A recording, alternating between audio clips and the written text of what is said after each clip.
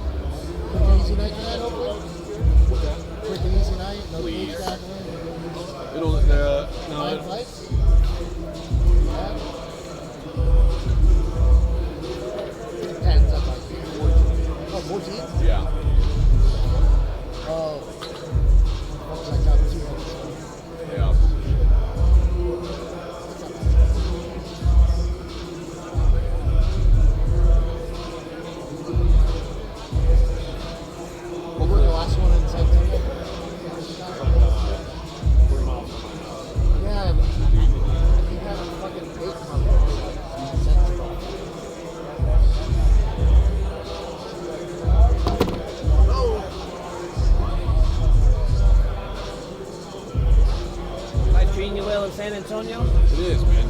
Good town. Mike. Still training? Yeah, it's cool, but here and there. Here and there, brother. Mostly teaching. It's hard. I don't train that much when I teach. I should train more. It's tough, man.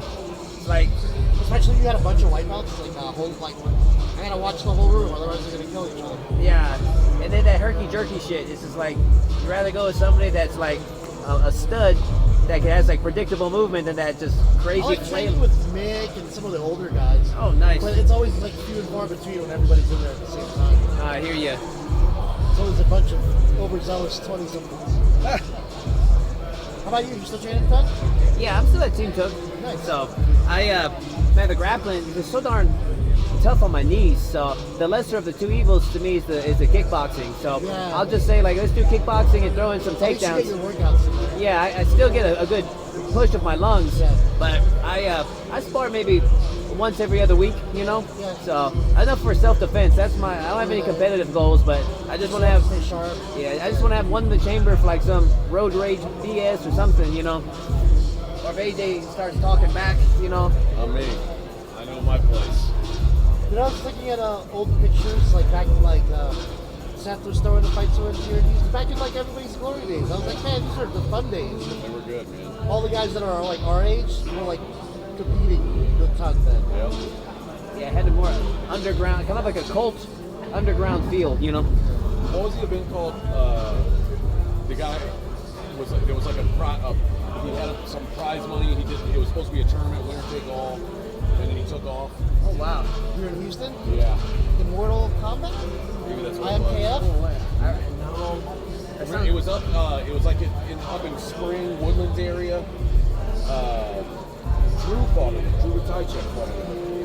Man, if it was in spring, I think IMKF. It might have been IMKF. It was Latimer's there. Yes, that's who it was. Yeah. They had one, like they had a three-thing event that only made it to one show or something. Yeah.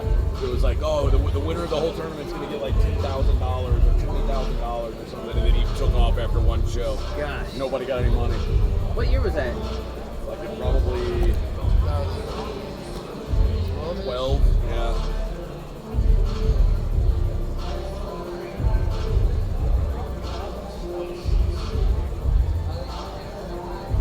Last week was 14 years since my first fight. Like that popped up on my holy shit. 2012. Man, I haven't heard like did the math this year. That 2012 to me sounds like not Right, long sounds ago. like not long. It was a long fucking time ago. God, dog, that is now 14 years ago. That's when there was like cage store time, right? Yeah. Cage store was like 2010, 2012. Probably 2010 to 2014.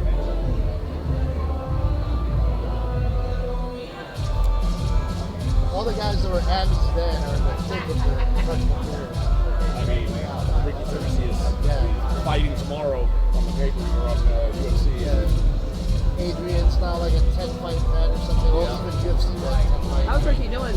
Is he on a streak? Is he trying to bounce back? He's or? lost 2 fights in a row. Oh, so this is a winner, Probably must win. Winner go home, yeah. Overall, how many fights has he had?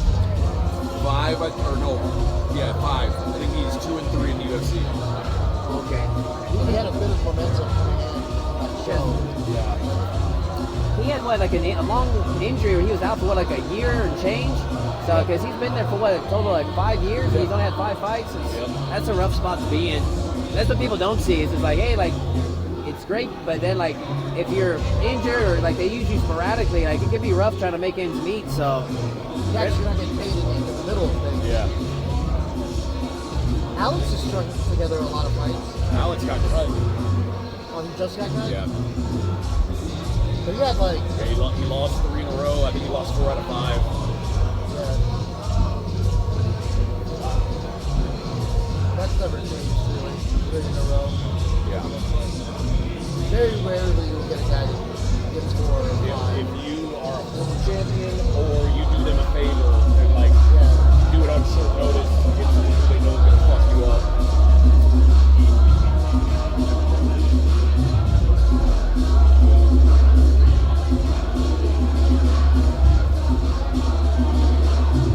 hey, how's the cat situation? Did you ever take that? It's been a long time because I've just that you messaged me about the cat that was outside your work. Were you ever able to? You were just feeding it. Were you ever able to?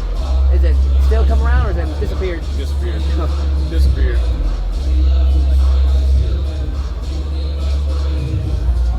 Yeah, that's typically the story. Yep. I think tonight's going to be a good card. Fun fights. I know a few of these kids. Yeah. I think there's quite a few debuters. I know for certain the main event, of course, but other than that, a lot of fresh faces. I'm kind of coming in cold. What, the guys down here? See, Deleon's pretty good, but I don't know who he's fighting. And then Esparza's exciting, and so is Escobedo. You have any teammates on the card, Mike? No. Well, there's Henzo guys on the card, but I mean, I've never seen them before.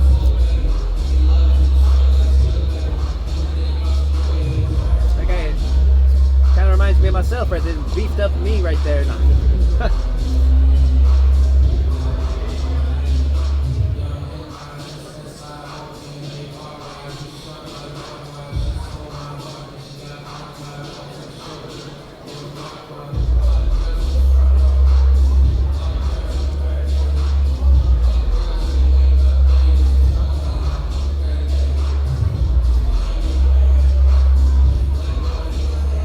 Last week in San Antonio, they were like, we're starting at 7 on the dot. Yeah, they were like, get in there, announce the first fight, we're ready to go. It's on at 7? Yeah. They did? Yep. Oh, okay. And they were like, when they said we're going to take a 10-minute intermission, in 10 minutes, the dude was like, hey, let's go. They kept it on track? Yep. It was a Duke mistake keeping it on track. Just give it to him. I don't know. I don't know, I forget some of their names. Like, is the guy that with the cane? Not Roy. He talks to me every time. He talks a lot. Yeah, he's friendly guy.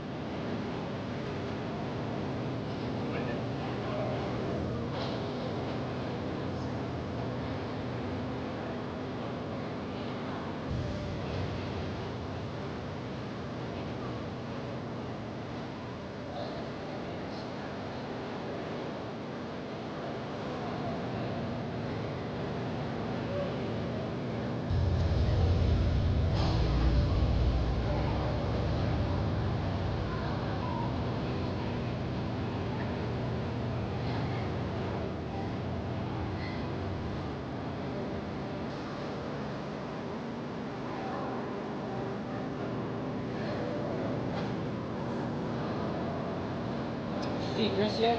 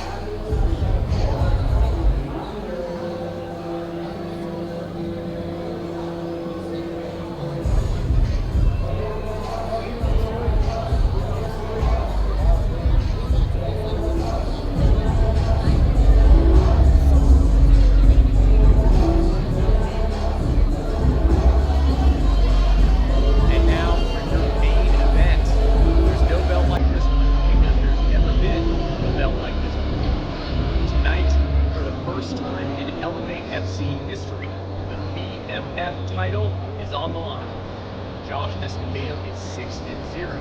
He's a 3-promotion champion, including here at Elevate FC, he's a featherweight champion. Josh has collected gold everywhere he's competed. Facing off against him is Marco Esparza. He is your Elevate FC 125-pound MMA champion and the 135-pound kickboxing champion. Marco has already earned 2 belts here at Elevate FC, and tonight he goes up a weight class for a bigger stage with higher stakes. Both men are already champions, but only one can be Elevate FC's first ever BMF champion. This is your main event, Josh Escobedo versus Marco Esparza, here tonight at Elevate FC. And now for your main event. There's no belt like this one because there's never been a belt like this one. Tonight, for the first time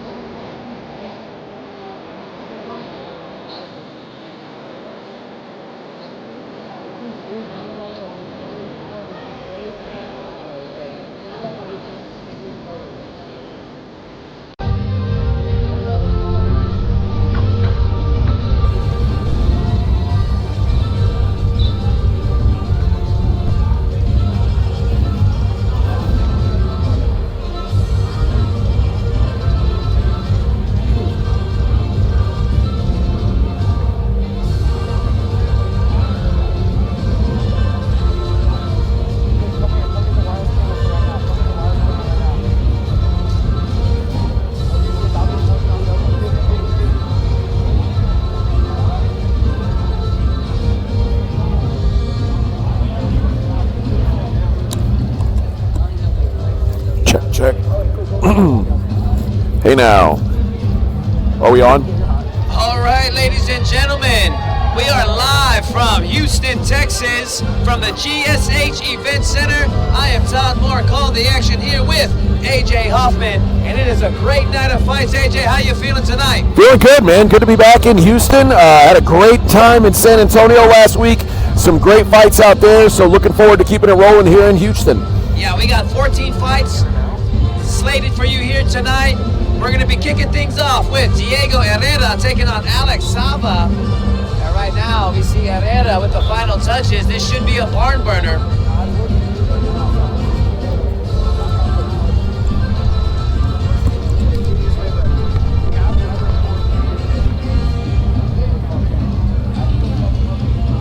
$14 fights of action tonight, Todd.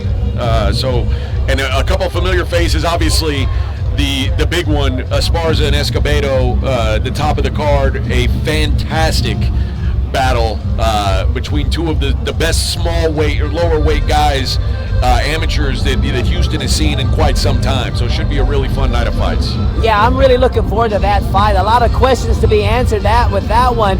Marco Esparza has been on a tear lately, and Josh Escobedo, the big question, can he keep that big goose egg attached to his record?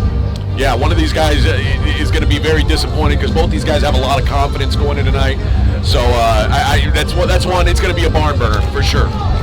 Diego Herrera, ready for action.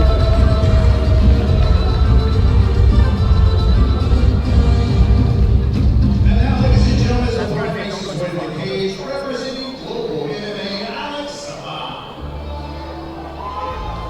Alex Saba, we saw last year here at Elevate, got himself a win last time out here. Got his first win last time out here. So looking to keep the momentum rolling here in 2026. Yeah, that last win you're talking about, AJ, was a second round rear naked choke over James Hendricks back in December. So 3 months rest coming into this one with a little bit of momentum. He's listed as fighting from Oklahoma, so should be some Texas-Oklahoma rivalry heading into this fight.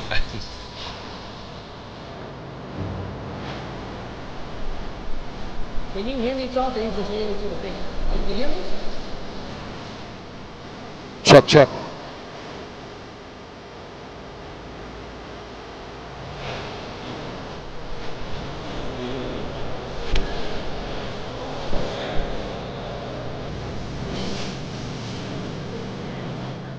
All right.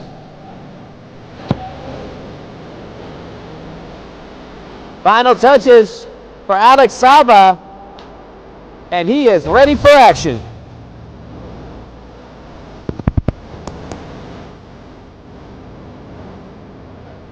Ladies and gentlemen, welcome to the TNS Championship right here in Houston, Texas.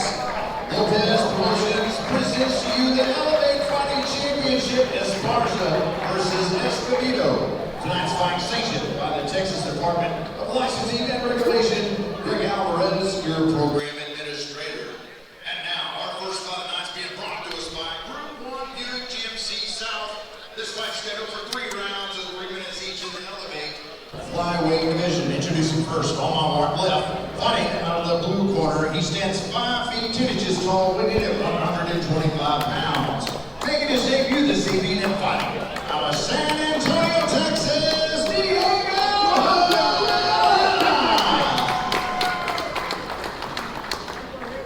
And across the cage on my right, fighting out of the Lone Star Injury Attorney's red corner. He stands 5 feet 5 inches tall, weighing at 126 pounds. His record stands even, 1 win, 1 loss. Fighting out of Houston, Texas.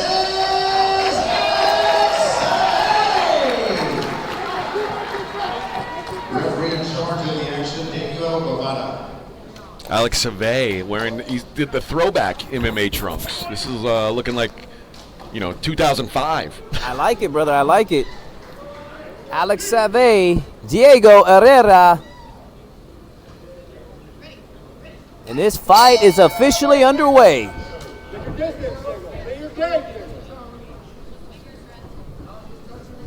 And immediately Saba transitions to southpaw, comes right back to conventional.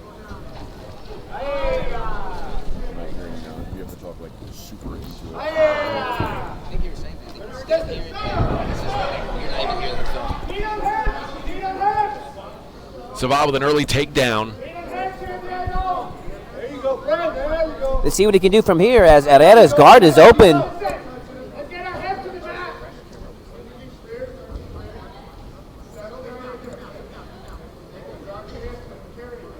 Saba working for that pass, enjoying top half guard position now. Push on his face. Push on his face. Push his head if we need to beat on him.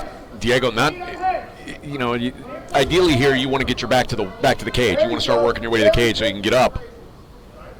He's creating some space though. He's making it difficult for Saba to really land anything solid right now. But we've talked this many a times before, AJ. I mean, these takedowns eat up so much time in these short 3-minute rounds for amateur MMA. Oh, big up kick there. Saba opts to take him right back down. This time he's in a better position with his back up against the cage, maybe able to work up here. Chavez clearly interested in keeping this thing on the mat. Yeah, but he ate one heck of a big up kick there, AJ. Uh-oh, that may be under the chin. He's got plenty of time. Minute 20. Will Herrera survive? And like you said, there's a guy who won his last fight by rear naked choke, same fashion. He's taking his time, doing the right things. That thing is cinched, AJ. Still doing a good job hand fighting here. He keeps trying to switch. This is going to be a long minute for Diego Herrera. Yeah, it needs to turn into him. Man, he's almost... Yeah, he's doing a good job of fighting hands, making sure it's very difficult. Savaya needs to hide that hand a little bit better. Nice defense from Herrera. 35 seconds left. What can Herrera do to probably steal this round? Like you said, I mean, not only the defense to fight off the choke, but to be able to get up at the same time. Did a very good job there fighting out of that bad position. He burns up a lot of energy, AJ. Let's see if he can score something big before the end of the round. But as this is a dominant round for Saba.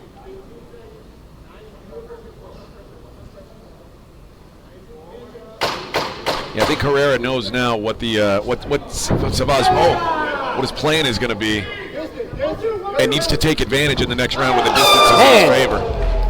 Great good shot on the feet to end it. Great grappling from Saba, but Herrera landed some good shots in that round. Big up kick and the big right hand to finish that round. Not quite enough though to win him it though.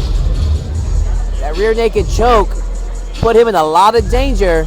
Pretty solid round for Saba, but he's got to be careful because he took some damage though. But thus far, he's shown he's got a pretty solid beard, AJ. Yeah, no doubt. And I think the best way to avoid getting that damage is going to be to continue to wrestle.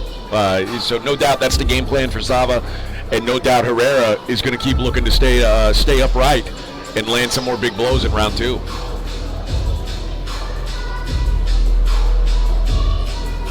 Gotta wonder what instructions Herrera's corner is instructing him to do. What adjustments should he make?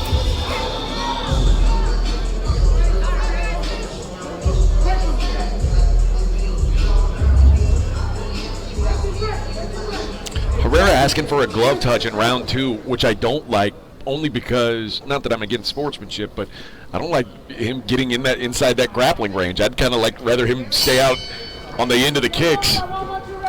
No, I'm right there with you. I mean, you shake hands at the start, you shake hands at the finish. Some of these guys it's just kind of like like a nervous thing. You just kind of do it just out of your nerves. Already to the back, Saba looking to drag him down. You called it, AJ. Saba working hard to try to do that drag down. Maybe transition to a high crotch here.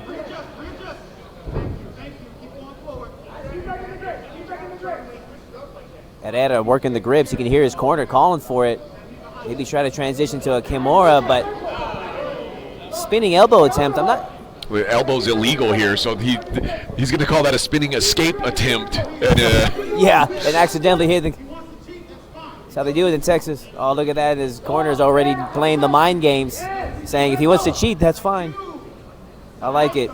Yeah, I will say, Saba, if he does have a pro career, he's going to have to be a little more careful about his head placement, because in the pros, on a lot of these takedown attempts, he would be eating some elbows. He keeps his head kind of in the middle, in elbow and range. And you know what, AJ, I'm trying to get my bearings because I've been calling some fights in Louisiana where elbows are legal for amateurs. Oh, wow. So it took me a second to kind of get my bearings on which set of rules I'm working with here tonight.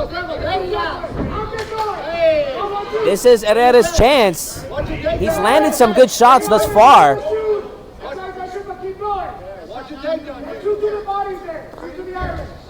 Oh, good inside kick, good body kick, and right back to the takedown game for Saba. Great grappling thus far for Alex Saba. Obviously, he's very comfortable with his grappling prowess. But Herrera is no slouch himself. He's doing some good stuff with his defense, but time is not on his side when giving up those takedowns. Good job getting up in the middle of the cage. That's very difficult to do with a good grappler on top of you. Yeah, he's very athletic. It's a good matchup. Heck of a debut for Herrera. Fortunately, he's going against a super tough competitor through Alex Saba. Yeah, this has got to be frustrating for Herrera. He's just not able to really implement his game for very long because Devin keeps getting in on him. It's a great game plan by Saba, but Alex keeps getting on him. Great game plan. Oh, lands a big shot and right back to the grappling.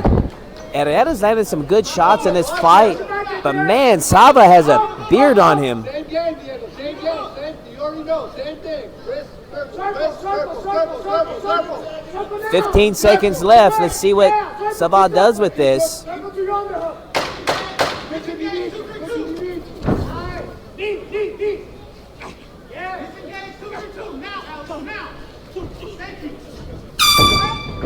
One round to go. It's going to have to. Something's going to have to change for Diego Herrera, or he's going to lose a decision the way this is going. Take a look at some highlights. There we see the fighters right now with their instructions. Herrera needs to pull something big out of his hat if he plans on taking this fight. He's landed some good shots, but unfortunately none of them have truly rocked Saba. And if he doesn't land something big, we're probably going to see another wash, rinse, and repeat of what we've seen in rounds 1 and 2.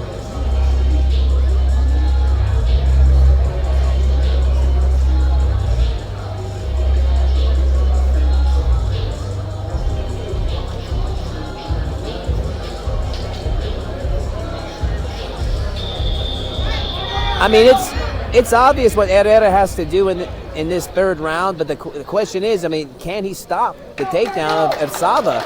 And right now, the answer is no. Now, you cannot do reinforced knees, but you can throw knees as someone dives in at your legs. That might be my game plan here. I mean, that's probably his best shot. Because Saba, oh my God, that rocked Saba. That hurt him. This is Herrera's chance. We were talking about it earlier, AJ. Did Saba shake it off, or is he still wobbly?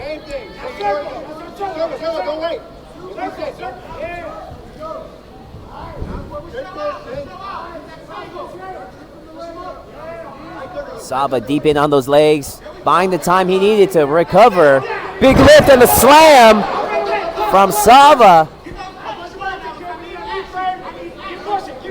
Yeah, very frustrating for Herrera. He's just, I mean, he's clearly the better striker, but is just overwhelmed by the wrestling. And a wrestler at the amateur level is probably the toughest thing for these guys to deal with. If you don't have a wrestling background, it is the most difficult thing to deal with. Yeah, no doubt. I mean, Saba has just been imposing himself on Herrera this whole fight.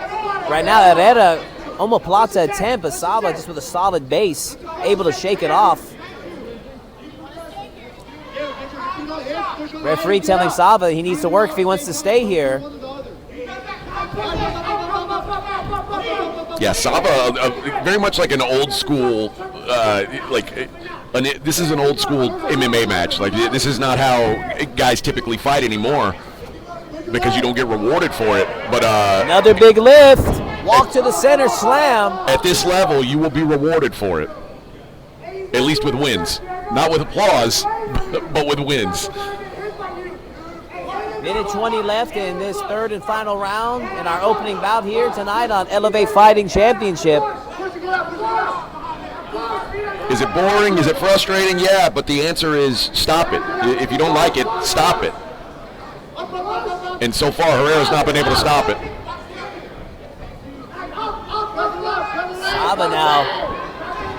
Unconventional pass to the back. Can he finish it? He's got good defense from Herrera. Unfortunately, it's that type of defense that... Yeah, defense doesn't matter right now, Todd. It's that defense that is just enough to get him away, but also makes the activity enough to where the referee's not going to stop the action.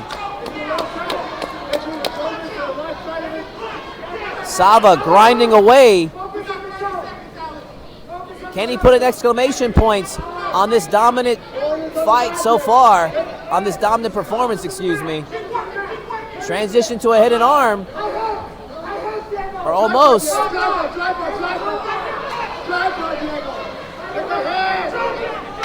10-second clap. 10 seconds, figure four across the body.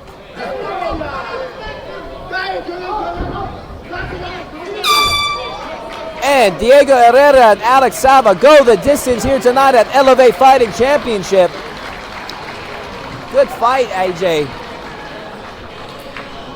Been a while since we've seen, like you were saying, like an imposing grappling performance from a fighter.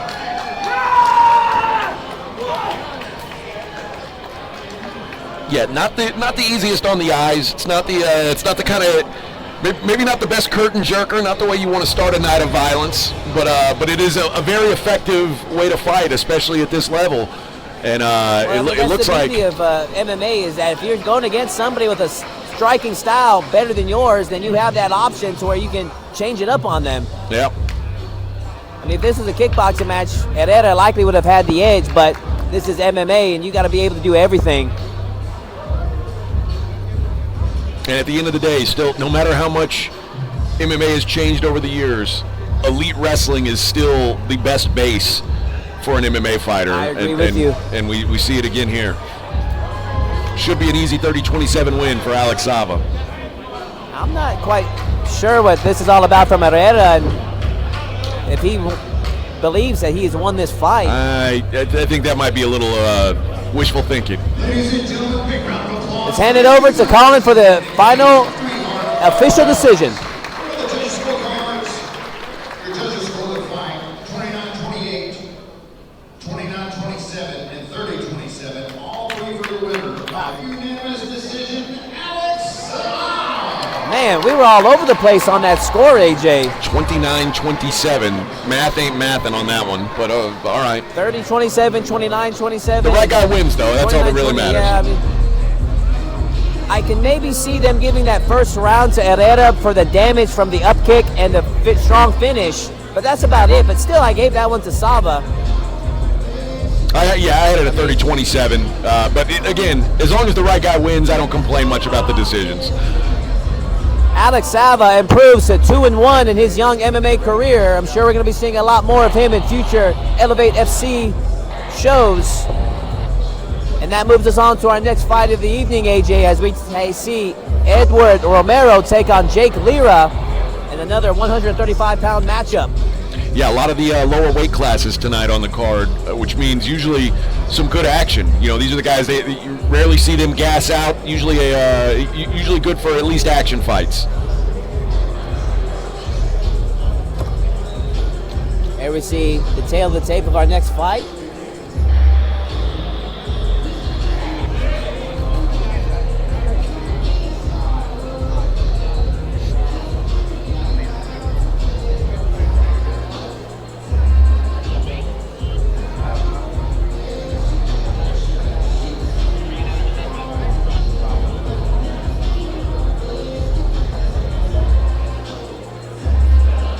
See Jake Lyra with 10 amateur MMA fights to his credit. We've called many of his fights, AJ. And I think every time we say this probably should be the last amateur one, but to each their own. Comes from a great gym that we are familiar with, ACS, with Drew Radicek as the head coach. Edward Romero, 2-3. Species Gym, should be a great matchup. I will say, even with 10 fights under your belt, 10 amateur fights, if you don't have any aspirations to be a professional and you just do this for fun, I don't mind a guy doing 15, 20 of these amateur fights if that's something he does for fun. Please help me welcome to the cage, representing Species Gym, Edward Romero.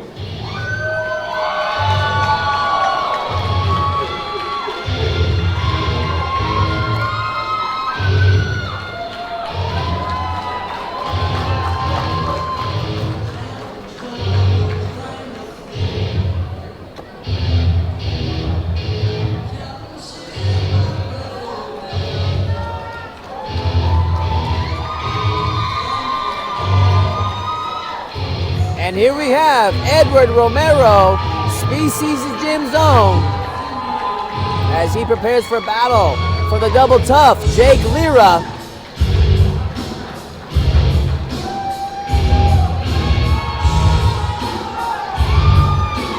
We got 13 more fights for you here tonight, ladies and gentlemen. We're calling it live from the GSH Center. I am Todd Moore calling the action here with AJ Hoffman.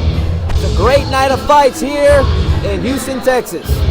Yeah, we should say our usual other man in the booth, Ricky Tercius. Good luck to him. He's fighting tomorrow up in Vegas, UFC 326.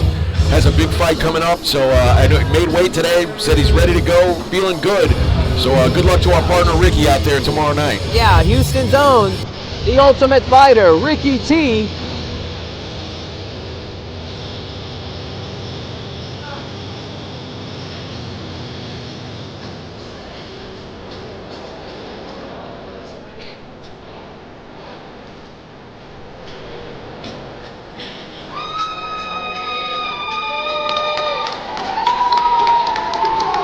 Edward Romero, ready for action.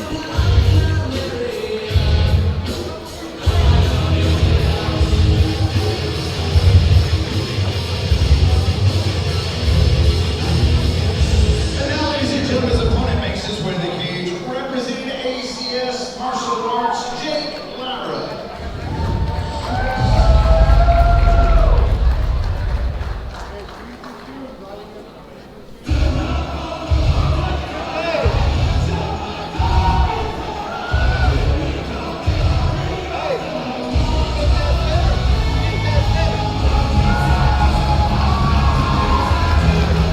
ACS's own Jake Lyra, a veteran of 10 amateur mixed martial arts fights. Yeah, that's a lot of fight time for an amateur. It really is.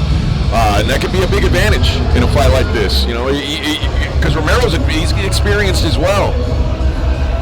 But 10 fights, you don't see that very often anymore. No, especially at amateur. I mean, you got to ask yourself, I mean, at least make a few bucks, turn pro, just. But head coach Drew Radachuk working his corner. We've seen him many Elevate FC shows. Has a lot of good grapplers at his gym.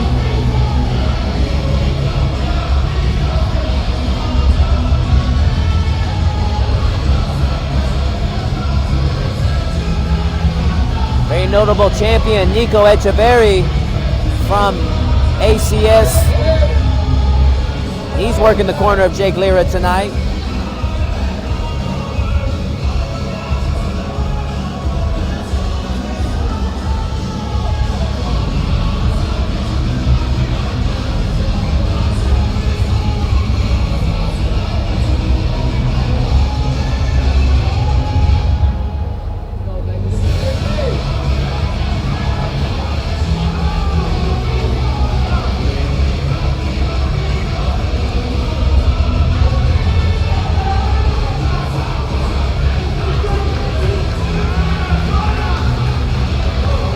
Jake Lyra, ready for action.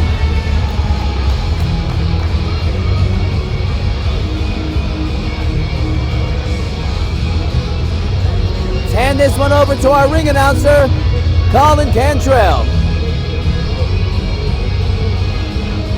Ladies and gentlemen, our second fight of the night is being brought to us by Lone Star Injury Attorneys in the schedule for 3 rounds, 3 minutes each in the Elevate Bantamweight division. Introducing first on my left, fighting out of the blue corner. He stands 5 feet 8 inches tall, weighing 137 1/4 pounds. Looking to add his 3rd victory to his record. He's fighting out of Texas City, Texas.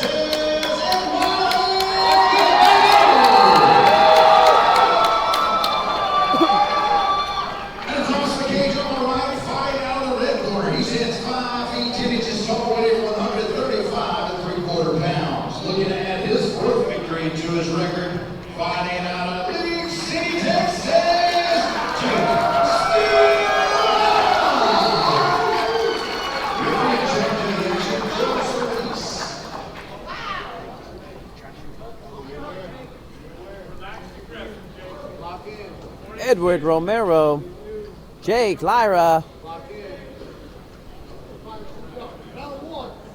This fight is officially underway. Southpaw versus conventional matchup.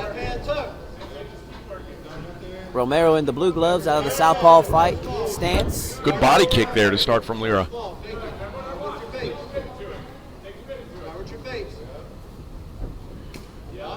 I know Lyra wants to grapple, and I think he's doing a good job throwing this jab out here just to show it. You know, you cannot just. Oh my goodness! This could be a quick night, AJ. And it is over. Edward Romero with the knockout in about 45 seconds. Man, he lit Jake Lyra up. I don't know that I like the stoppage. I mean, that is a veteran referee, but I would have given a little more of a chance to fight out of that. Wow. But no doubt he was hurt. For sure. But it's a fight. You're right. And this is a guy, it's not a debut. This is a guy who's had 10 fights. I would have let him fight a little bit, but hey, man, a good win there. That would be great if we had a replay of that, but nonetheless, if not, Edward Romero improving to 3 victories to his credit, upsetting the veteran. Big power from Edward Romero. That was a big shot, man. That's all it takes.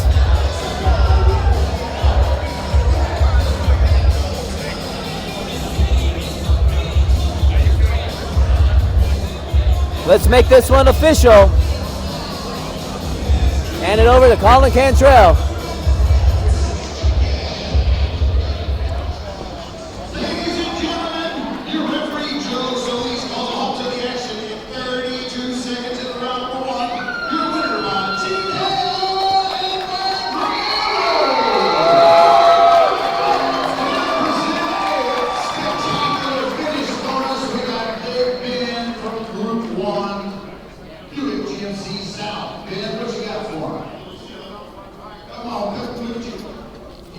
He's got something special for you, man. Yeah.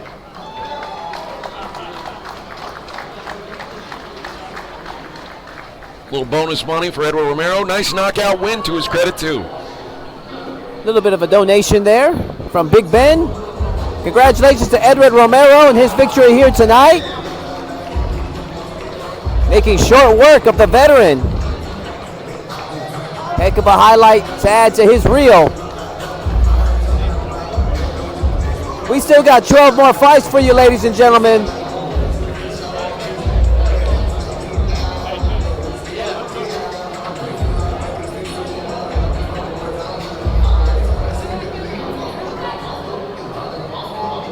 We are going to move things right along.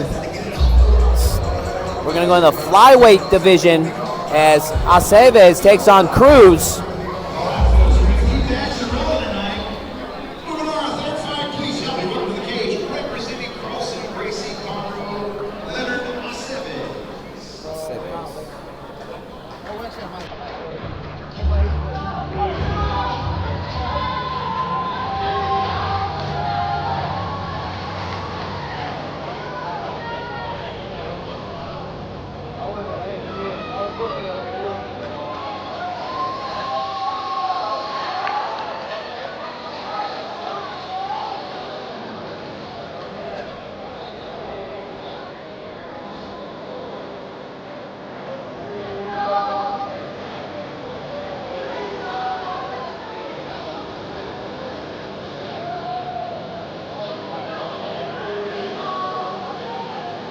Chavez coming into this fight. His last fight was a split decision victory over the man we saw in the first fight, Saba, back in July of 2025, to be his first fight of 2026. See if he can extend it to 2 victories here tonight as he takes on the double tough Jorge Cruz.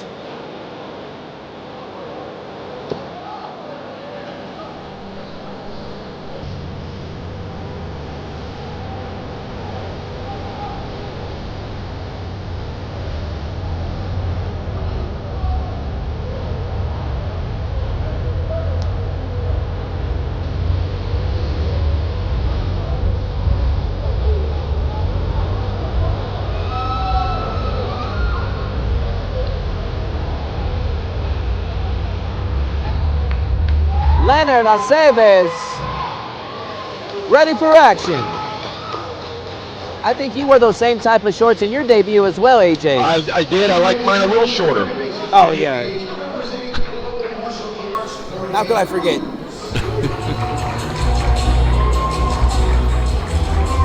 I always wish I had the stones to wear like the Shogun Hua shorts. That would have been the best, but I didn't. Thank goodness you didn't. I saw several of your fights. I was not brave enough for that. Here we have, making his way to the cage, Jorge Cruz, trying to snap out of a 3-fight skid. His last fight was a TKO loss to Angel Pulido back in December of 2025. Yeah, no shame in that. Angel Pulido, a really tough dude. And we'll see him later on on the card. But yeah, he's got to right the ship here. He's gone through some hard times, and you know, sometimes you go back to the gym, you figure out what to work on. Hopefully he's put in the work to make himself a little bit better here. This will be Jorge's second appearance at Elevate Fighting Championship. Will tonight be his night? And you know, just the mental psychology that it puts you at to try to bounce back from 3 losses. It's like you're walking on eggshells whenever you're fighting. It's almost like you're thinking so much about not making it into 4 that you got to be wondering how much is that going to be affecting him here tonight. Well, you certainly want to be loose, and on the bright side, he does have a lot of experience. As a guy who's been in here for 6 fights, we talked about it last fight, having 10 fights experience. 6 is a good number, man, and he's certainly the more experienced guy in the cage. Let's just see if the experience is enough to get him through here. Jorge Cruz ready for action.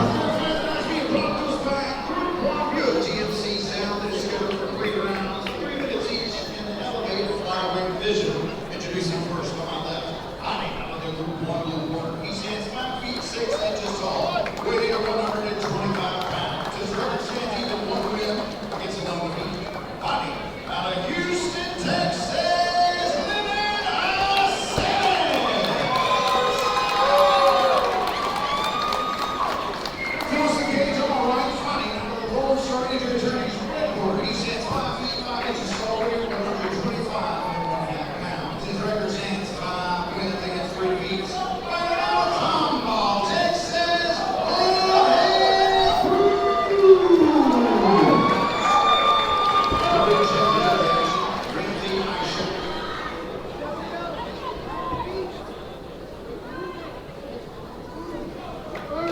Don't blink, ladies and gentlemen.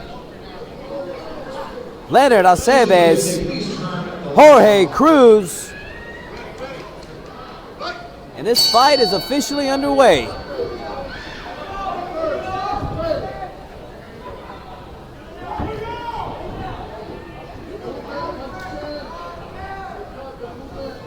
Chavez, those are not the shorts you wear if you're a grappler. That is, I got a feeling he's looking to bang.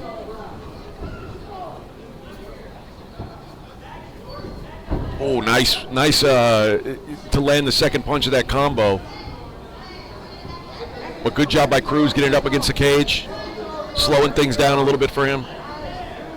Chavez with the double underhooks right now, and then both of these fighters pummeling for position. Chavez turns it right back around.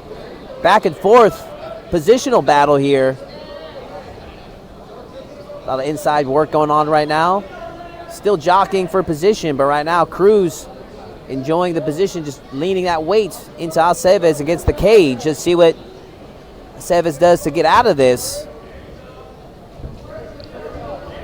Nice trip there from Cruz.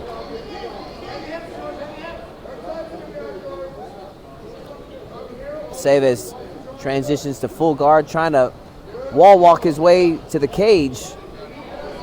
Yeah, I think that's a mistake a lot of amateurs make. Is as soon as they get taken down, their instinct is to go to full guard. And quite frankly, in a 3-minute round, you don't have time to work from full guard. You need to start trying to get up immediately. Exactly. I mean, as you're saying, that we're already halfway into this first round, AJ. And right now, man, Cruz is just like all over Chavez, like white on rice. I mean, he's glued to him.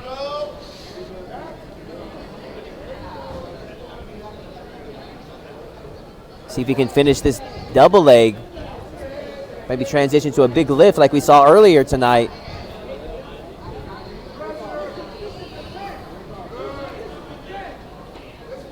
Saba's doing a good job in controlling that head of Cruz, breaking the leverage for him to try to get that lift, but now he's got to deal with the body lock. Yeah, he's got to get an underhook here.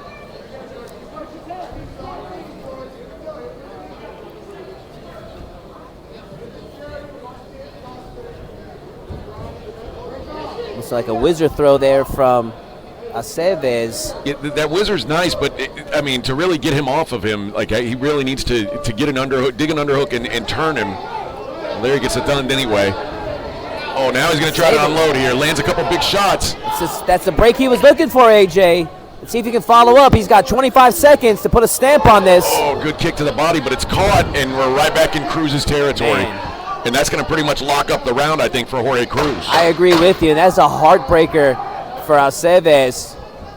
Cruz now threatening with the choke. Nothing serious, but that's going to gain some points in the eyes of the judges. Round one comes to an end.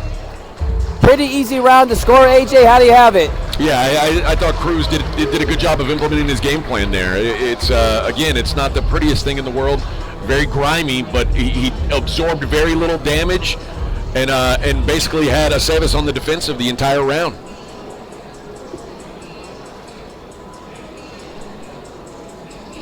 You know, as we were saying earlier about the grappling just being so vital in these amateur rounds, I mean, 90% of that round was just basically grinding for position. And Cruz won that battle, but Chavez showed you what he can do when he gets a little bit of space, and that's going to be his goal in round two, is to prevent that closing of the gap by Cruz and get himself the space he needs to land something big. Let's see who can impose whose will on the other heading into round two.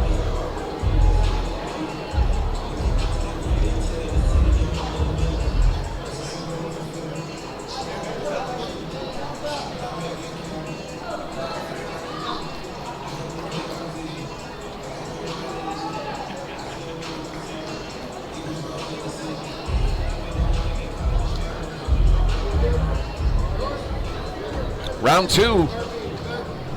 Cruz and Chavez.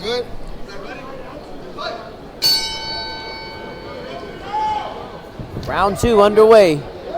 Good hard leg kick to start the round. Oh my Follows goodness, it up. nice combo there. Going low, going high. Cruz, 2 good shots there, AJ. Yeah, Chavez mixing up his strikes. That's a good job mixing kicks, mixing punches, going high, going low. And now surprising, he does a little grappling here. Man, was that a mistake, AJ? It looks like it may have been a Man, mistake. because he had some good momentum going for him. I really don't like that decision he just made there. This is all part of the amateur experience, though. God. He was looking really good there on his feet up until that momentum break of going for the takedown there.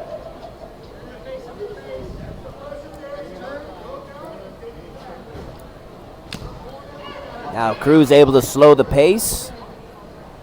Grinding it out right now.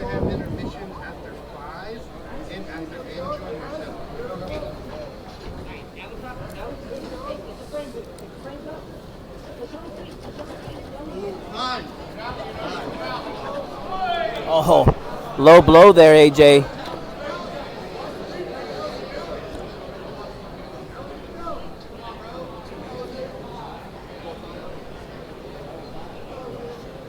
Man, look at that. Look at the back of Chavez. It is welted up from that cage. It's been rubbing on the cage all night. Action kicks back off. Nice counter right hand there from Chavez. Oh, swings over the top. Yeah, Chavez has sharp hands, man. They come out fast. He pulls it. He gets it out there, pulls it back really fast, really well. But he keeps finding himself in this position. And he's having a really hard time getting out of it. I mean, to tell you the truth, I have Chavez ahead in this round. He's landed more damage from the feet than what Cruz has been able to implore on with the grappling so far. So if Chavez can... If he can avoid being taken down, basically, is what you're saying. And that's what he's really got to fight against right here. He does have an underhook this time. He's in a little bit better position to defend it. I'd like to see him get it deeper. Nah. There he is. Uses that underhook and turns it. That's what you're supposed to do. Break away, and now he's back in his world. This is where Chavez shines, AJ. Big 1-2 down the middle. Nothing big on that. Nothing landed, but that's got Cruz on his heels, though. Yeah, Chavez, a lot better fundamental stuff he's doing this round than the first round. Wow. Man, he swung away for that body shot. 30 seconds left. Oh, there's a good shot there by Cruz. Best punch, shot on the feet. Yeah, best punch for Cruz so far in this fight. Oh, inside leg kick into the 1-2. See, veteran Thiago Alves, a master of that in his fights. Cruz transitions to southpaw briefly. 10 seconds left. Saba's going to try to finish the round strong. This is smart, AJ. This is what I like to see. A little bicycle kick there. Nice round there for Chavez. Yeah, we got a fight on our hands now. Yeah, like I said, I thought he did a much better job with just the fundamentals. Digging the underhook when his back was against the cage, turning it around, and then breaking away. Also, early in the round, working the body, which is something that a lot of amateurs don't want to do. For him to come out and work the body early, I think it's little things like that are easy to talk about in the gym, but you don't see a lot of amateurs actually implement. I think that's the reason why he won that round. What a story we got heading into the third, as both fighters, one round apiece, comes down to who can impose whose will on the other, who wants it more. Right now, Chavez going into the third with some good momentum. Yeah, I really think this fight, this third round, is going to come down to where does it take place. If Chavez is able to keep off the ground, I think he's got a big advantage. Obviously, Cruz looking to drag it down there, and I think whoever wins that battle is going to win this fight. It's going to be interesting. This is what it's all about. It's funny. I mean, this is the second matchup we've seen with this sort of exact thing: grappler versus striker. One guy trying to keep it up, one guy trying to drag it down. Grappler won the first time. See who takes it here. Man, Chavez switching back and forth from southpaw to conventional seamlessly. Very dangerous striker. He's a well-trained striker. You could tell. It's just a matter of dealing with the rest of the game, and that's what he's doing right now. Doing a good job with that underhook, trying to put Cruz back against the cage. I mean, both these guys got a very balanced game. Obviously, Cruz is a little bit better with the grappling, while Chavez is slightly sharper with the striking. That's the fun part of this sport. Good work to the body again. See what you're saying there, AJ. Like going low, going high, switching up the angles. Oh my goodness, nice setup there from Chavez. Land that big right hand. I have him winning this round so far. At some point, Cruz has to start asking himself, is this investment into the grappling, is it worth the payoff if he eats up a lot of time and doesn't land anything sharp, solid with that?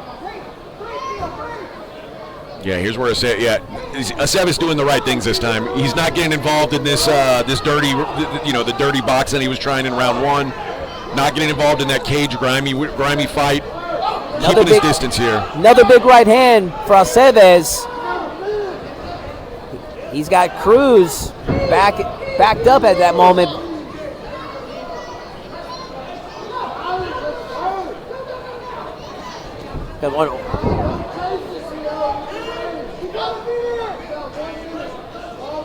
Oh, nice shot by Chavez there. Cruz answers back with an inside leg kick. Got 60 seconds left in this one, and Chavez in control right now, I feel like.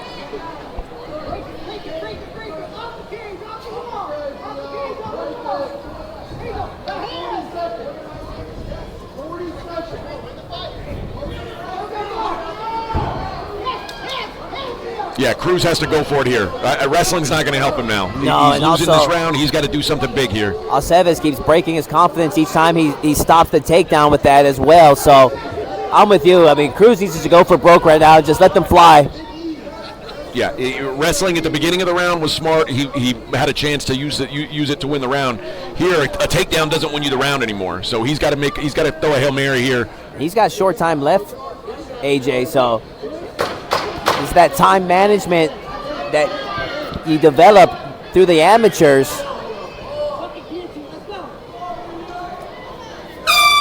And that'll do it. And Leonard Alves and Jorge Cruz go the distance here tonight at Elevate Fighting Championship.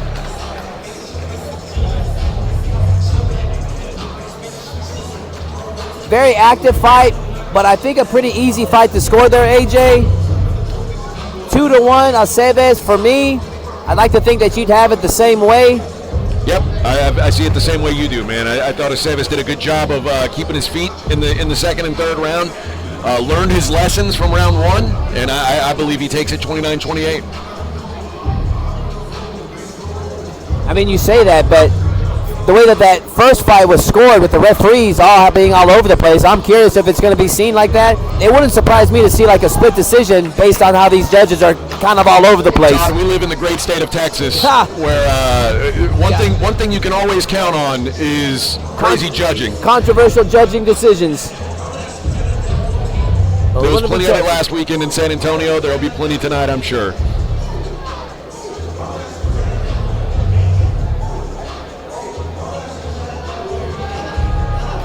Let's make this one official and hand it over to Colin Cantrell.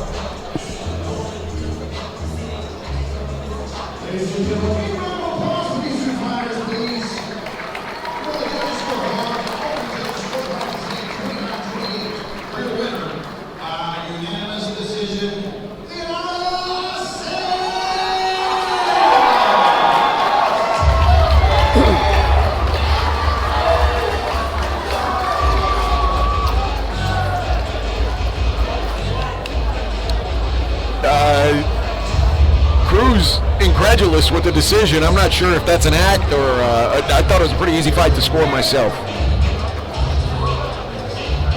I mean, competitive fight might be one of those things that he just has to see the tape to kind of see it from an outside perspective to see that Alves won that fight. Yeah, and also, I mean, the key is damage. Who did damage in the fight? Who landed the harder shots? I mean, Cruz was trying to win that fight with cage control, and that's not the way to win fights. We're going to switch gears to the kickboxing realm as we have Garner taking on Charles Chavez.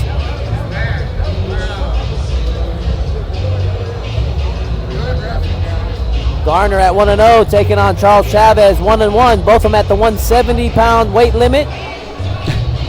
Species Gym versus Global Martial Arts. I mean, the coach is walking by and talking to the judges. Like, I'm not sure what they saw.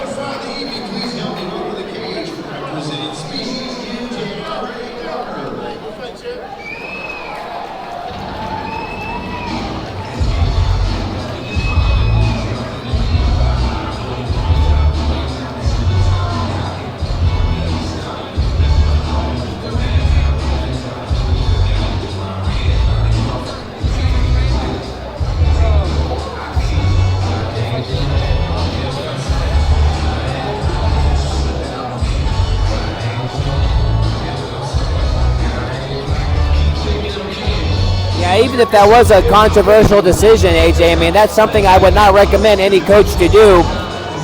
Walk it off and maybe come back later, but that's not going to end well for you at all.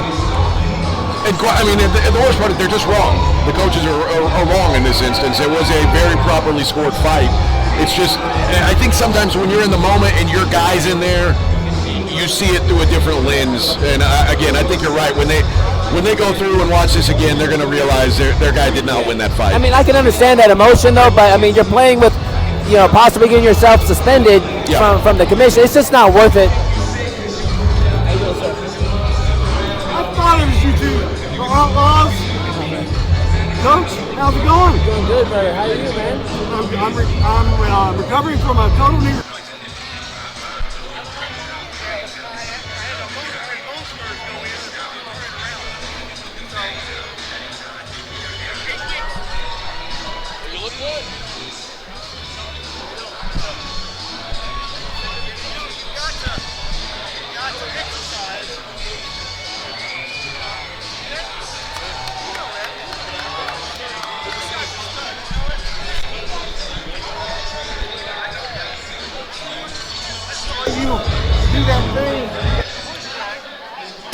Garner, first to the cage.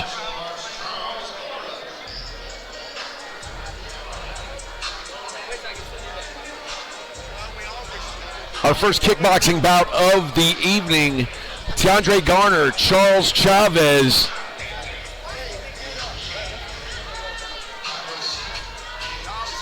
Preparing for battle.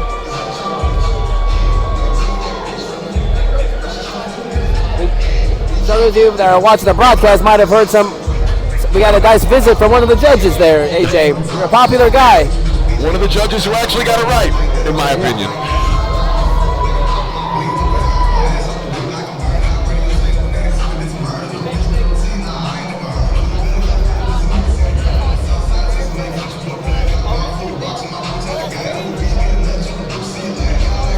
Here we see final touches for Charles Chavez.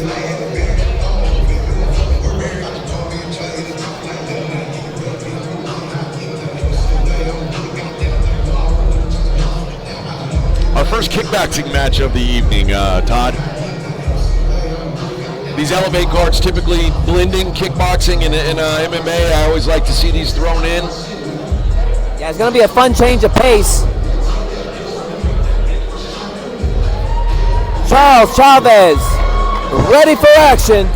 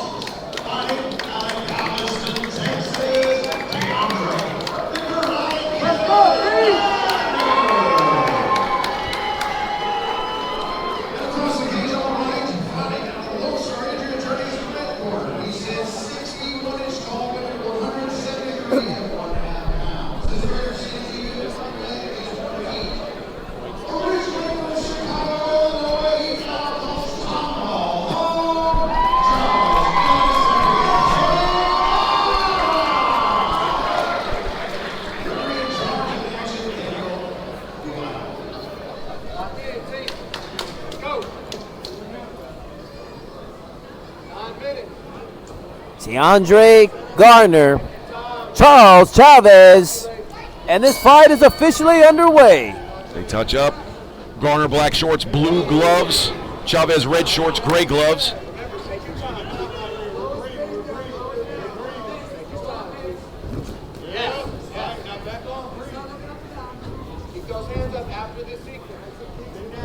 Oh, good leg kick there from Garner.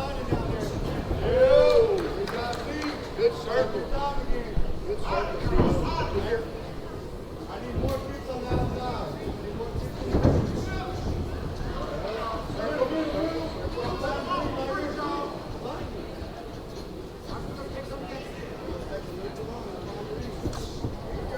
Chavez transitions to southpaw. Let's see what he can do from there. See if he can try to, and that makes Garner want to go southpaw briefly. Yeah, both guys, amateurs who are able to switch pretty seamlessly.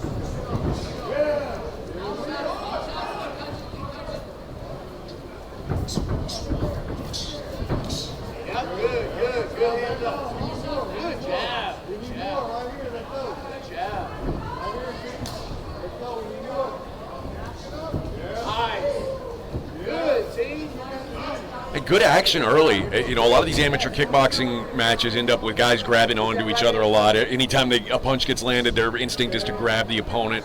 Both these guys trying to work their games here. I like it a lot. Yeah, and we haven't seen one clinch yet in this fight. Halfway into this first round. Both guys very calm, very composed.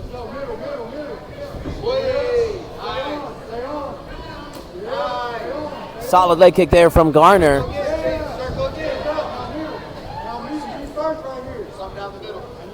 Chavez time marching Garner down.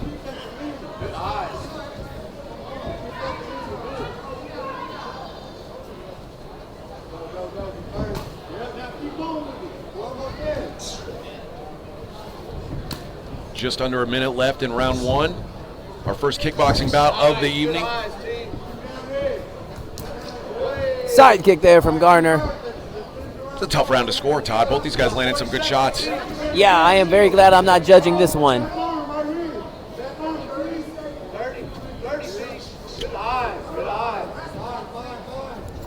think Garner had a solid control of the first half of the round, but Chavez has been closing the gap.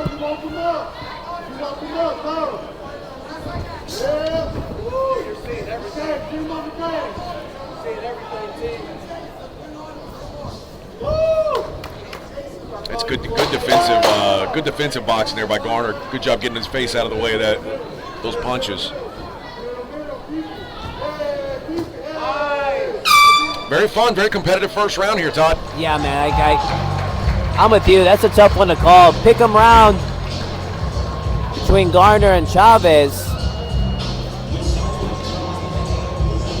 I like the aggression of Chavez, but Garner was just biding his time and just picking his shots, and when he would pick them, he'd land pretty solid. And Garner, a lot of the shots that Chavez threw out there, Garner is deflecting with his glove. He's very solid defensively. So, but again, a lot of these strikes depend on what angle you're at, what angle of the cage you're seeing this from. So one judge might think that it's a landed punch, whereas the other saw that it hit the glove. So that round, I bet we've got some different scorecards on. I doubt that's a unanimous round either way. I'd agree with you there. Because no fighter was hurt badly or really damaged at all. And Chavez on that aggression alone could have swayed some of the judges to score it his way. We'll see how this plays out in round two.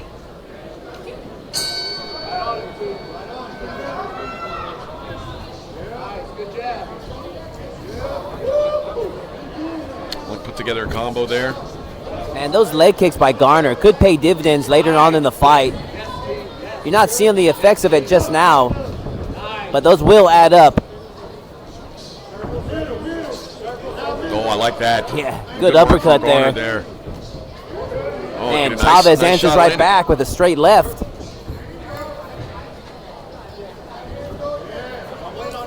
Oh, inside and outside leg kicks on the same leg.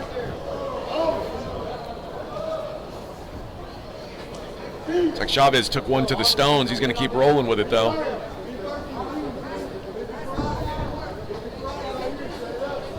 He could have easily just called for a timeout if he wanted, but he opted to press forward. Chavez continuously coming forward. Yeah, maybe why he didn't want to take a break is because he's the pressuring fighter. He wants to keep that up. But Garner also doing a good job fighting off the back foot. Even though he's moving backwards, he's still landing some good shots. Chavez now trying to work some new angles, because he's been tough for him to break the defense of Garner.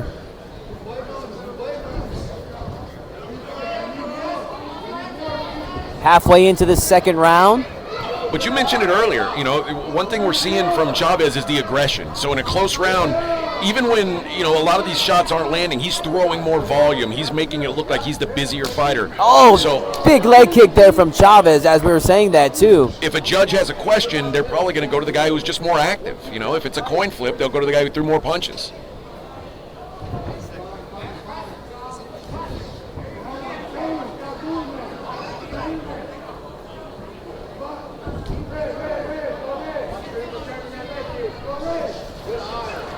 Nice saves there. The end of that combo.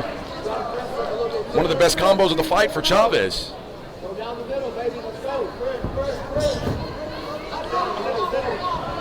And he's still looking fresh, AJ. I mean, he can keep that up all day.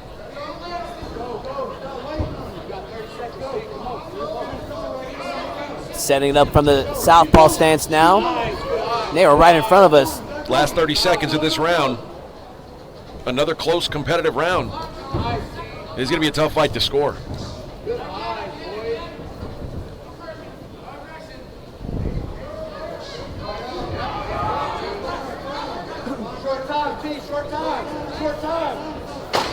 Hear the 10-second clap. Oh, good body kick, followed by both guys landing some good shots to end the round here. Wow, what a round. Close competitive round. I'd have to give a slight edge to Chavez there though. AJ, how do you got it? Yeah, it's another coin flip. I maybe leaned to Chavez in that round, but I think both these fighters need to go into this last round assuming that they need to win this round to win the fight, to even have a chance to win the fight, because it's two coin flip rounds so far in my mind. I'm liking the forward pressure from Chavez, but the defense of Garner's is tough to break. I think the best strike landed for Chavez was a big leg kick towards the middle of the round.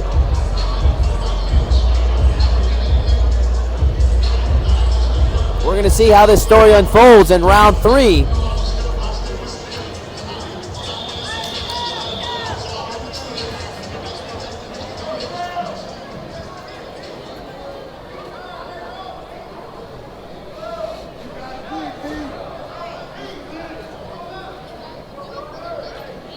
Third and final round between these two welterweights.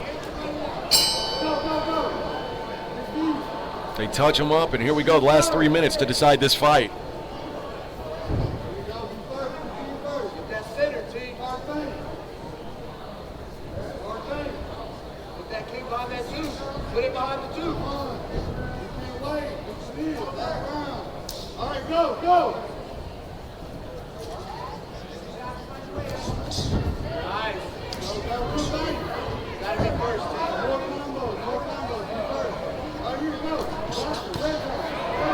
Nice follow-up there from Chavez.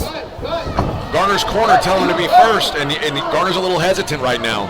Chavez taking advantage of that, and he's leading the dance right now. And this, you know, if I'm a judge, I like what I see out of Chavez right here. I agree with you, AJ.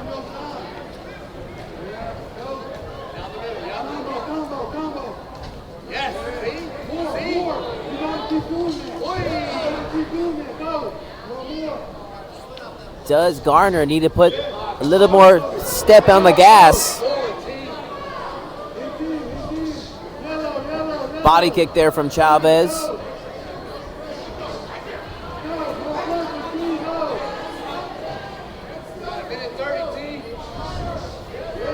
Good uppercut from Garner. Nice counter shot. Fight back from Garner. He needs to capitalize on that, but he lets Chavez back into it right here. Yeah, Garner just he's not as aggressive in this round.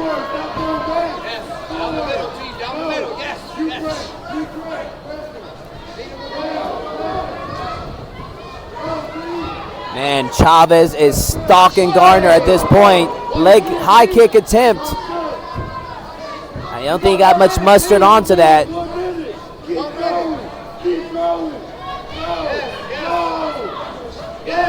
1 minute left in the round. 1 minute left in the fight.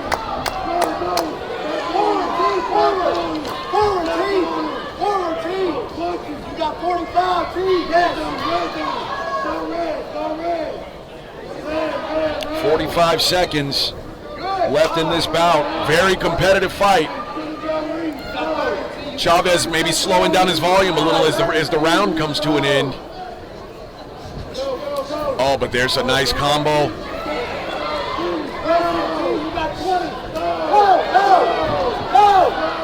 Garner answers right back.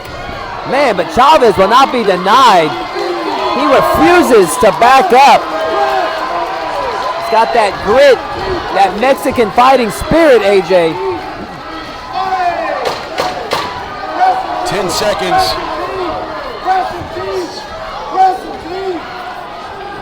Oh, a nice right lands. That was excellent fight. Garner and Chavez go the distance here tonight. Probably our most highest skilled fight of the night so far. That was a fun fight. I thought both guys did a good job there.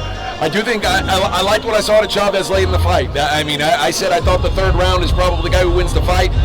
I think Chavez won round 3, but this is going to be an interesting reading of the scorecards here in a minute.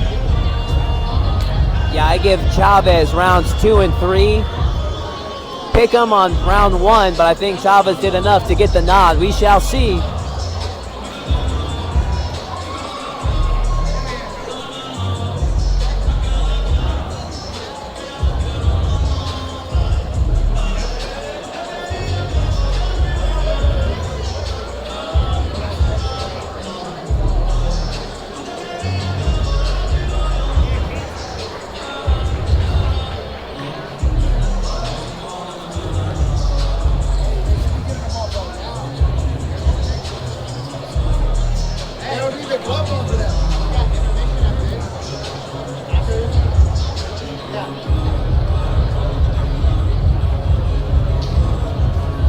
Let's make this one official and hand it over to Colin Cantrell.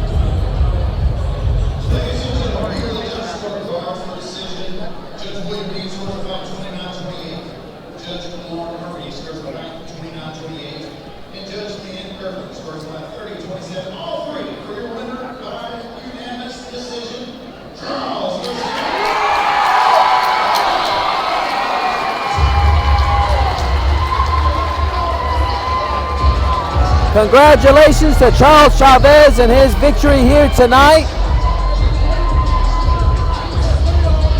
Heck of a victory over a very tough individual in Teandre Garner. I'm impressed with both guys. Yeah, it was a good fight, man. Good, very, like you said, probably the most skilled fight we've seen so far, and I think a deserving win for Charles Chavez.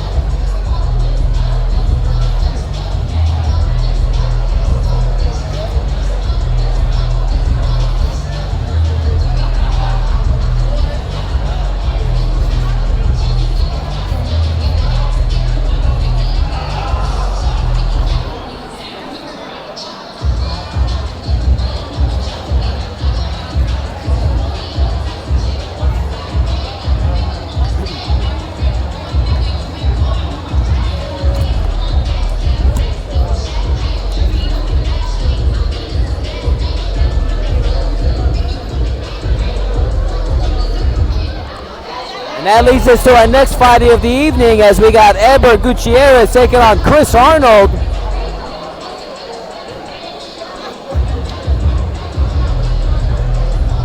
Yeah, welterweight. This is there's not a lot of fights on the card that are 170 or higher. This is one of the bigger matchups of the night. First intermission of the evening. We're going to take a short break. We'll be back.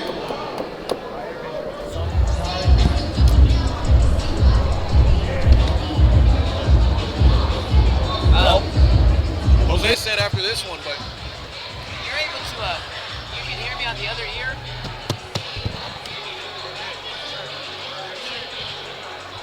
I can't hear you out in my headset, so I can only hear you in my ear. Yeah, but you're able to. Yeah, I can hear you. Kind of faintly. No, I can hear you fine. Okay, good. I just can't hear you like you're coming through the mic. Good. Yeah, well, I'm glad. I wanted you to be comfortable, so. I gotta go take a piss. Yeah, brother.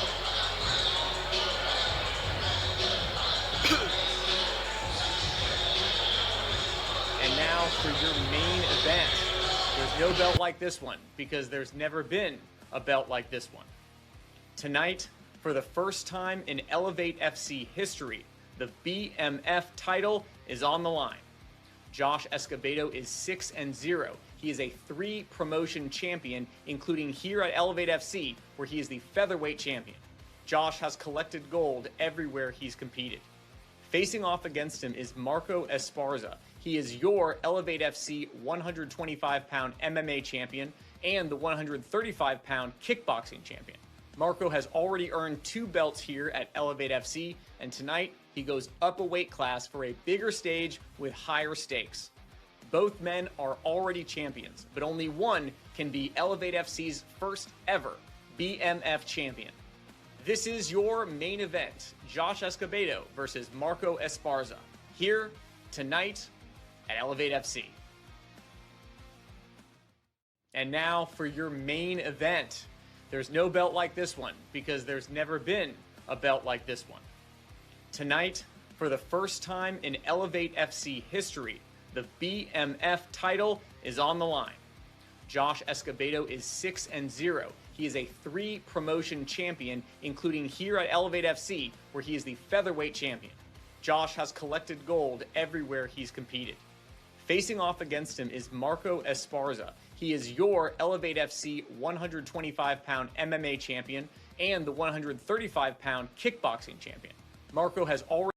This is your co-main event for the evening. 2 of the best in Texas in one cage. Jonna Baldwin has been unstoppable. 4 fights, 4 wins, undefeated in Elevate FC. She is your flyweight women's champion. But Bridget Garcia is a force to be reckoned with. She's 6-0, and she's already a champion in another division. She seeks to take the title here at Elevate. 2 unbeaten fighters, 2 championship pedigrees. This fight will determine who the best women's amateur fighter is in the entire state of Texas. So let's give it up for these fighters, Jonna Baldwin and Bridget Garcia, here tonight at Elevate FC. This is your co-main event for the evening. 2 of the best in Texas in one cage. Jonna Baldwin has been unstoppable. 4 fights, 4 wins, undefeated in Elevate FC. She is your flyweight women's champion. But Bridget Garcia is a force to be reckoned with. She's 6-0, and she's already a champion in another division. She seeks to take the title here at Elevate. 2 unbeaten fighters, 2 championship pedigrees. This fight will determine who the best women's amateur fighter is in the entire state of Texas. So let's give it up for these fighters, Jonna Baldwin and Bridget Garcia, here tonight at Elevate FC. This is your co-main event for the evening. 2 of the best in Elevate FC. Max the Axe here, the gold standard in personal injury. And if you get hurt, I will take care of you. But tonight, I'm going to talk to you about some fighters who are going to come out here and for your entertainment, try to hurt each other on purpose. Let's get into it. Elevate FC. Max the Axe here, the gold standard in personal injury.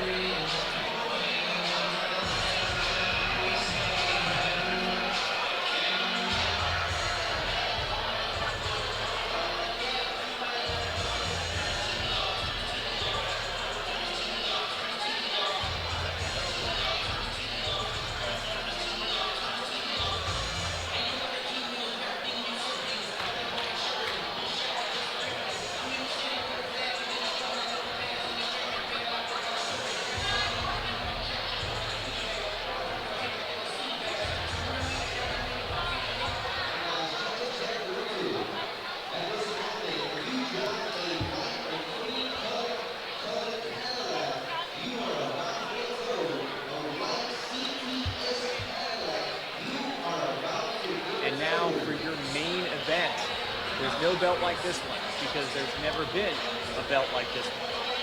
Tonight, for the first time in Elevate FC history, the BMF title is on the line. Josh Escobedo is 6-0.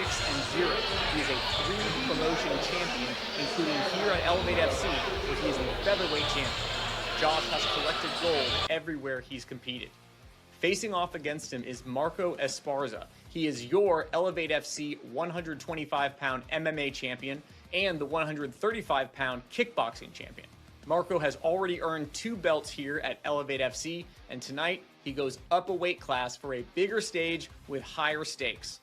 Both men are already champions, but only one can be Elevate FC's first ever BMF champion. This is your main event, Josh Escobedo versus Marco Esparza, here tonight at Elevate FC. And now for your main event. There's no belt like this one because there's never been a belt like this one.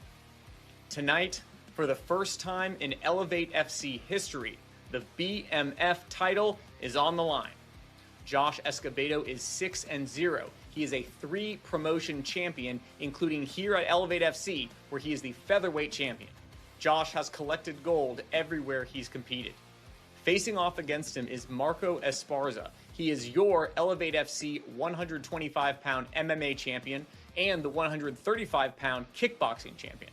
Marco has already earned 2 belts here at Elevate FC, and tonight he goes up a weight class for a bigger stage with higher stakes.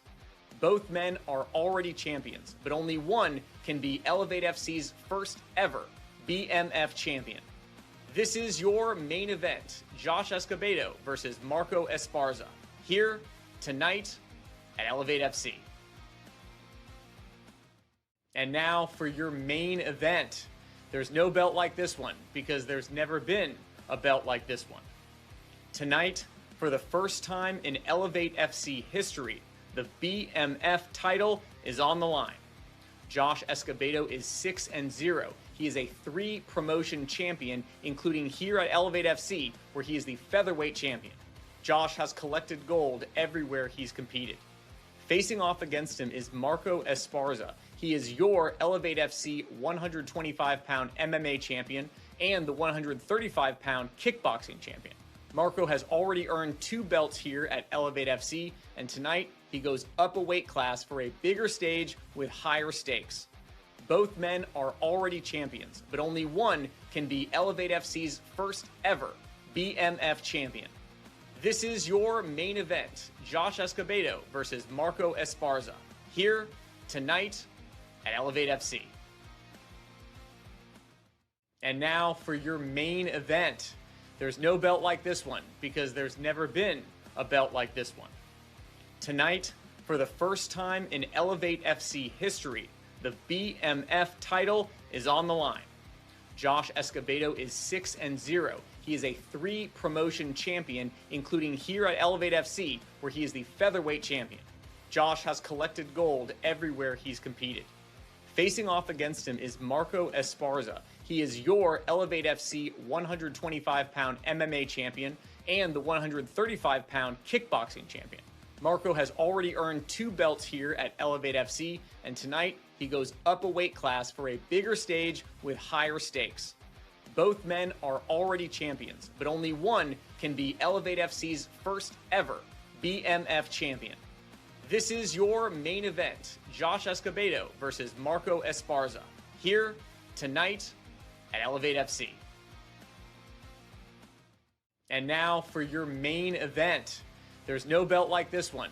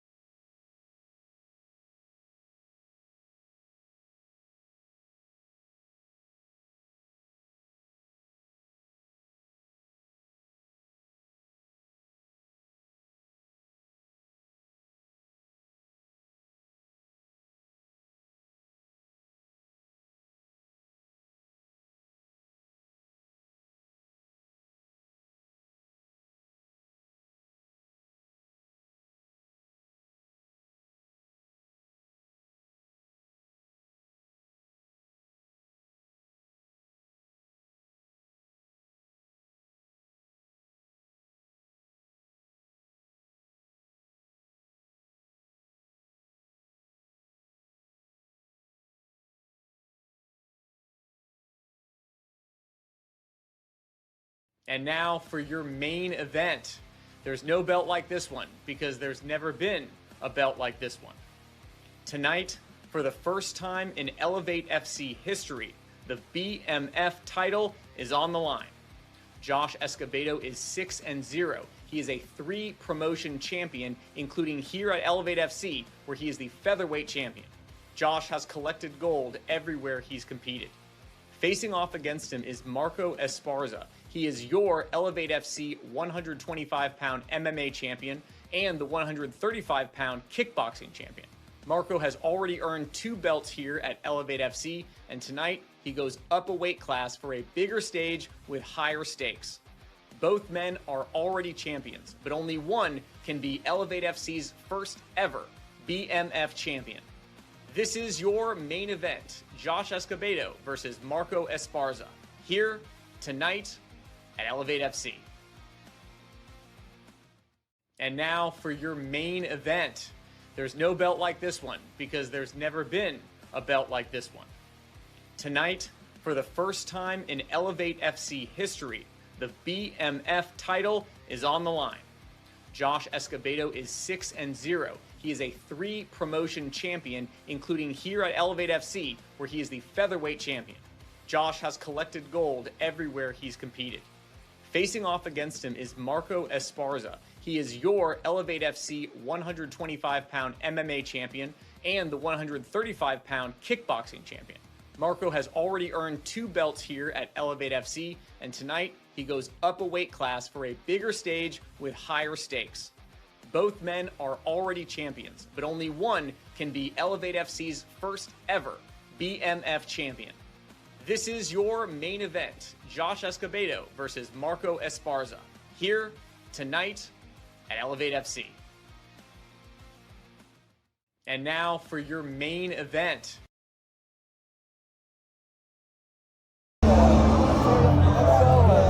Recap, and like I'm usually home by noon, and then I nap for 2 hours every day. I mean, a lot of guys like morning radio go to bed real early. I can't go to bed at 8 o'clock. So This is your co-main event for the evening. 2 of the best in Texas in one cage. Jonna Baldwin has been unstoppable. 4 fights, 4 wins, undefeated in Elevate FC. She is your flyweight women's champion. But Bridget Garcia is a force to be reckoned with. She's 6-0, and she's already a champion in another division. She seeks to take the title here at Elevate. 2 unbeaten fighters, 2 championship pedigrees. This fight will determine who the best women's amateur fighter is in the entire state of Texas. So let's give it up for these fighters, Jonna Baldwin and Bridget Garcia, here tonight at Elevate FC. This is your co-main event for the evening. 2 of the best in Texas in one cage. Jonna Baldwin has been unstoppable. 4 fights, 4 wins, undefeated in Elevate FC. She is your flyweight women's champion. But Bridget Garcia is a force to be reckoned with. She's 6-0, and she's already a champion in another division. She seeks to take the title here at Elevate. 2 unbeaten fighters, 2 championship pedigrees. This fight will determine who the best women's amateur fighter is in the entire state of Texas. So let's give it up for these fighters, Jonna Baldwin and Bridget Garcia, here tonight at Elevate FC. This is your co-main event for the evening. 2 of the best in Texas in one cage. Jonna Baldwin has been unstoppable. 4 fights, 4 wins, undefeated in Elevate FC. She is your flyweight women's champion. But Bridget Garcia is a force to be reckoned with. She's 6-0, and she's already a champion in another division. She seeks to take the title here at Elevate. 2 unbeaten fighters, 2 championship pedigrees. This fight will determine who the best women's amateur fighter is in the entire state of Texas. So let's give it up for these fighters, Jonna Baldwin and Bridget Garcia, here tonight at Elevate FC. This is your co-main event for the evening. 2 of the best in Texas in one cage. Jonna Baldwin has been unstoppable. 4 fights, 4 wins, undefeated in Elevate FC. She is your flyweight women's champion. But Bridget Garcia is a force to be reckoned with. She's 6-0, and she's already a champion in another division. She seeks to take the title here at Elevate. 2 unbeaten fighters, 2 championship pedigrees. This fight will determine who the best women's amateur fighter is in the entire state of Texas. So let's give it up for these fighters, Jonna Baldwin and Bridget Garcia, here tonight at Elevate FC. This is your co-main event for the evening. 2 of the best in Texas in one cage. Jonna Baldwin has been unstoppable. 4 fights, 4 wins, undefeated in Elevate FC. She is your flyweight women's champion. But Bridget Garcia is a force to be reckoned with. She's 6-0, and she's already a champion in another division. She seeks to take the title here at Elevate. 2 unbeaten fighters, 2 championship pedigrees. This fight will determine who the best women's amateur fighter is in the entire state of Texas. So let's give it up for these fighters, Jonna Baldwin and Bridget Garcia, here tonight at Elevate FC. This is your co-main event for the evening. 2 of the best in Texas in one cage. Jonna Baldwin has been unstoppable. 4 fights, 4 wins, undefeated in Elevate FC. She is your flyweight women's champion. But Bridget Garcia is a force to be reckoned with. She's 6-0, and she's already a champion in another division. She seeks to take the title here at Elevate. 2 unbeaten fighters, 2 championship pedigrees. This fight will determine who the best women's amateur fighter is in the entire state of Texas. So let's give it up for these fighters, Jonna Baldwin and Bridget Garcia, here tonight at Elevate FC. This is your co-main event for the evening. 2 of the best in Texas in one cage. Jonna Baldwin has been unstoppable. 4 fights, 4 wins, undefeated in Elevate FC. She is your flyweight women's champion. But Bridget Garcia is a force to be reckoned with. She's 6-0, and she's already a champion in another division. She seeks to take the title here at Elevate. 2 unbeaten fighters, 2 championship pedigrees. This fight will determine who the best women.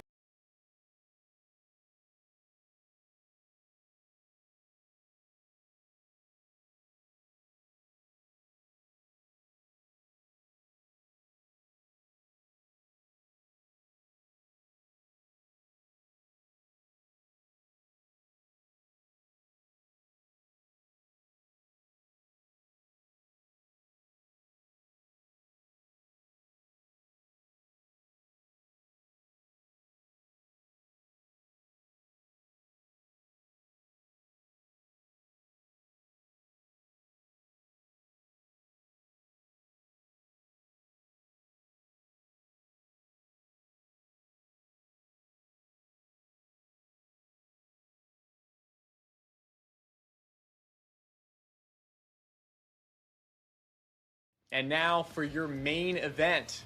There's no belt like this one because there's never been a belt like this one. Tonight, for the first time in Elevate FC history, the BMF title is on the line. Josh Escobedo is 6-0. He is a 3 promotion champion, including here at Elevate FC, where he is the featherweight champion. Josh has collected gold everywhere he's competed. Facing off against him is Marco Esparza. He is your Elevate FC 125-pound MMA champion and the 135-pound kickboxing champion. Marco has already earned 2 belts here at Elevate FC, and tonight he goes up a weight class for a bigger stage with higher stakes. Both men are already champions, but only one can be Elevate FC's first ever BMF champion. This is your main event, Josh Escobedo versus Marco Esparza, here tonight at Elevate FC. And now for your main event. There's no belt like this one because there's never been a belt like this one. Tonight, for the first time in Elevate FC history, the BMF title is on the line. Josh Escobedo is 6-0. He is a 3-promotion champion, including here at Elevate FC, where he is the featherweight champion. Josh has collected gold everywhere he's competed. Facing off against him is Marco Esparza. He is your Elevate FC 125-pound MMA champion and the 135-pound kickboxing champion. Marco has already earned 2 belts here at Elevate FC, and tonight he goes up a weight class for a bigger stage with higher stakes. Both men are already champions, but only one can be Elevate FC's first ever BMF champion. This is your main event, Josh Escobedo versus Marco Esparza, here tonight at Elevate FC. And now for your main event. There's no belt like this one because there's never been a belt like this one. Tonight, for the first time in Elevate FC history, the BMF title is on the line. Josh Escobedo is 6-0. He is a 3-promotion champion, including here at Elevate FC, where he is the featherweight champion. Josh has collected gold everywhere he's competed. Facing off against him is Marco Esparza. He is your Elevate FC 125-pound MMA champion and the 135-pound kickboxing champion. Marco has already earned 2 belts here at Elevate FC, and tonight he goes up a weight class for a bigger stage with higher stakes. Both men are already champions, but only one can be Elevate FC's first ever BMF champion. This is your main event, Josh Escobedo versus Marco Esparza, here tonight at Elevate FC. And now for your main event. There's no belt like this one because there's never been a belt like this one. Tonight, for the first time in Elevate FC history, the BMF title is on the line. Josh Escobedo is 6-0. He is a 3-promotion champion, including here at Elevate FC, where he is the featherweight champion. Josh has collected gold everywhere he's competed. Facing off against him is Marco Esparza. He is your Elevate FC 125-pound MMA champion and the 135-pound kickboxing champion. Marco has already earned 2 belts here at Elevate FC, and tonight he goes up a weight class for a bigger stage with higher stakes. Both men are already champions, but only one can be Elevate FC's first ever BMF champion. This is your main event, Josh Escobedo versus Marco Esparza, here tonight at Elevate FC. And now for your main event. There's no belt like this one because there's never been a belt like this one. Tonight, for the first time in Elevate FC history, the BMF title is on the line. Josh Escobedo is 6-0. He is a 3-promotion champion, including here at Elevate FC, where he is the featherweight champion. Josh has collected gold everywhere he's competed. Facing off against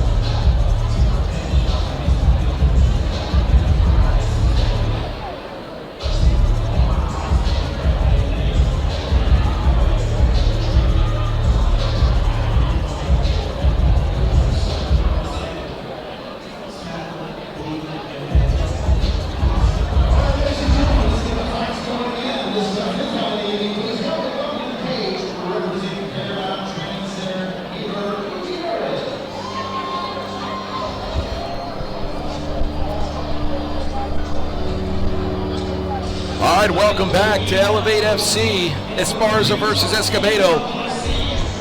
We're going to kick it off in the welterweight division. Gutierrez and Chris Arnold. Gutierrez on his way to the cage first, representing Paradigm Training Center. Unbeaten, Gutierrez.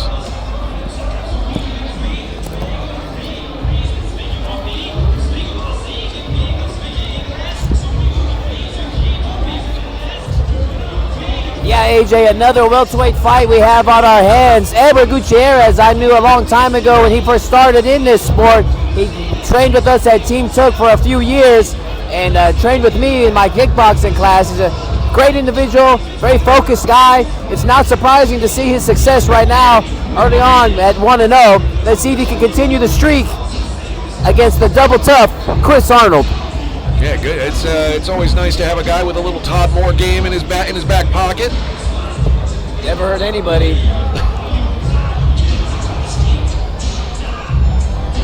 I'm not much of a back pocket type of a guy though. More of a in your face. So and here we have Gutierrez.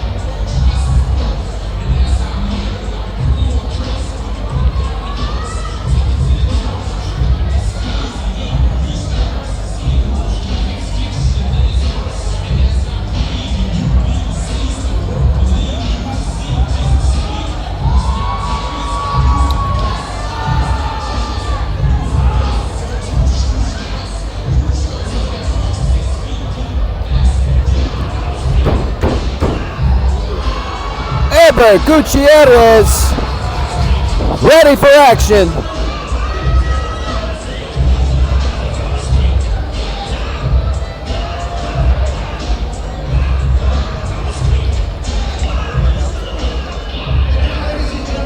Makes his way to the cage, representing ACS Martial Arts, Chris Arnold.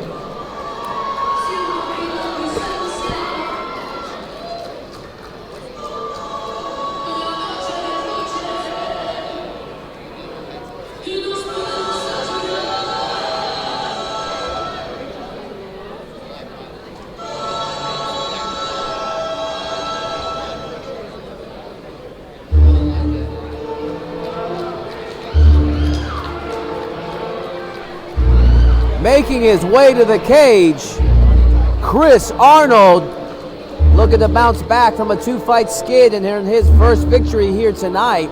His last fight was in March of 2024, so 2-year layoff, try to recalibrate, train, and see how much better he can improve. He's got his hands full tonight. Yeah, one thing about these guys come out of ACS, they're all pretty tough-minded.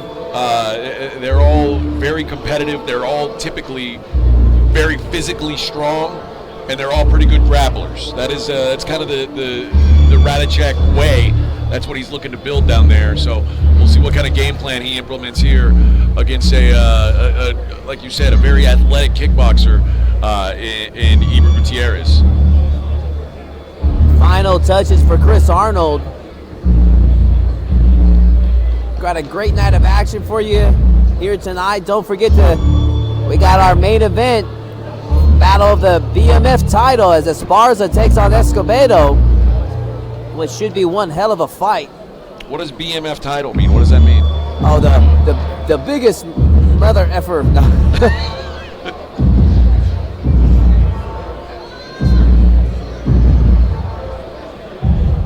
The boldest. Take your pick.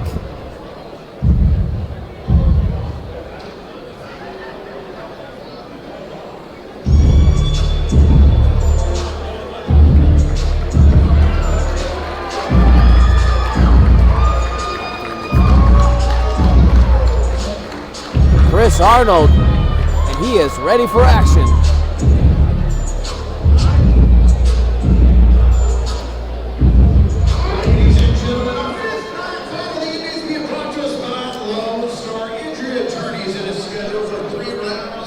Each in the Alba welterweight division.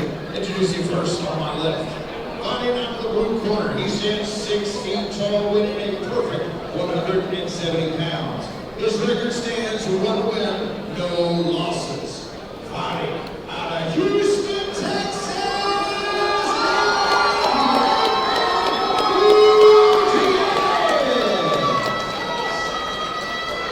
Across the cage on the right side, now Lone Star Injury Attorneys in the red corner. He stands 5 feet 9 inches tall, weighing 170 pounds. Looking for his first victory tonight. Born in Santa Fe, Texas, but now fighting out of Houston, Texas. Nice.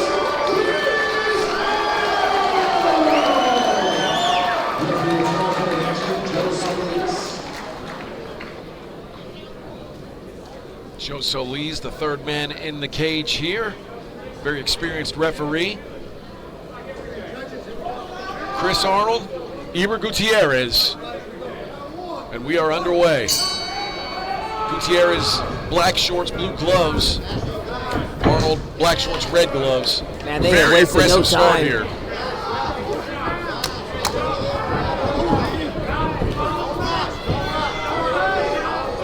And they're going right after it, AJ. Yeah, Ever with something the tells me this one's not going the distance. Arnold now trying with the body lock to slow the momentum down. Arnold might score with it.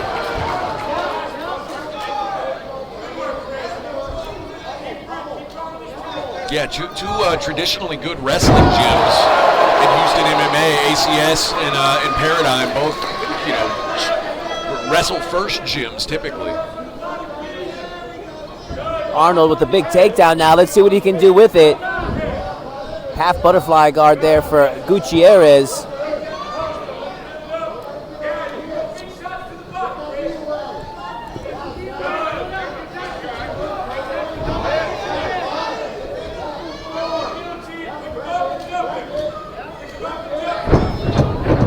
Good balance by Gutierrez there to avoid getting taken down that time.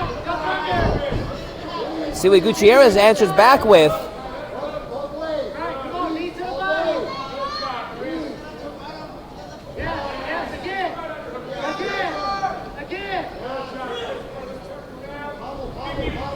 Pummeling for position now.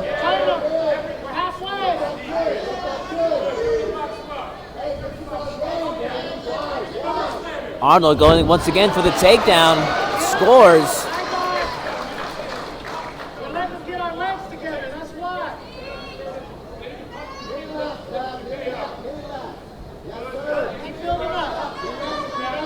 Good job controlling here by Arnold. This is a good first round for him, especially after the way it started, where it was sort of a wild start for both guys. For him to when the fight gets under control, for him to be the guy on top.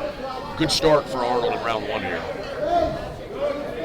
Arnold now letting them fly, but that gave Gutierrez the opportunity to get back up to his feet.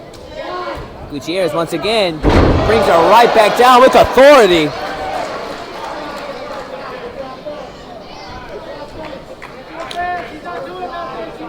Yeah, dominant wrestling so far. I think there's 4 takedowns in round one for Chris Arnold. You got to wonder, though, AJ, he's been away from the cage for 2 years. Is he going to have some juice left over for round 2?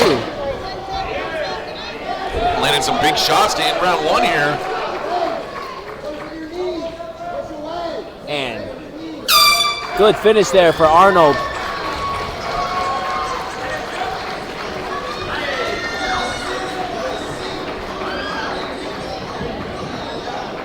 Arnold feeling himself between rounds, feels confident.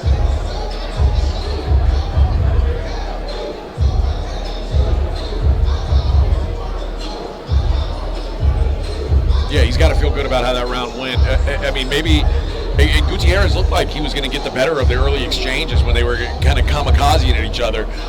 So good job by Arnold to slow down the fight and make it his type of fight. And really, after the first 30 seconds, he was in control of the round, just dominated that round with his wrestling. Yeah, pretty easy round to score there. Let's see if Arnold can take that momentum into round 2.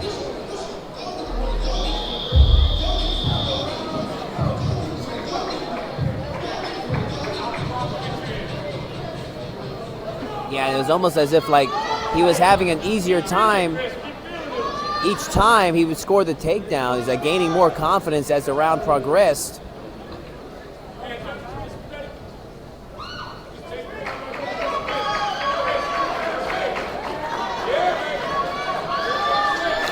The old water on the mat trick. Get your fighter a little extra time. Yeah.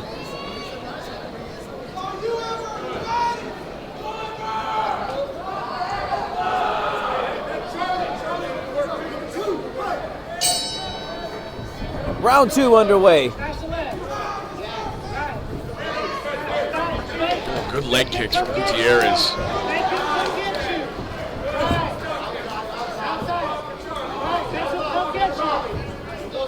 Big right hand nice there. Right hand by Arnold. Gutierrez is steadily chopping away at that leg.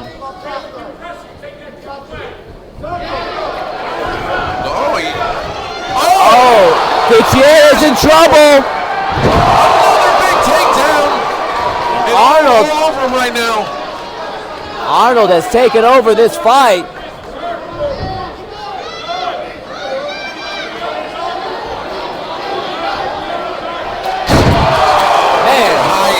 Takedowns too, scoring big with the judges. This is exactly what Chris Arnold wants to do.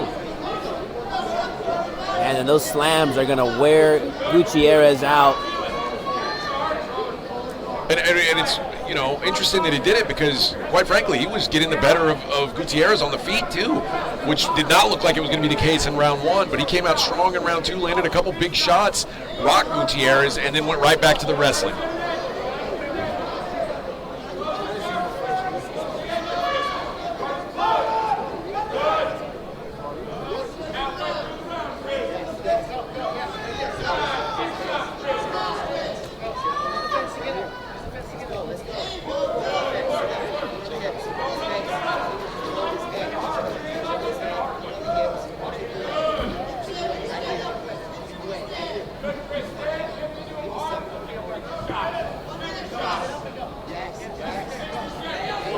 Gutierrez has to get up. I mean, he cannot finish this round on his back. He's getting dominated right now. The way it's trending is he's going to need a finish in round 3, and I don't know that he's got enough gas in the tank to get that. Yeah, I'd agree with you there, AJ. Right now, Arnold just running it up on Gutierrez. Gutierrez back on his feet, right back down.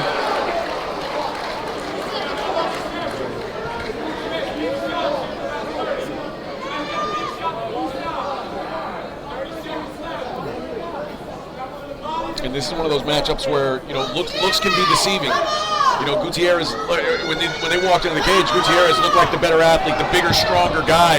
And now you see Chris Arnold kind of ragdolling him in the cage.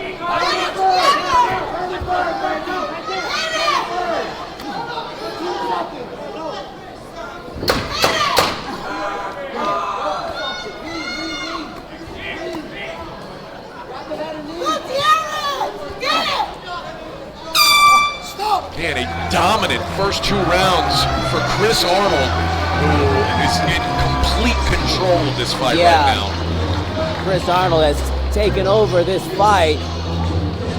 Gutierrez really needs to dig deep in the bag of tricks to pull this one out, AJ. Yeah, he's got to make some kind of an adjustment. He's got to, I think he's really got to throw caution to the wind and go at it with his hands.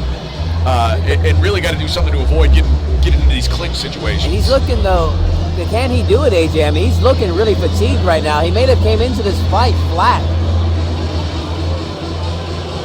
I mean, I don't know that there's another answer unless he can find a way to implement some kind of wrestling of his own, which we haven't seen him even attempt to do. Right now, he's got to go for broke here, I think, on the feet, because clearly this grappling thing is not working out for him against Chris Arnold. Beauty of this sport, you're only one punch away from turning everything around. So does Gutierrez have it in the tank to pull it off? We shall see. Right now it feels like Arnold's getting the better of him everywhere. Yeah, and that's a frustrating spot to be in.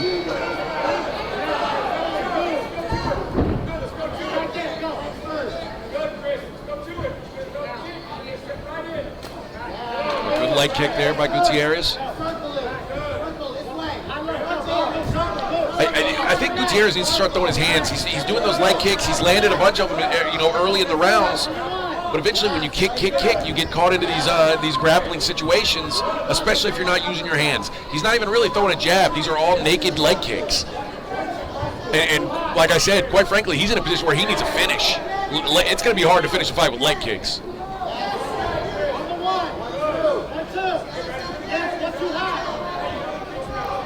Yeah, I'm curious at some point if Gutierrez is going to use that leg kick as a setup or something up top, because I'm agreeing with you. I think Arnold can withstand that for the rest of this round. He's not going to stop him with those leg kicks. No, and quite frankly, Arnold doesn't have to get into the fire here because he's comfortably up 2 rounds. He doesn't have to take any chances. He can stay at this range and, sure, take some leg kicks. You know, that's not the end of the world for Arnold right now. It's not the worst thing that could happen.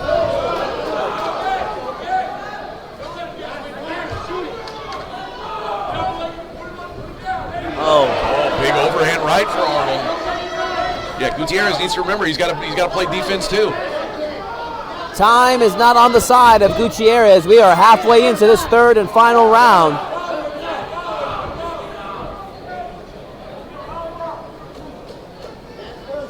Yeah, Gutierrez, I'd like to see him just go for it here. He's still very tentative for a guy who's, clearly down 2 rounds on the scorecards.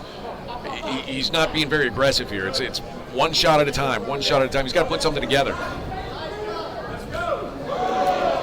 There we go.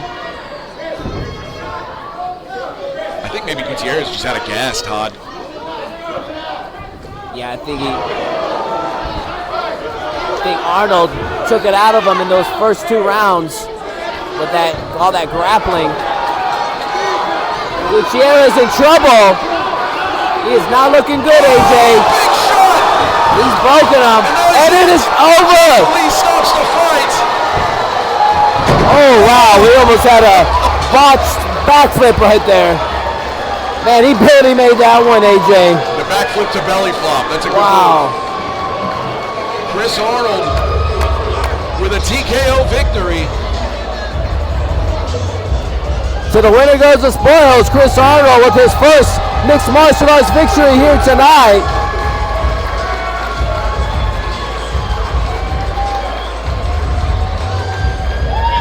Really great performance by Chris Arnold. And for him to get his first win in the MMA cage, like you said, after 2 years off, it's got to be a really good feeling. He must have put in some good work these last couple years, getting himself in the right mindset. No doubt, clearly man. working on his grappling and just a dominant showing from start to finish. And you could see in that third round where he broke Gutierrez mentally. I mean, Gutierrez was done.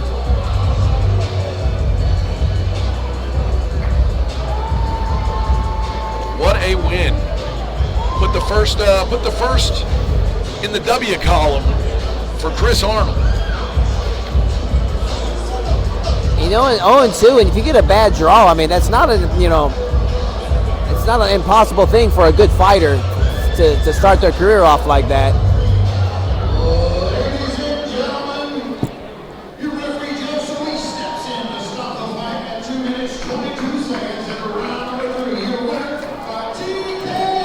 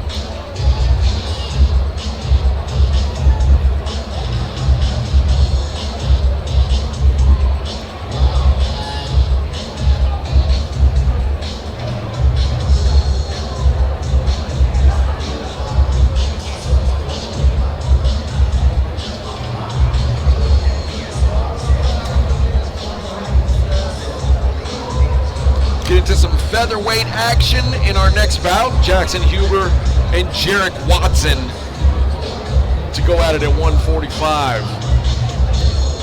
Colin Cantrell, bring him out now.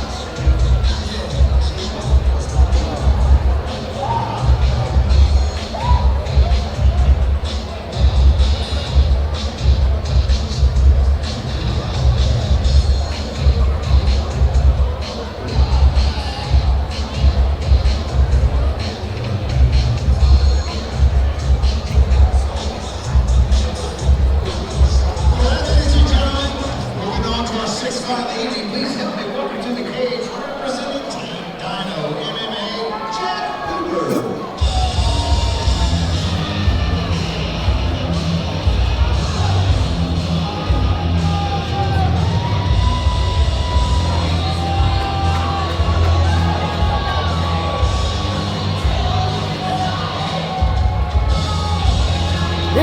have 24-year-old Jackson Huber. Prior to his last fight, he was on a 3-fight win streak until he ran into David Fernandez in September of 2024. Coming off of roughly a 2-year layoff, let's see if he can get back into the win column. The win here tonight over Derek Watson. Yeah, Jack Huber, I do the ring announcing for the Elevate Submission Series. Wow. And I've seen Jack Huber a couple times in that, so he's a pretty solid grappler, so that's going to be something we see in his back pocket here. Looking forward to seeing him back in the cage.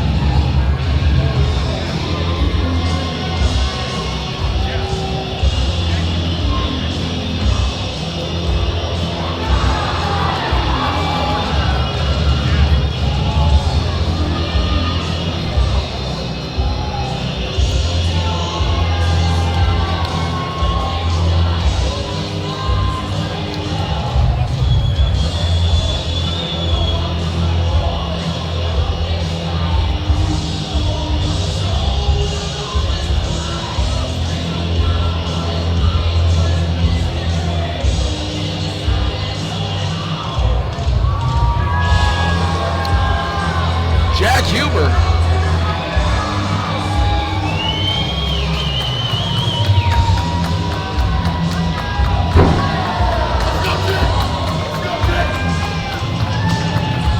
Jackson Hubert, and he is ready for action.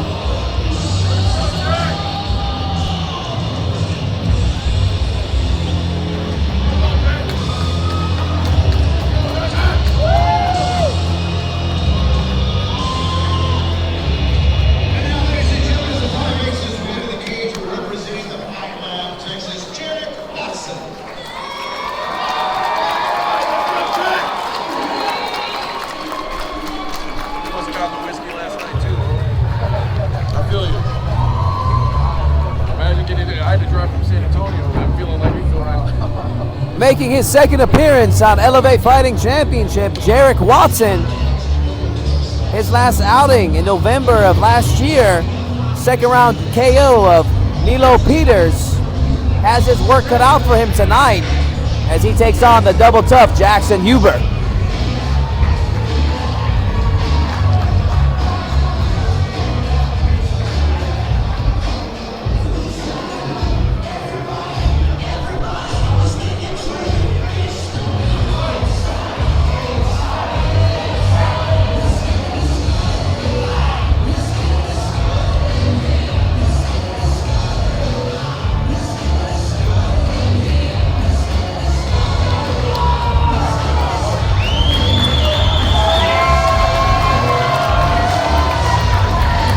Watson, ready for action.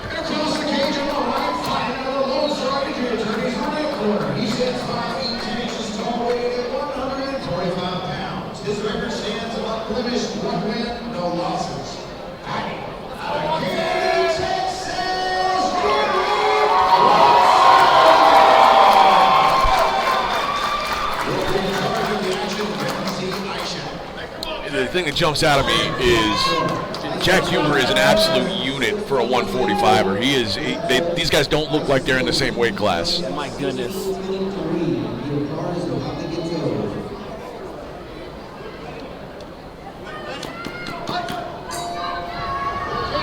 Huber in the black with the blue gloves. Watson, orange shorts, red gloves.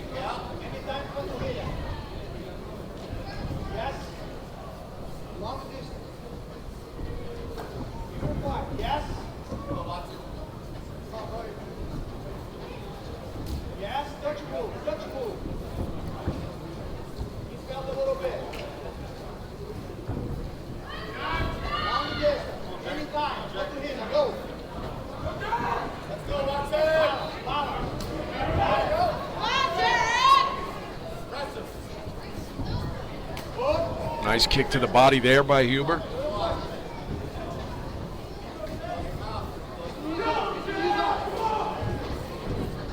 Huber steadily circling away from that power hand.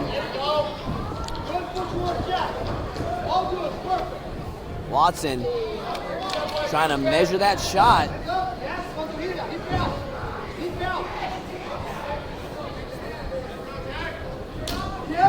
Ooh, good leg kick there.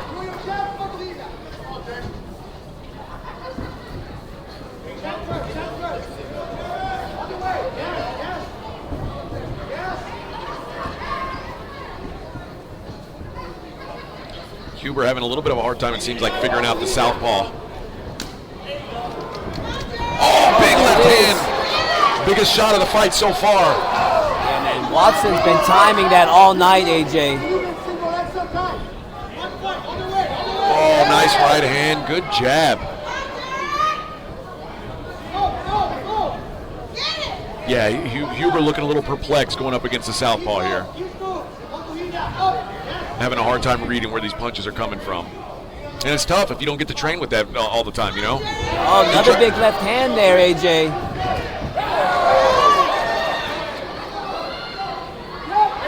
Here's Huber trying to bring out some offense. Oh, nice rip to the body.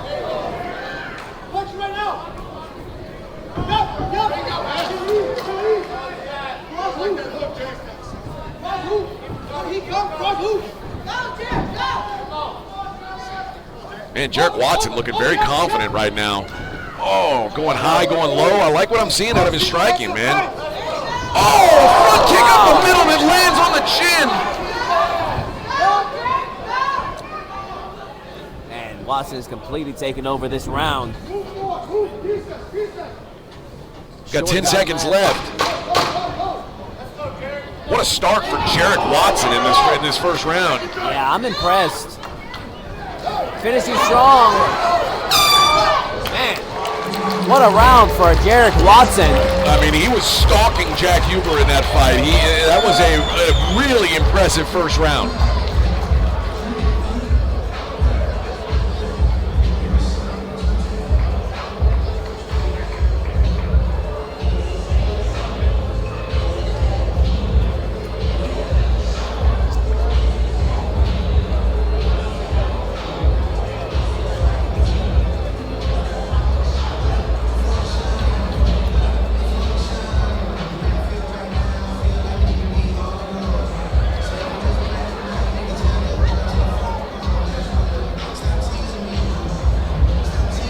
See Jarek Watson in between rounds looking nice and relaxed, dancing a little bit.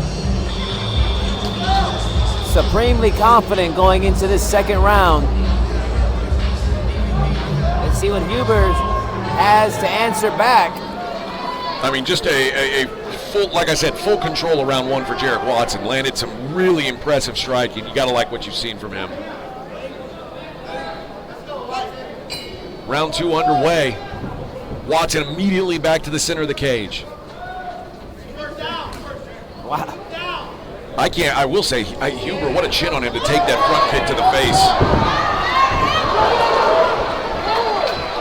Oh! Wow, what an answer back.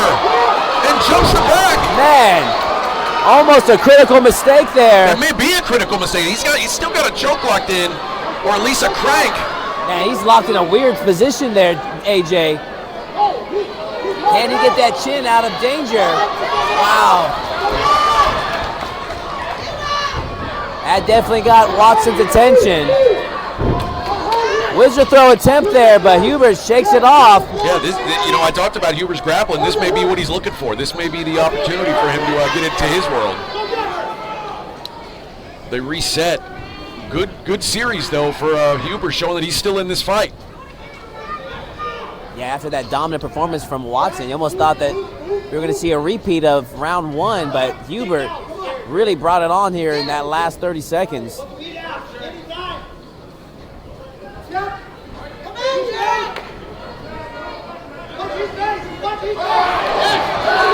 Nice lead uppercut into straight right from Huber.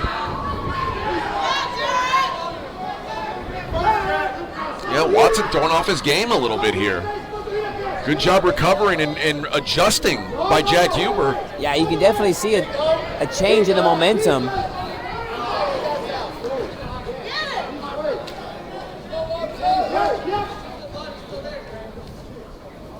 Oh, nice leg kick to the calf. I mean, bear in mind, this is Hubert's 7th amateur MMA fight. I mean, he's got a lot of experience heading into this. This is Jackson's 2nd MMA fight. So, Well, you also said it's been a long layoff for Huber. After a long layoff, maybe it took him a round to get some of the rust off. But looking a lot better in round 2. Oh,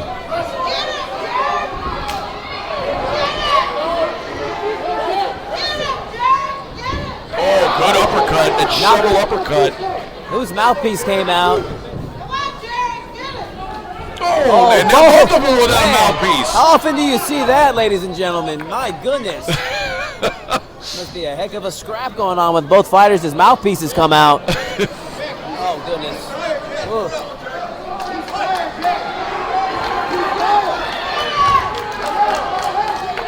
Back at it, 20 seconds left in round 2.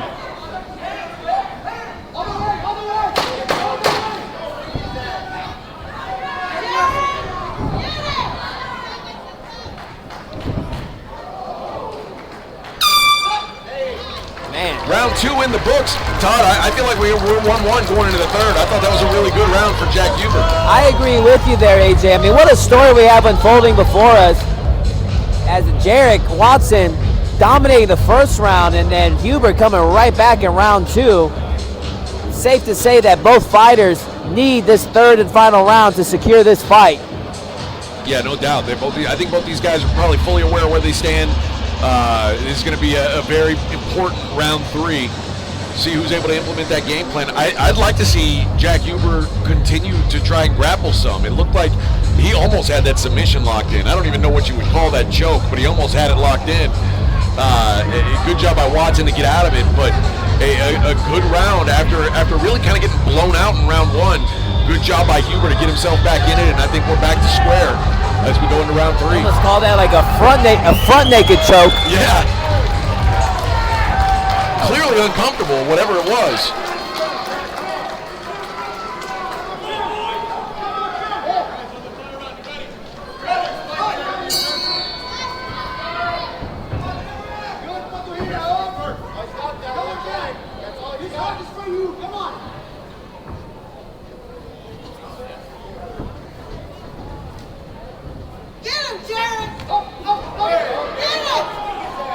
One, 2 for Jack Huber.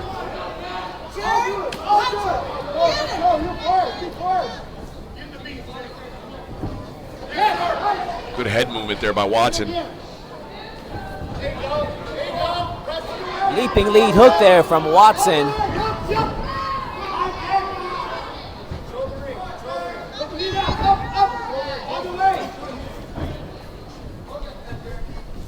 Who's going to separate here? Just over 2 minutes left to go in this fight. Anybody's fight right now.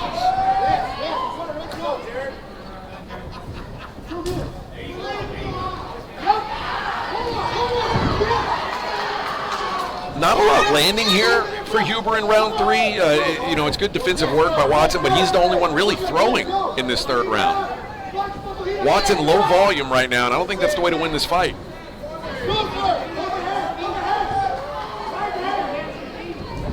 Oh, nice right hand, though.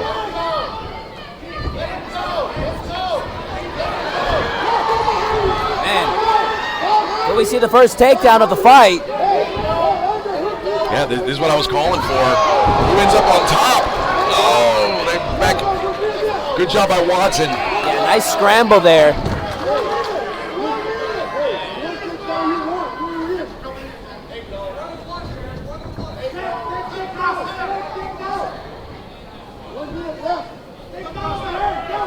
We got 1 minute left in this fight.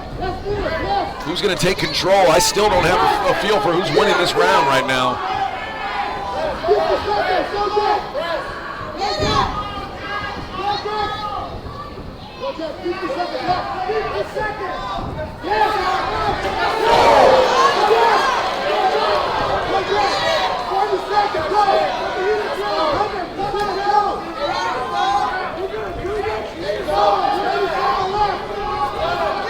30 seconds.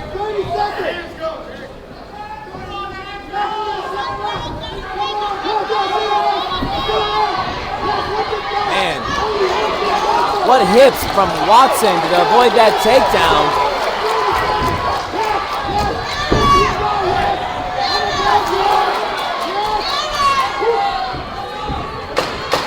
Can he do something with it?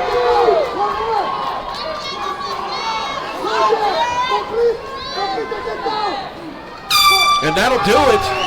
Man. 3 rounds on the board. Jackson Huber, Jarek Watson will go to the judges. It's a tough one to call, AJ. It was, It yeah. almost would not be inappropriate to see a draw. I mean, it's funny. After that first round, I didn't think we were going to even have a close fight. Yeah. And now I've got no idea who won it. I actually lean toward Jackson Huber, who threw a lot more volume in round 3. I think he may have won that fight just based on volume in that 3rd round. Man. I'm going to call it a draw. Take the easy way out, brother.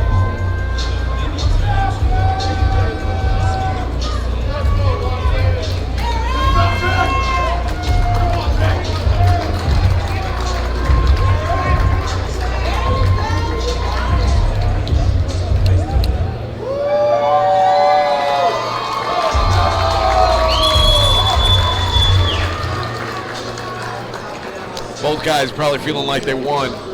One of them's right, one of them's wrong. We'll find out now. Let's go to Colin Cantrell with the decision. It wouldn't be inappropriate either way. No, this is a close fight.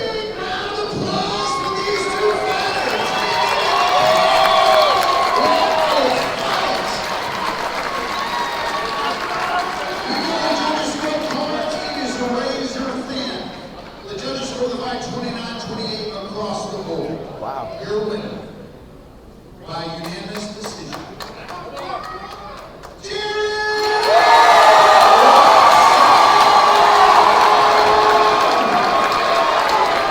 Jarek Watson improves to 2-0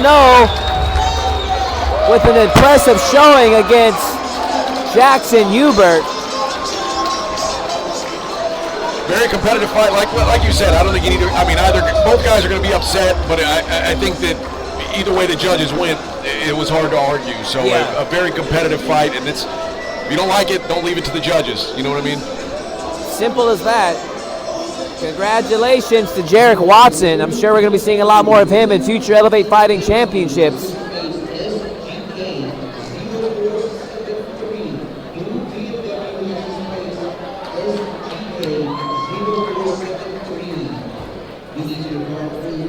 The blue BMW about to be towed. Is that yours, Todd? Go move your car, AJ. Yeah. I wish, Bringo.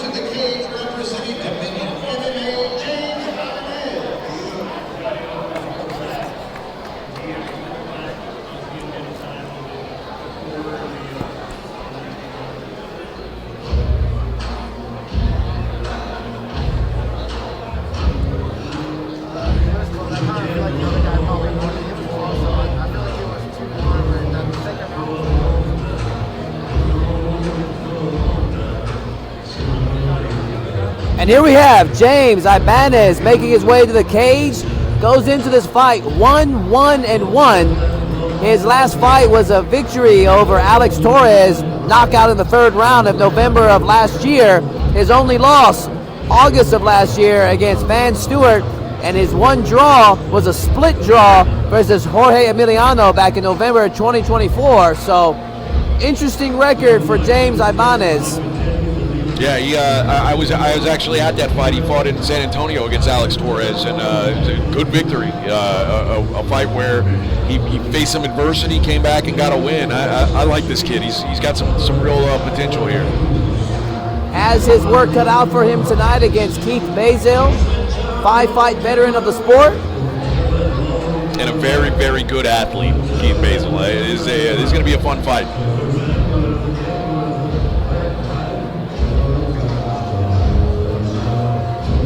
The 7th fight, the halfway point of our card here tonight.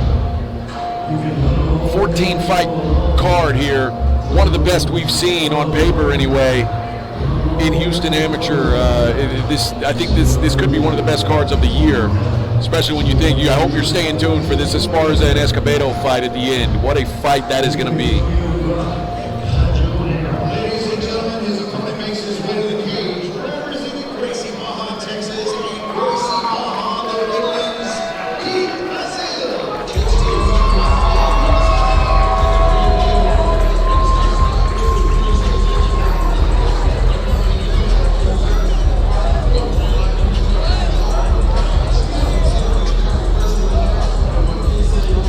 Here we have, making his way to the cage, Keith Basil. Prior to his last fight, he was on a 3-fight win streak until he ran into Yader Mueller back in July of 2025. 1st round knockout loss. See if he can get back on his winning ways with the win over James Ibanz. We shall see.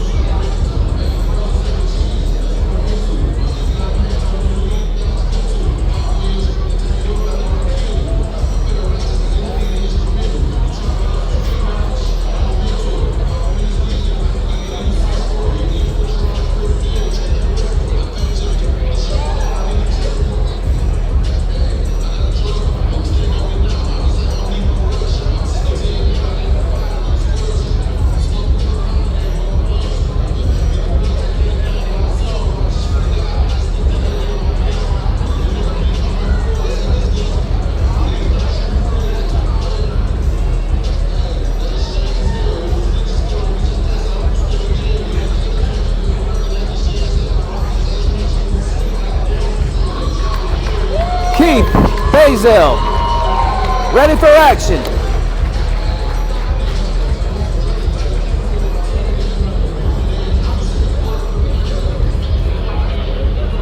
Ladies and gentlemen, 7-fight ladies being brought to us by One PGMC Sound and a schedule for 3 rounds of 2 minutes each in the Elevate FC welterweight division.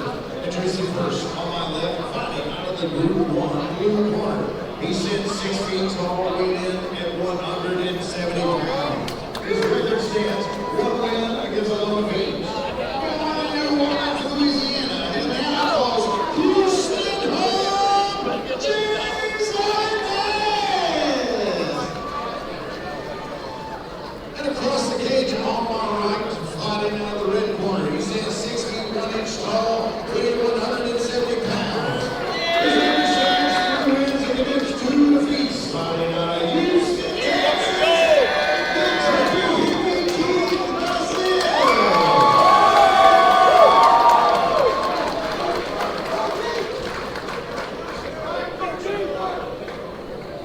James Ibanz making sure he knows he's not from Louisiana. That was wrong. Letting Colin Cantrell know. Yeah, could you blame him? Here we go. Ibanz, black shorts, blue gloves. Basil, white shorts, red gloves.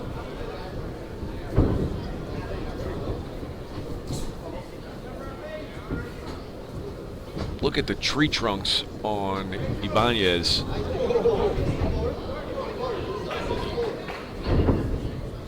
Right when you say that, Basil goes for a leg kick that he slightly missed.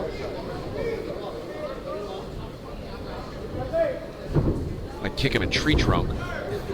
Might hurt your foot. Yeah.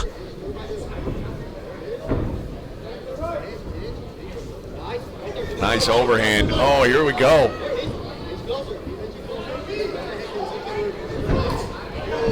There you go. Basil brings out a kick and lands a nice hand over the top, right hand. Oh, that got Ibanz's attention. Body kick, that got in. Ibanz is hurt, AJ. He's trying to put on that poker face. We got a banger going here, Todd. Man, Ibanz recovered well from that, AJ. Wasn't expecting that. He really ate that body shot. Yeah, I think Basil going down gave him a little chance to recover.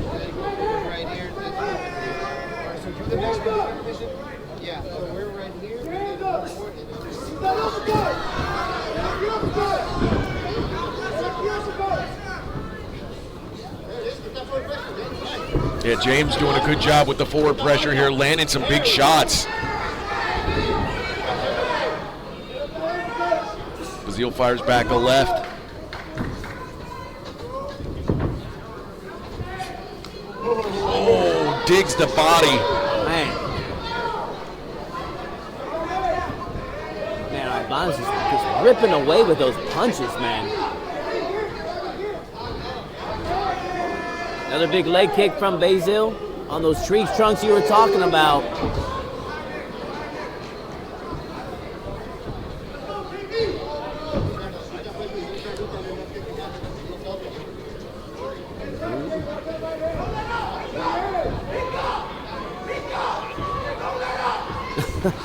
Both guys are trying to pick their shots. Ibanz trying to dig away. Man, he is really working that body with those shots. Both guys landing right there.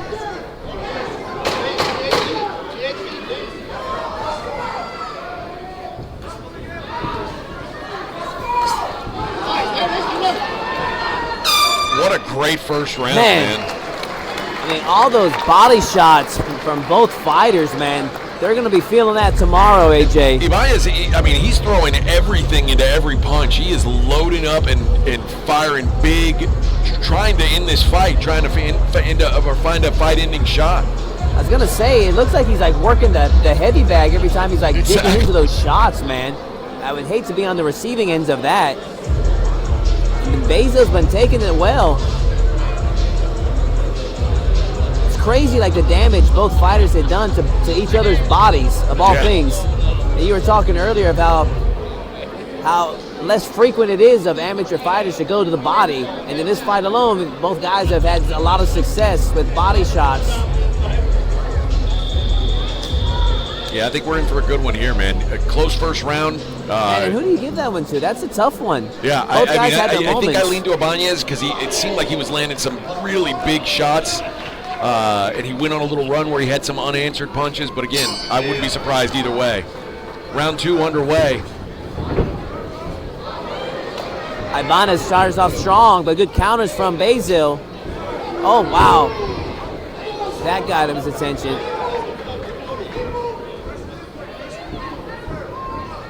These guys both just throwing hammers, man.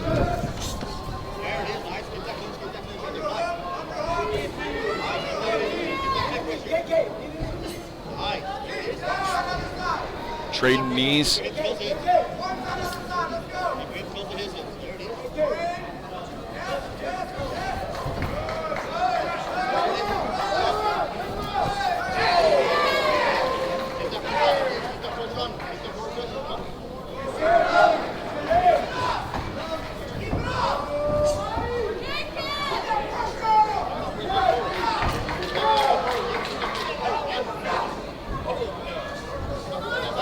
Here comes Ibanz. I mean, I don't know. I mean, I don't know if he's going to tire himself out just throwing bombs. Every punch is full power. I mean, he is sitting on every one of those body shots, AJ. Oh, good knee to the body by Keith.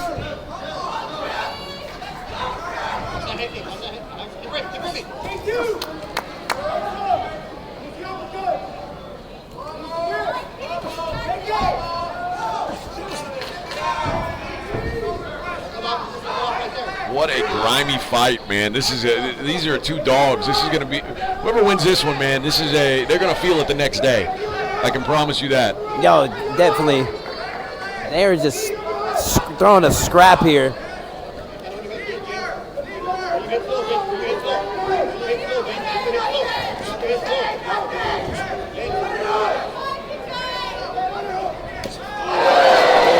Good break there.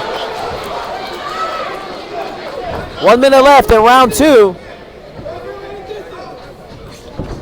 Ibanz doing a really good job of cutting off the cage and kind of dictating where this fight takes place.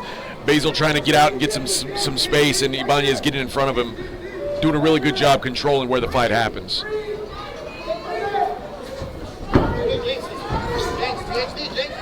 There's that body.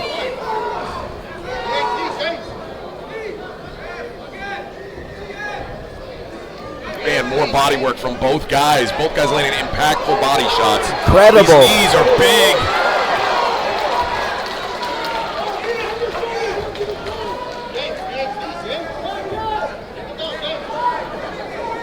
Low, high for Ibanz. Man, they both might be pissing blood tomorrow, AJ.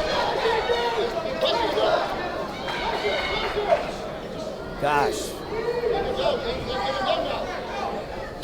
I will say, I do think that Basil right now he bends over, he's getting ready to sit on the stool, but his face looks like he's not breathing super hard, whereas on the other side, the guy who's carrying around a lot of muscle mass, Ibanz, he looks like he is tiring out. Again, throwing huge shots, throwing bombs every time he throws. You're going to get tired. Does he have 3 more minutes in him is the question.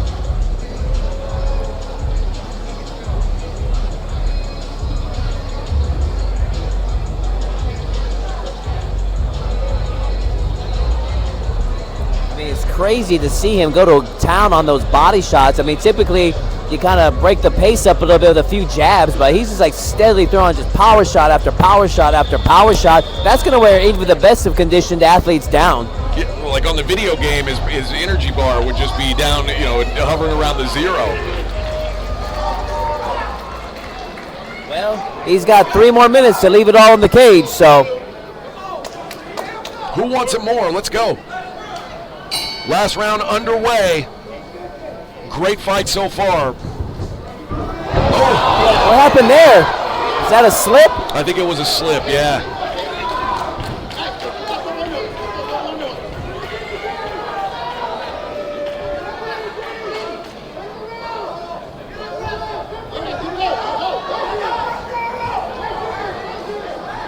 Dude, these body shots, this is outrageous.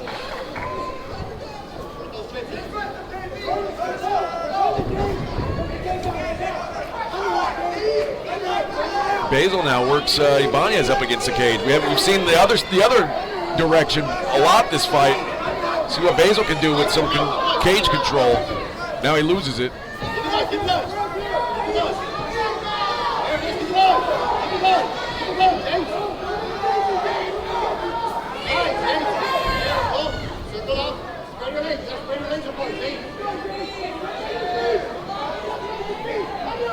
Wouldn't mind seeing Keith Basil try to get a takedown here. I mean, it could steal a round.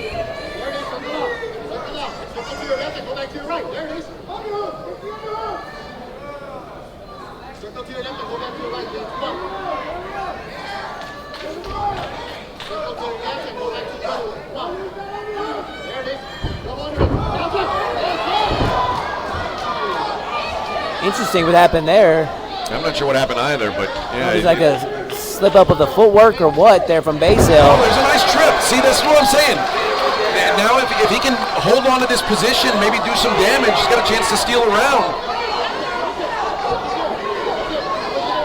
Good job by Ibanz. Wow, good scramble. Not out of the clear yet, though.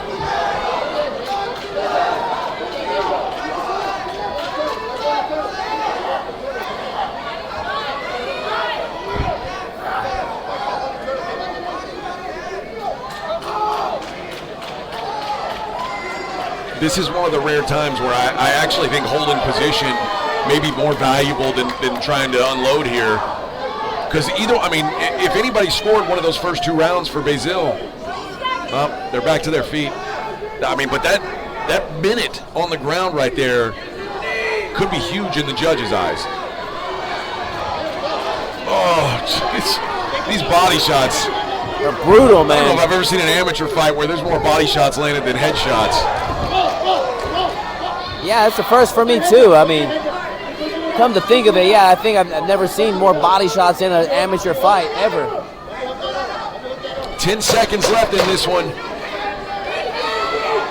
Man, the judges have their work cut out for them tonight. Could that be enough for Basil to take it? We shall see. These guys, what a war. James Ibanz and Keith Basil go the distance here tonight at Elevate Fighting Championship. What a hell of a fight.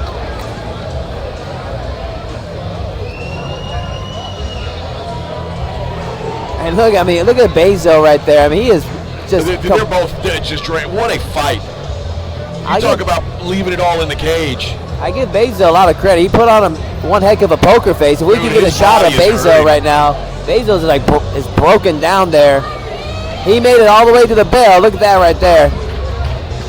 Man, he ate, about 40, 50 body shots? These guys both very, very tough dudes, man. What a fight. And I'm not certain who won that. I've got no idea, man. I do think the takedowns gave Basil the 3rd round. I could have stolen it for him. But the first 2, are kind of coin flips. I lean to Ibanz in those, but I don't really know. It's going to be interesting because I think Ibanz is trying to say, hey, look at the guy that's laying on his back at the end of the fight. Look at me. I'm still fresh. We're going to make this one official. Hand it over to Colin Cantrell. That's the fight of the night so far. Wow.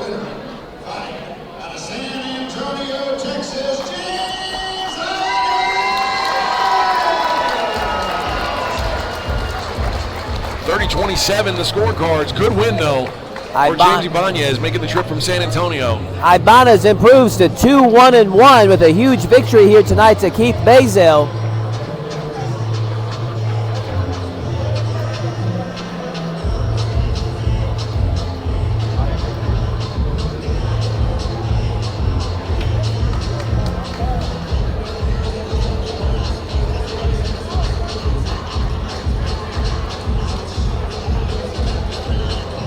What a fight, man. It's going to be a hard one to top, but if there's any fight that can do it, it's our main event as Esparza takes on Escobedo in the BMF Championship fight.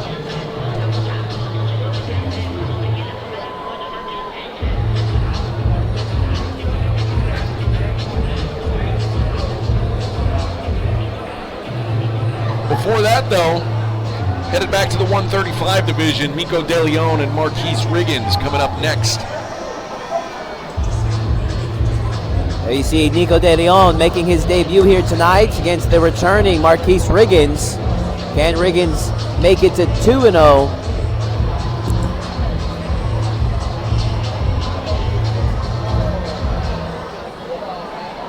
How you doing, brother?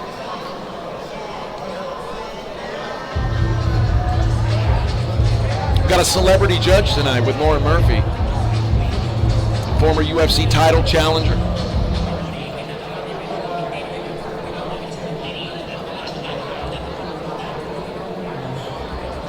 I thought you were going to say Robin Williams. Ladies and gentlemen, moving on to our 8th fight tonight, please help me welcome to the cage, representing Deleon MMA, Marquise Riggins.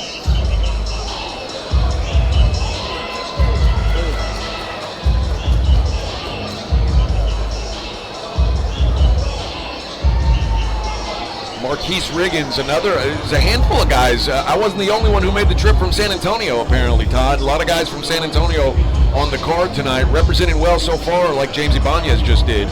Yeah, his last outing was a split decision victory over Al Cifuentes back in November of 2022. This will be his second Elevate appearance. Almost a 4-year layoff here for Marquise Riggins. Sure, he stayed active with a lot of grappling competitions and so forth. There you see him with the final touches as he prepares for battle against Deleon. 6 more fights on the card here, ladies and gentlemen. Our co-main event, Bria Jet Garcia taking on Jonah Baldwin. Excuse me, Brigitte.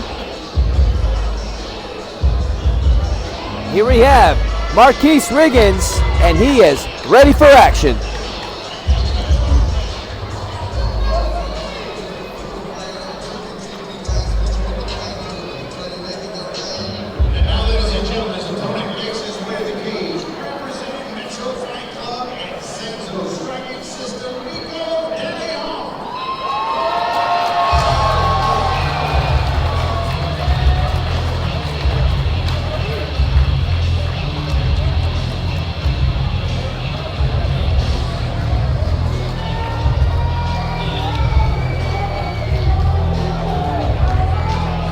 Making his debut here tonight, Mico Deleon.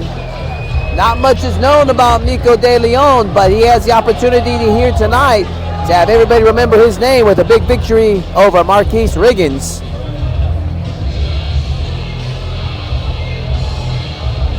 Well, one thing I do know, training at a Metro Fight Club and a 135-pounder, he's probably done some work with current UFC bantamweight Adrian Yanez, who is one of the best strikers, as we know. I think in the UFC at the bantamweight division. So I'd expect him to have some pretty solid hands here. Final touches for Mico Deleon.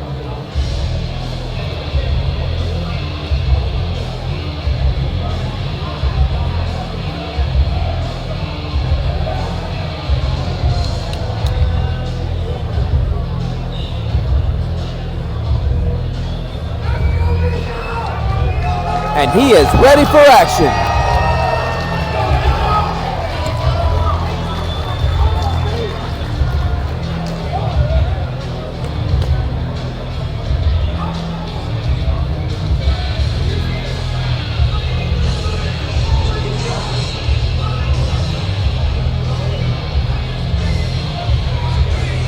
It's a couple tall 135s, aren't they?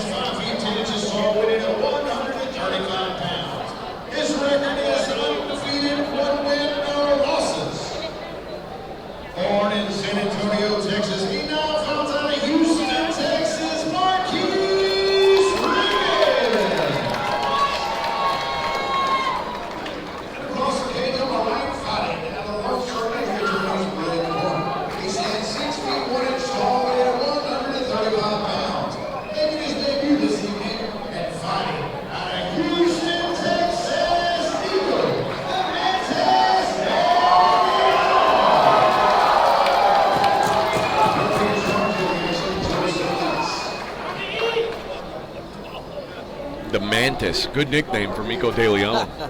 I like it. Riggins, Deleon, and this fight is officially underway. Riggins in the black shorts, blue gloves. Deleon green shorts, red gloves. Deleon takes the center of the cage. Oh, big shot! And man, they stop 10 seconds. Oh, they got the referee in it. Wow, Deleon is that stunned.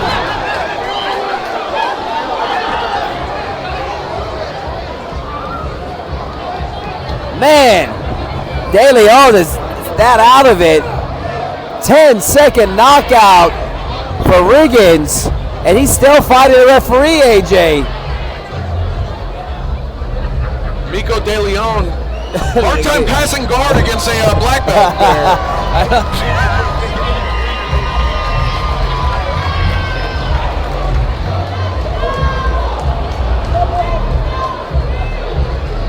Good job, Joe Solis, our referee here tonight.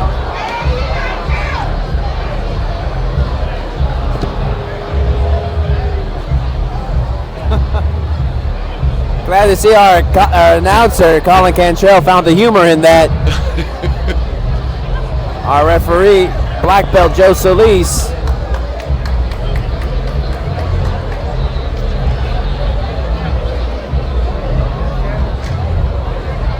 Deleon's still asking what happened, man. Man, that is not the way you want to make your debut, AJ. Tough break from Nico Deleon. He's going to have to go back to the drawing board and live to fight another day. Let's make this one official. The fact that he's still asking what's going on.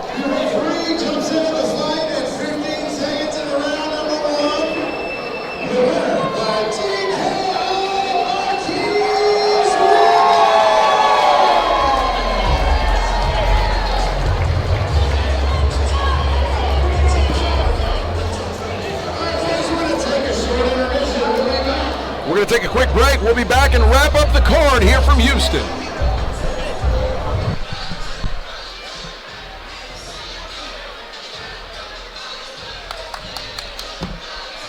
And now for your main event.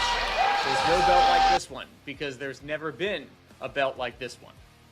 Tonight, for the first time in Elevate FC history, the BMF title is on the line. Josh Escobedo is 6-0. He is a 3-promotion champion, including here at Elevate FC, where he is the featherweight champion. Josh has collected gold everywhere he's competed. Facing off against him is Marco Esparza. He is your Elevate FC 125-pound MMA champion and the 135-pound kickboxing champion. Marco has already earned 2 belts here at Elevate FC, and tonight he goes up a weight class for a bigger stage with higher stakes. Both men are already champions, but only one can be Elevate FC's first ever BMF champion. This is your main event, Josh Escobedo versus Marco Esparza, here tonight at Elevate FC. And now for your main event. There's no belt like this one because there's never been a belt like this one.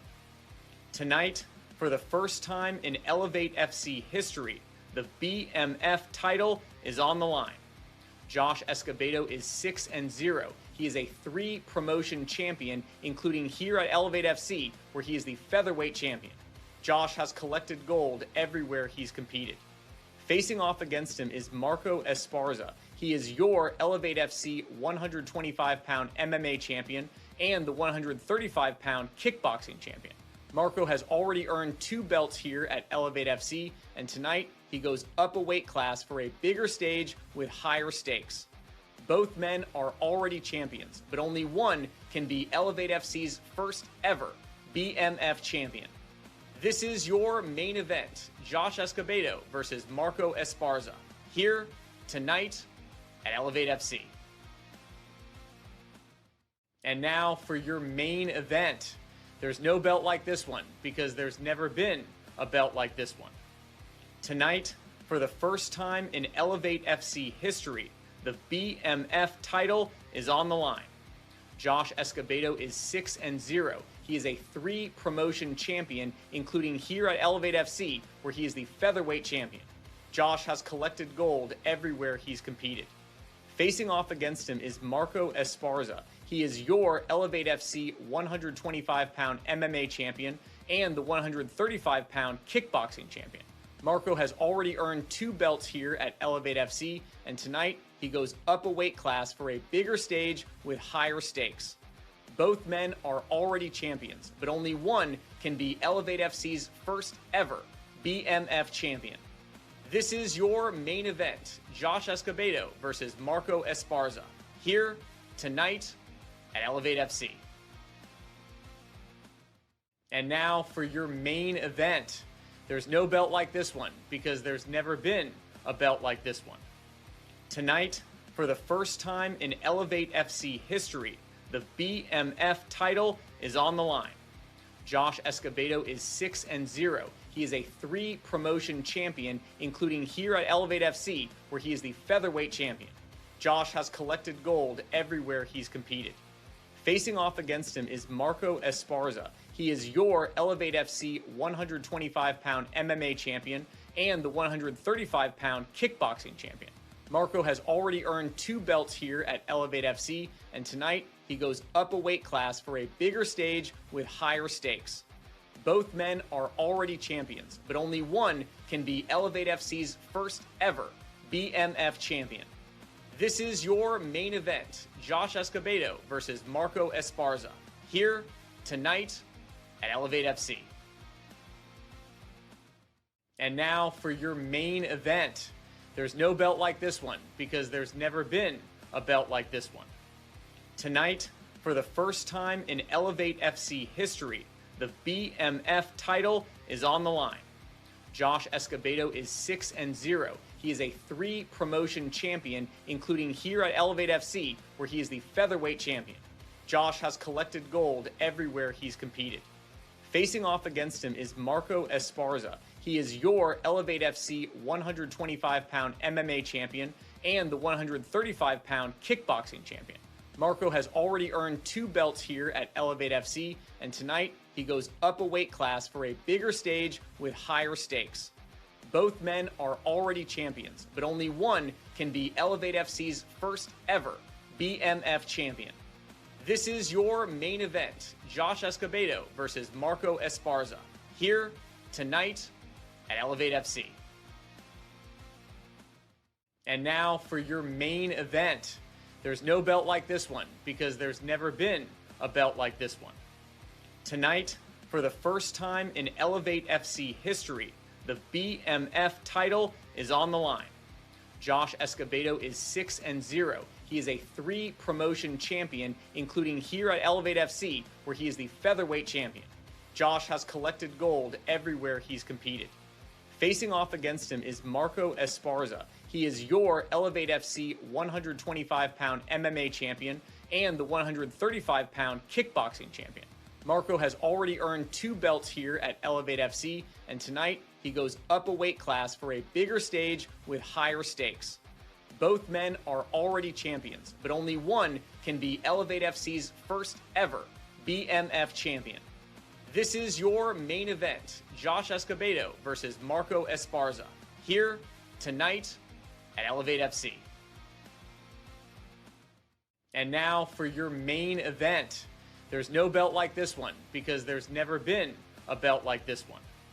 Tonight, for the first time in Elevate FC history, the BMF title is on the line.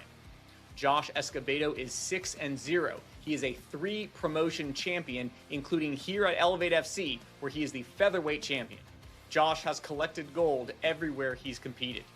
Facing off against him is Marco Esparza. He is your Elevate FC 125-pound MMA champion and the 135-pound kickboxing champion. Marco has already earned 2 belts here at Elevate FC, and tonight he goes up a weight class for a bigger stage with higher stakes. Both men are already champions, but only one can be Elevate FC's first ever BMF champion. This is your main event, Josh Escobedo versus Marco Esparza, here tonight at Elevate FC. And now for your main event. There's no belt like this one because there's never been a belt like this one. Tonight, for the first time in Elevate FC history, the BMF title is on the line. Josh Escobedo is 6-0. He is a 3-promotion champion, including here at Elevate FC, where he is the featherweight champion. Josh has collected gold everywhere he's competed. Facing off against him is Marco Esparza. He is your Elevate FC 125-pound MMA champion and the 135-pound kickboxing champion. Marco has already earned 2 belts here at Elevate FC, and tonight he goes up a weight class for a bigger stage with higher stakes. Both men are already champions, but only one can be Elevate FC's first ever BMF champion. This is your main event, Josh Escobedo versus Marco Esparza, here tonight at Elevate FC. And now for your main event. There's no belt like this one because there's never been a belt like this one. Tonight, for the first time in Elevate FC history, the BMF title is on the line. Josh Escobedo is 6-0. He is a 3-promotion champion, including here at Elevate FC, where he is the featherweight champion. Josh has collected gold everywhere he's competed. Facing off against him is Marco Esparza. He is your Elevate FC 125-pound MMA champion and the 135-pound kickboxing champion. Marco has already earned 2 belts here at Elevate FC, and tonight he goes up a weight class for a bigger stage with higher stakes. Both men are already champions, but only one can be Elevate FC's first ever BMF champion. This is your main event, Josh Escobedo versus Marco Esparza, here tonight at Elevate FC. And now for your main event. There's no belt like this one because there's never been a belt like this one. Tonight, for the first time in Elevate FC history, the BMF title is on the line. Josh Escobedo is 6-0. He is a 3-promotion champion, including here at Elevate FC, where he is the featherweight champion. Josh has collected gold everywhere he's competed. Facing off against him is Marco Esparza. He is your Elevate FC 125-pound MMA champion and the 135-pound kickboxing champion. Marco has already earned 2 belts here at Elevate FC, and tonight he goes up a weight class for a bigger stage with higher stakes. Both men are already champions, but only one can be Elevate FC's first ever BMF champion. This is your main event, Josh Escobedo versus Marco Esparza, here tonight at Elevate FC. And now for your main event. There's no belt like this one because there's never been a belt like this one. Tonight, for the first time in Elevate FC history,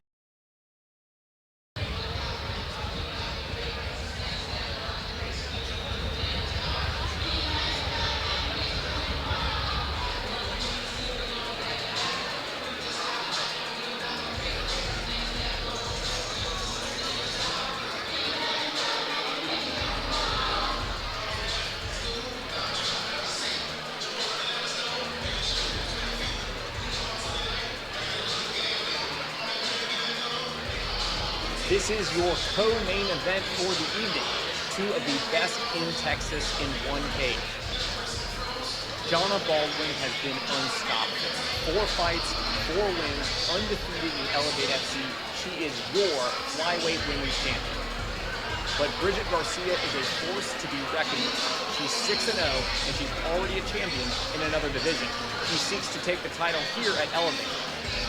2 unbeaten fighters, 2 championship pedigrees. This fight will determine who the best women's amateur fighter is in the entire state of Texas. So let's give it up to these fighters, Jonna Baldwin and Bridget Garcia, here tonight at Elevate FC. This is your co-main event for the evening. 2 of the best in Texas in one cage.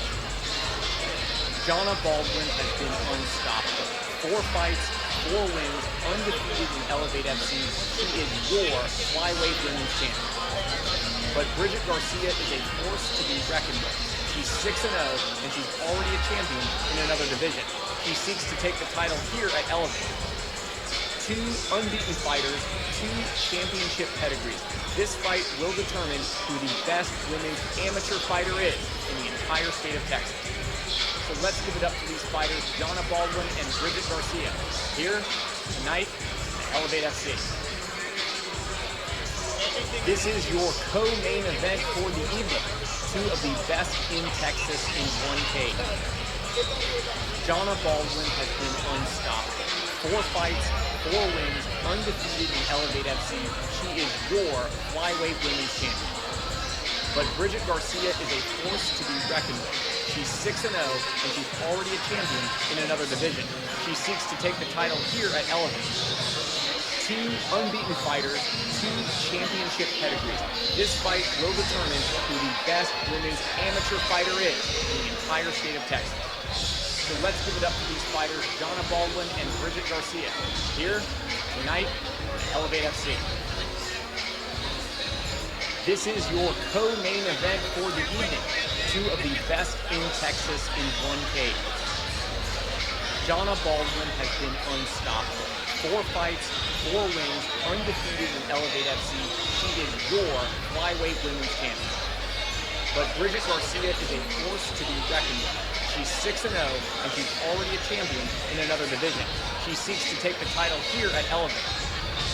2 unbeaten fighters, 2 championship pedigrees. This fight will determine who the best women's amateur fighter is in the entire state of Texas. So let's give it up to these fighters, Baldwin and Garcia, here tonight at Elevate FC. This is your co-main event for the evening. 2 of the best in Texas in one cage. Baldwin has been unstoppable. 4 fights, 4 wins, undefeated in Elevate FC. She is your...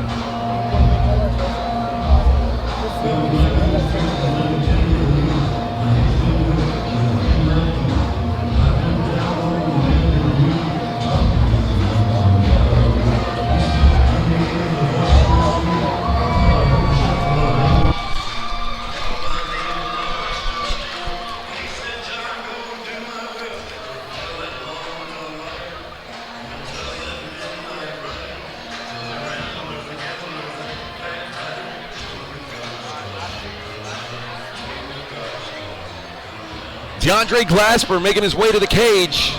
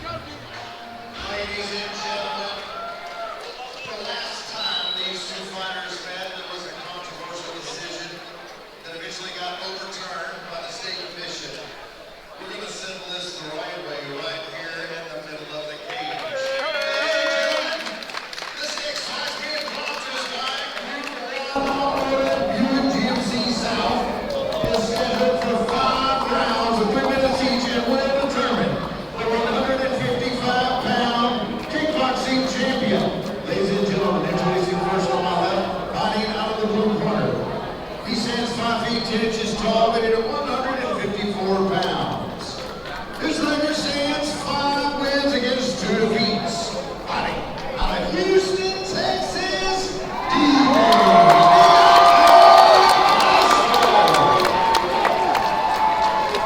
across the cage on the right, fighting out of the River Blood. He stands 5 feet 9 inches tall, weighted at 155 pounds. His record stands 2 wins against a lone defeat. Fighting out of Pasadena, Texas,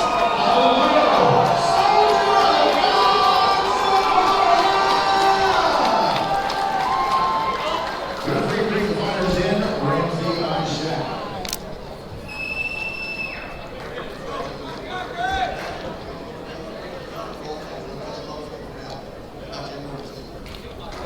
DeAndre 5 Glasper. 3-minute rounds. Baldomero Zamora, the rematch. We are underway. Glasper, red shorts, blue gloves. Zamora, camo shorts, red gloves. AJ Glasper is currently on a 4-fight win streak. Let's see if he can take that momentum into this fight.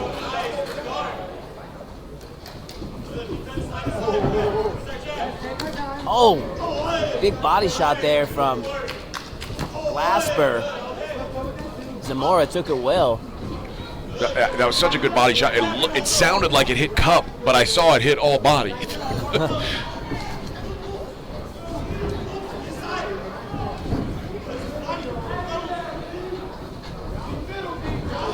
Oh, nice job by Zamora there, catching that kick, making some offense out of it.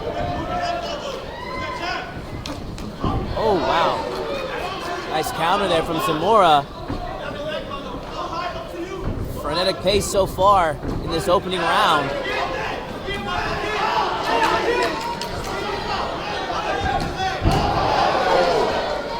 Good calf kick on the break there by Baldomero Zamora. Oh! Glasper is down. One hell of a right hand from Zamora. Let's Good see to how go. Glasper handles this. Back at it. Plenty of time left, minute and a half. Yeah, he's trying to tie up now. I think he's still hurt. I don't think he's all the way back yet. Can Zamora take advantage? Man, a big right hand out of nowhere dropped Glasper. Like a ton of bricks, man. Glasper's got his footwork going again. Looks like he's back in the fight. As soon as you say that, Zamora lands a real solid leg kick.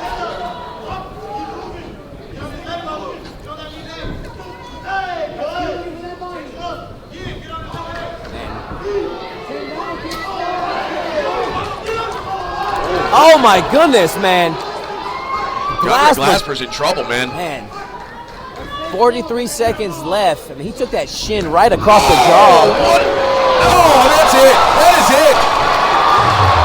Baldomero Zamora with the knockout. Man, snapping the 4-fight win streak of DeAndre Glasper. Dominant one-round performance for Baldomero Zamora, your new lightweight champion. What a performance by Baldomero Zamora. I mean, damn near flawless, AJ. It was. I mean, he put Glasper down early, and it looked like maybe he was recovering, but then once he started putting it on his head, I mean, just landed clean, nasty shots. What a win for Baldomero Zamora. Beautiful work in there. Going home with the gold.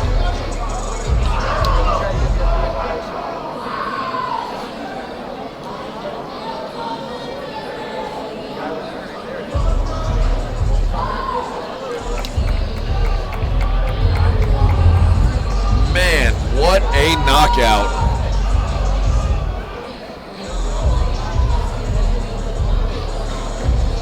I mean, Zamora, his last fight was just last month. I mean, that just shows just how sharp. I mean, I like that activity of a fighter. I don't like those big long breaks between fights.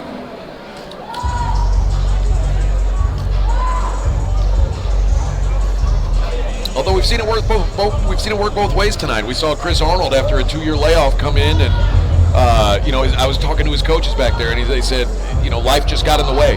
That's what it does often, especially for amateur fighters. Sometimes the fighting can't be a priority, and put in some training, put in some work, and sometimes a little time off can do you good.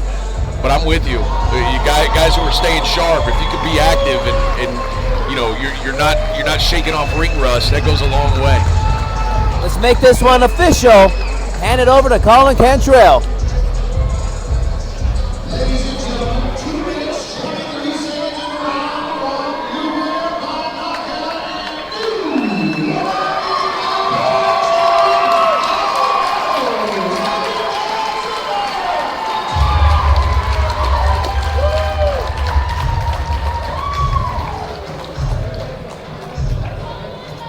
First of 6 titles on the line tonight.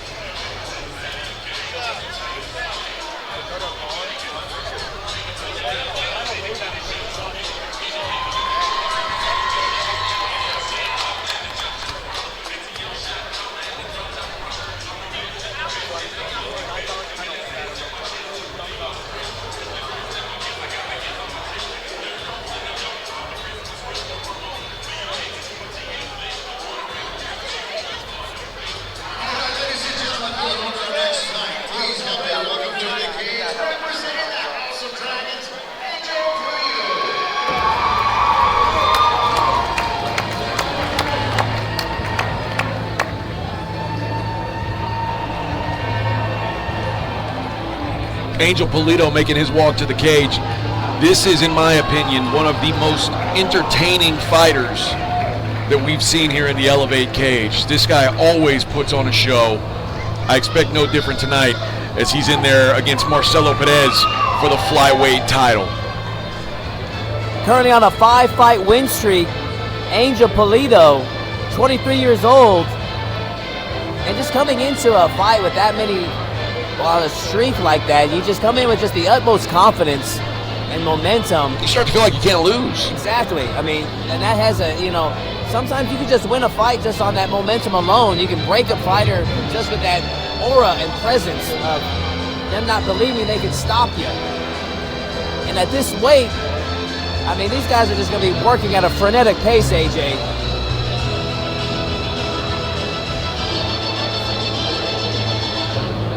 Great ring walk choice. Yeah.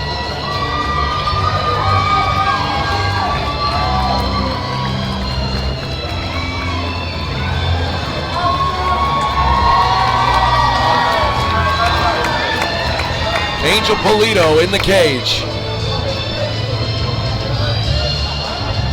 I know it won't be a boring fight. That's one thing I know.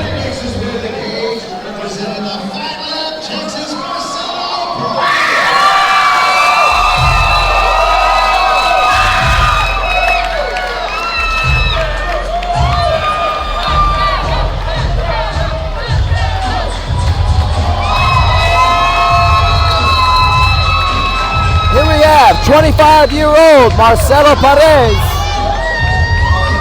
His last appearance in the cage was in November of last year. Second round knockout of Ezekiel Lyra.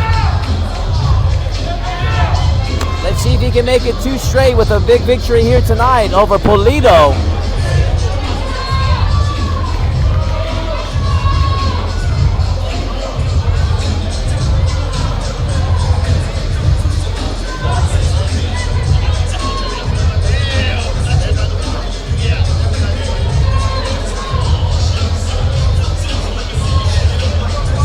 Also a good walkout choice. The old rump shaker.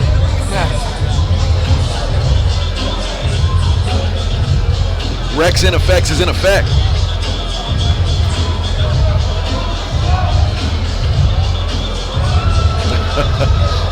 Telling the main eventer, hey, you're not allowed to be out here, Bubba.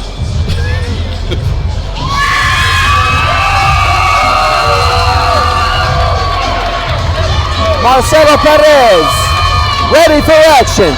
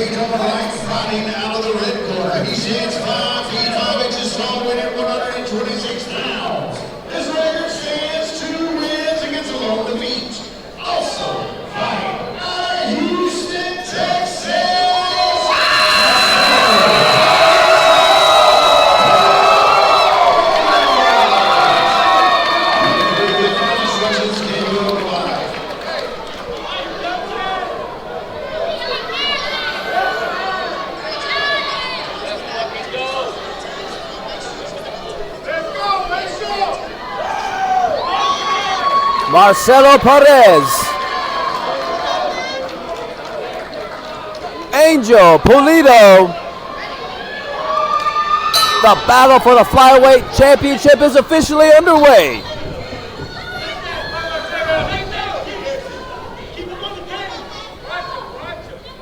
Pulido in the yellow and black. Perez in the black and orange. Perez going for the takedown, scores. Good scramble there for Pulido. Might have a triangle here. No. Man, armbar attempt now. Good grappling exchange so far. Front choke attempt by Perez. Pulido doing a good job in addressing the wrist and breaking the grip. So avoid that choke. Still not in the clear just yet. Oh, that elbow, that's nasty. High elbow guillotine here. He's going for it, AJ. He's tapping. Wow! Marcelo Perez is your new flyweight champion. Wow! That's how you do it, AJ. Very, very impressive. Marcelo Perez with the submission. Less than a minute. Guillotine. There's not much you can do. It's hard. You can't fight the hands because you can't reach them.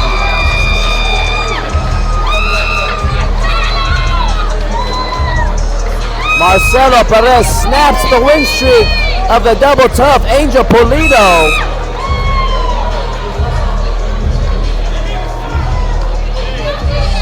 Man, that was like less than a minute, AJ.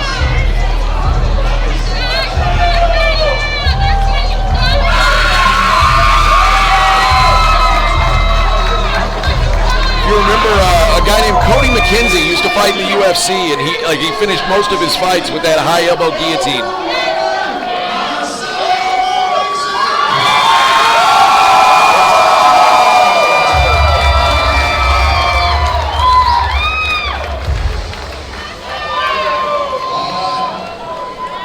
Nice,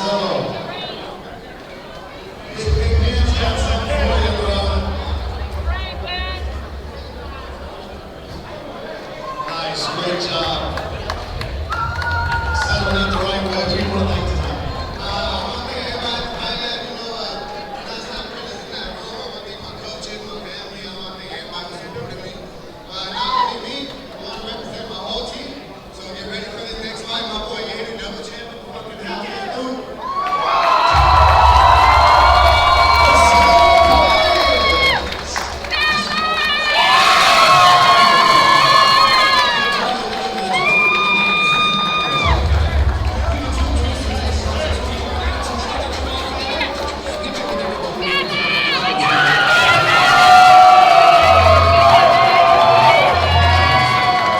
That's 3 fights in a row that haven't gotten out of the first round.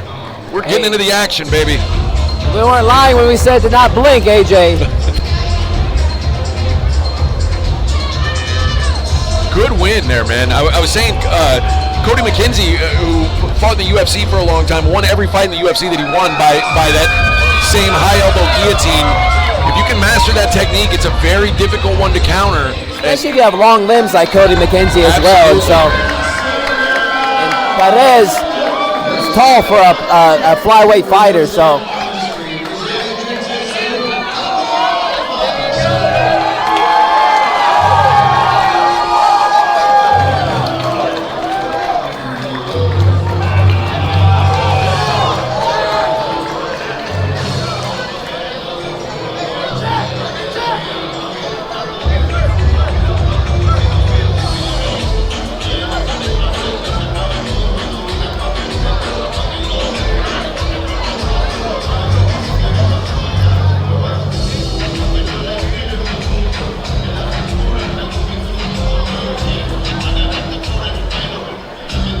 Making his second appearance at the Elevate Fighting Championship, Pablo Alba, currently enjoying a 3-fight win streak. His last fight, November of 2024, a second-round rear naked choke victory over Logan Easley.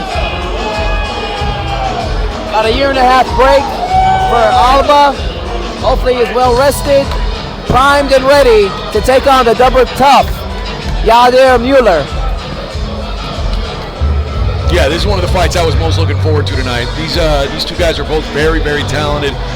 This should be. I mean, it's easy to say that after we've had 3 first-round finishes in a row, but this one should be a really fun fight.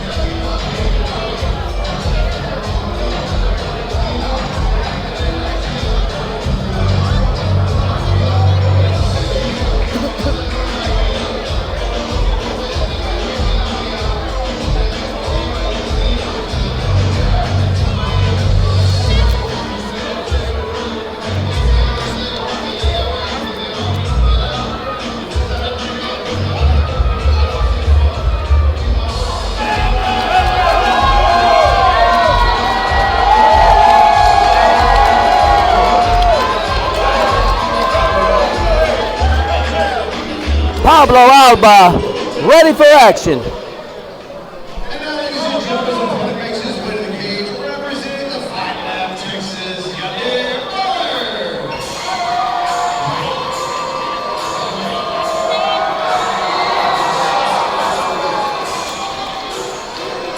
21-year-old Yadir Mueller, 3-0 in his young career. His last outing, the summer of last year, with a first-round knockout over Basil, who we saw earlier here tonight. This will be his 4th Elevate Fighting Championship appearance. He has never seen a decision, AJ. Yeah, this is gonna be a fun fight, man. Like I said, we got a really good striker, a really good grappler. This is one of the fights that I circled coming into this night. And again, all these title fights are fantastic. But and this, I'm gonna go ahead and say it again. There's a very low percentage chance that these two guys are gonna be able to put on a boring fight here.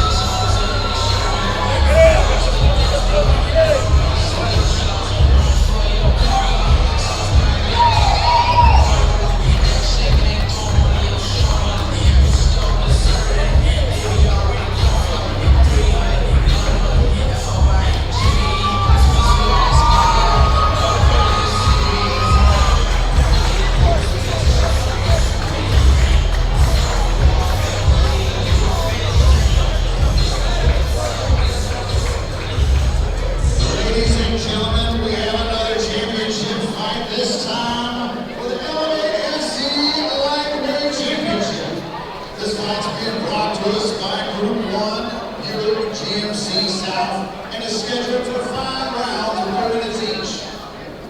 Introducing first on the left, fighting out of the blue corner. He stands 5 feet 9 inches tall, weighing 155 pounds.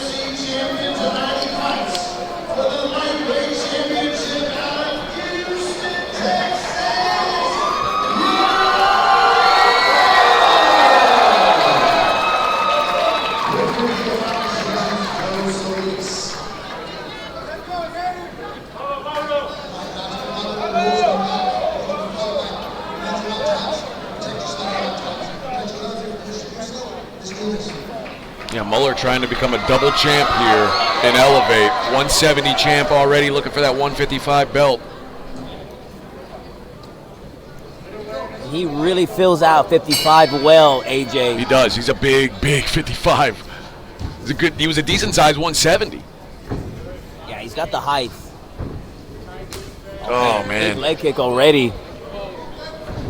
Yeah, I think Alba's going to have to find a way to get this to the ground. Man, he walked into a big shot from Alba. And that's backing Mueller up a little bit. 21 years of age, AJ. That's the one thing you worry about, guys, when they do cut, down to a different weight class. You worry, does the chin cut with them? And some of these guys deplete themselves to a point where their durability suffers. So that'll be something to watch here.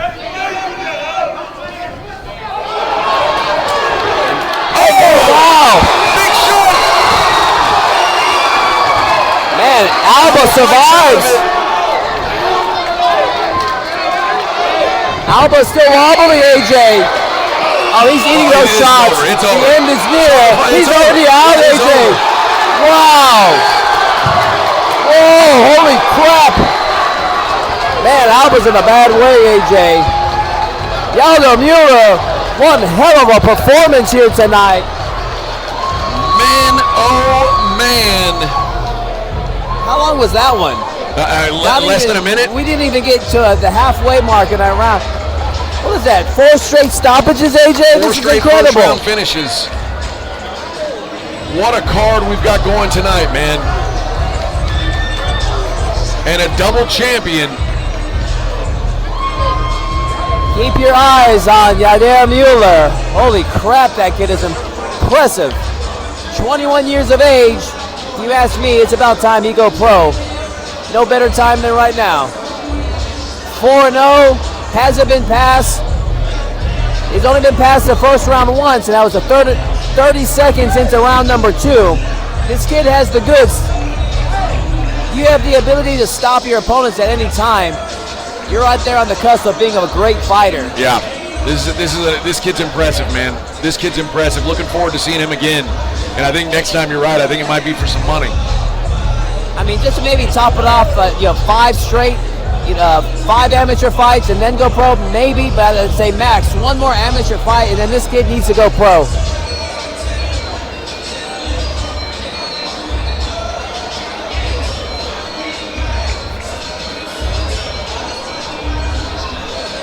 Yeah, I think Pablo Alba took a couple unnecessary shots. I think he was out, about 3 or 4 punches before they stopped it.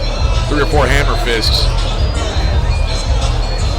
It was right there on the temple, too. I mean, those stun you.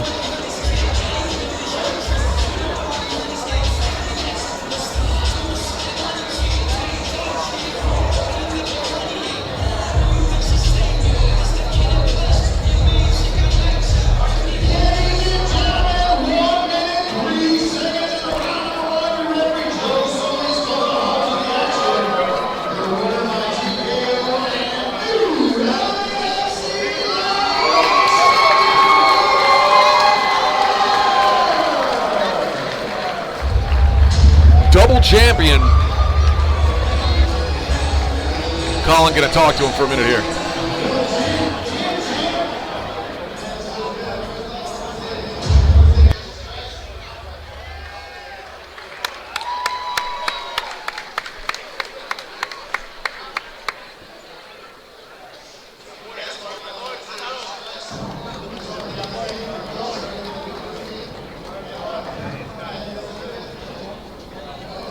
You look great, Lee. I mean, these have been well-matched fights, highly talented fighters, but it's just like there's something about tonight, man, and you get things going. Your hands were just perfect. You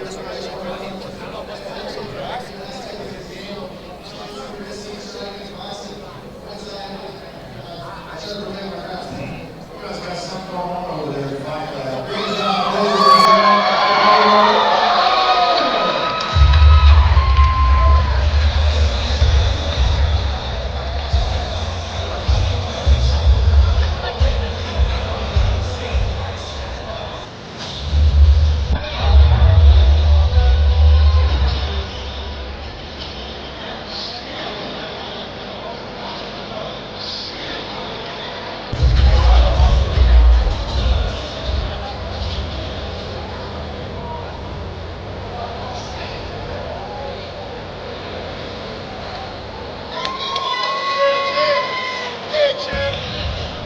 21 years old, that kid.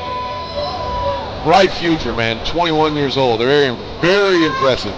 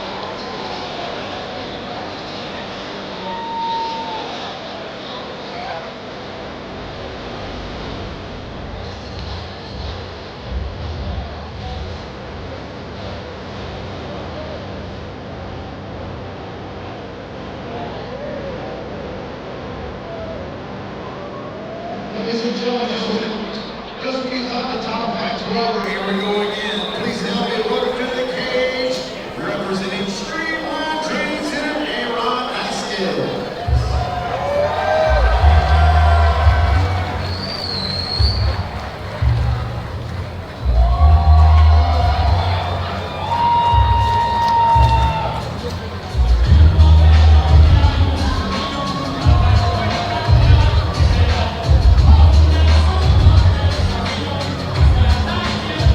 Here we have, making his way to the cage, Deleon Vasquez, 5'11", 33 years of age, has a lot of experience in MMA, currently 1-0 in kickboxing, has been fighting in combative sports since 2013. It's a long time, man. It's a lot of experience for an amateur fighter. His last outing was in August of 2024. A first-round knockout of Aaron Martinez here in the Elevate Fighting cage. Let's see if he can make it 2 straight over the double tough Del Montero Henry.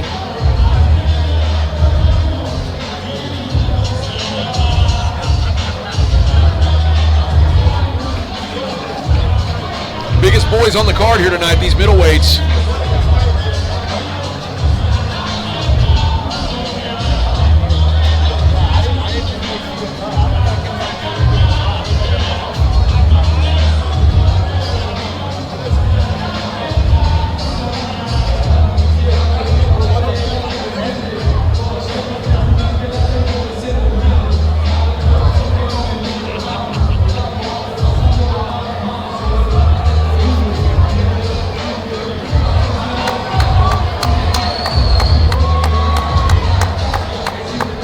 Deleon Vasquez, ready for action. Ladies and gentlemen, opponent makes his way to the cage, representing Aces Jiu-Jitsu, Del Montero Henry.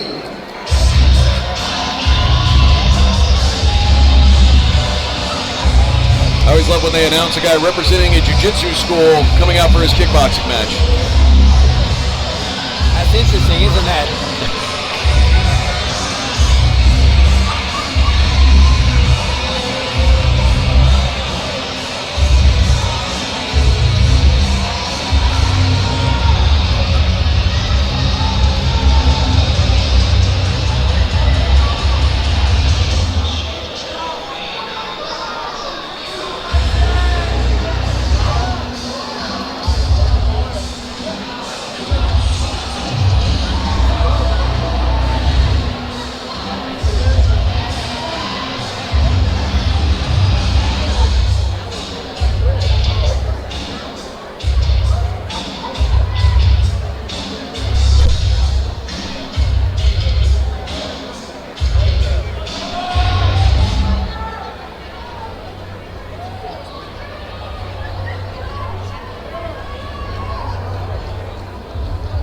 Montreal Henry, ready for action.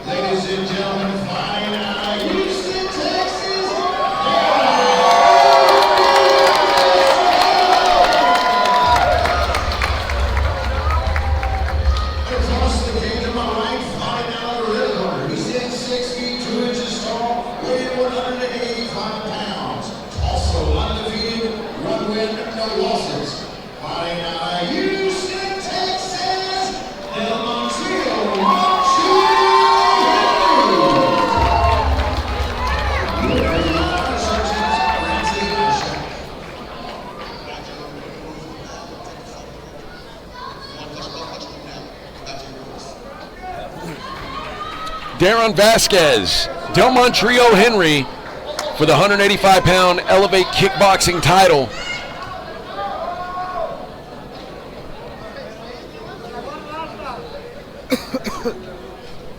Cage doors locked. Here we go. Vasquez, black shorts, blue gloves. Henry, black shorts, gray gloves.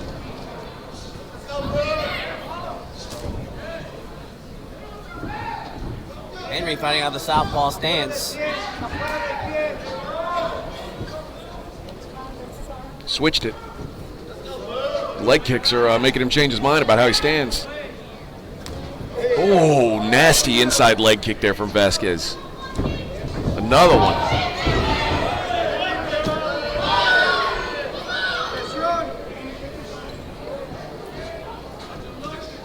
Question mark kick. Comes up a little short. Oh, another. Man, these leg kicks from Vasquez are heavy.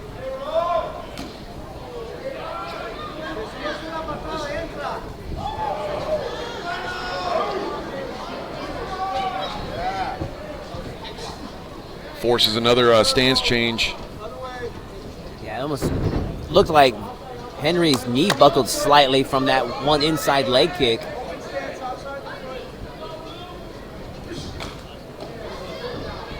Yeah, it adds up on that calf. Like that's one of the big innovations. Like in the last 10 years, I remember people used to kick the thigh, and now it's these calf kicks. It's just a game changer. That muscle dies so much faster.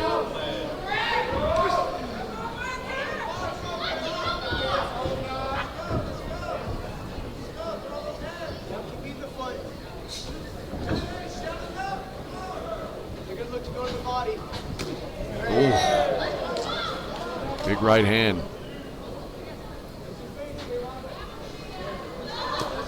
Oh my goodness. Vasquez looks like a heavyweight almost. I mean, this is a big man.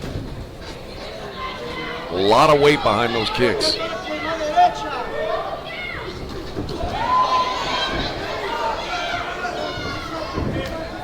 Another leg kick. Man, he's beating up the legs of Del Monte Henry. Yeah, and we're still early into this fight, AJ.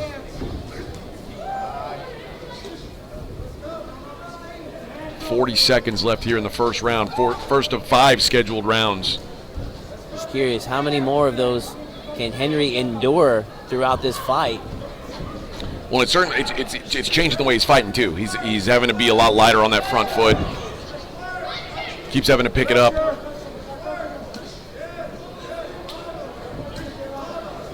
And it's hard to plan offense when you're thinking about that leg. Oh, good leg kick though by Henry.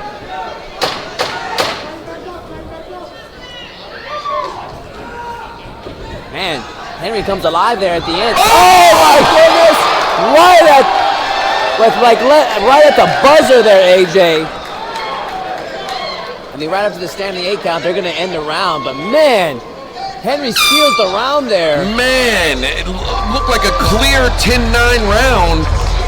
Man, what a heartbreaker. I mean, to be dominating the round like that and be in control, as Vasquez was, only just to drop it in the last, 2 seconds.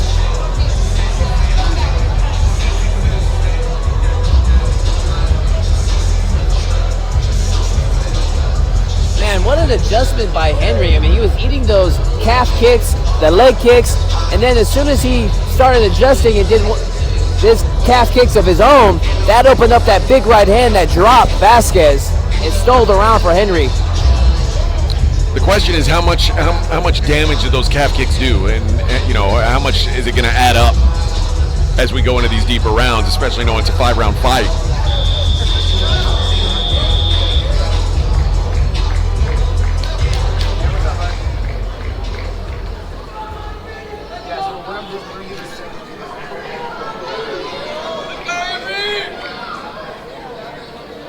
You can see, I mean, Vasquez very frustrated that he got dropped in that round. I don't think he was really that hurt, but it was a clean knockdown.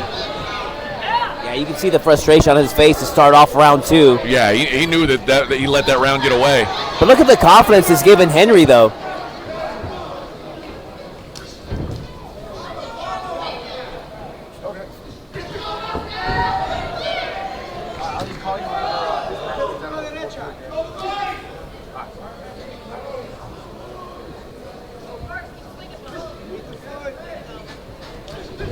Oh, wow. Oh, nice right hand followed up after that kick.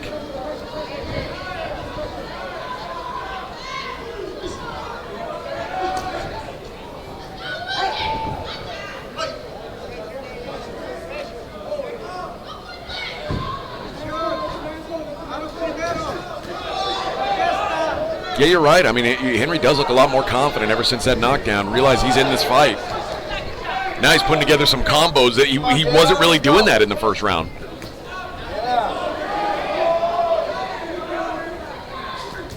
Oh, that time he caught Henry heavy on the front leg. Yeah, I think it took a little bit of pep out of the step of Henry.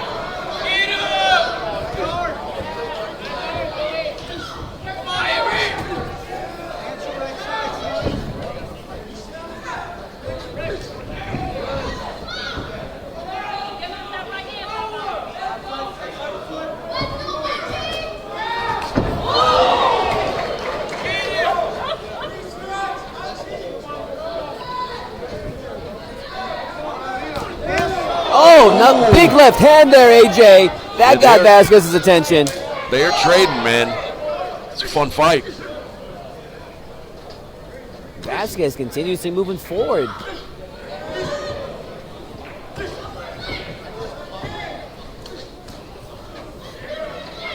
Just under a minute left in this second round. Oh, straight left down the middle from Henry. Oh, body shot there. Oh, heavy right hand. Vasquez comes alive. 30 seconds left in round 2.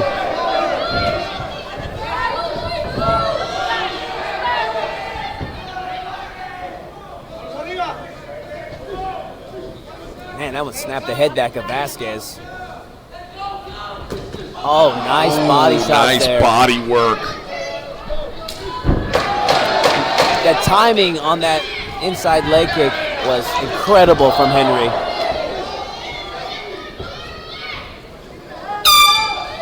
Another good round by Henry.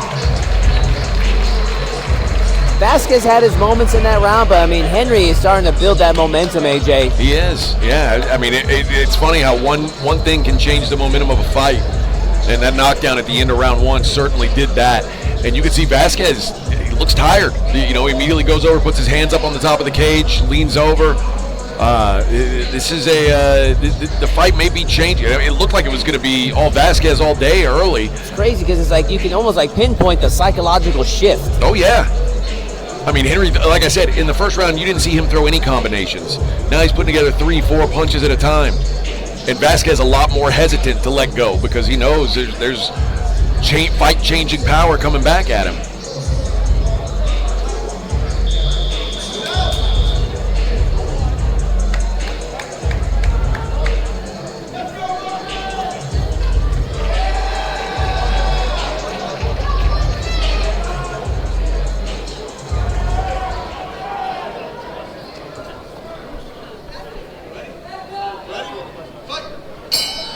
Round 3.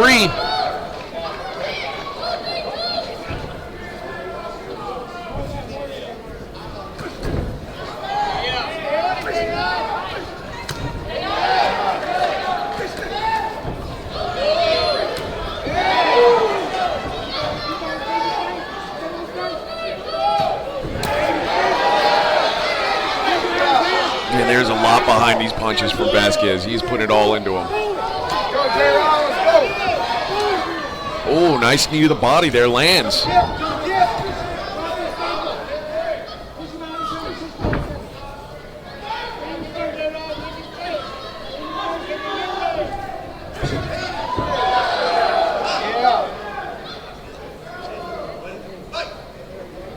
Got warning for hitting him with the forearm there. Almost an elbow. Oh! Oh, that is it! Whoa! Trio Henry with the knockout win! Well done! Hell of a performance. Delayed knockout there. Vasquez took that shot and it took him a couple seconds to fall. Man, what a showing by Trio Henry. Impressive performance. The patience from Henry was very impressive. I mean, he was well on his way to lose that first round, but he just completely took it over, picked his shots, systematically broke Vasquez down, and now he is your new middleweight champion here at Elevate Fighting Championship. Another knockout. Man, we are having a show tonight, baby. Still coming up, our co-main events. Brigitte Garcia taking on Jonah Baldwin. And then our main events, Esparza taking on Escobedo for the BMF title. Saving the best for last.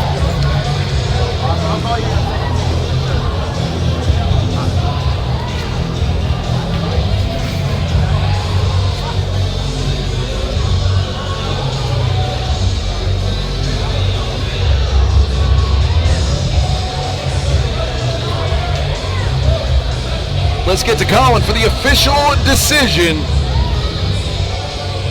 Ladies and gentlemen, at 59 seconds in the round of 3, your winner by knockout and new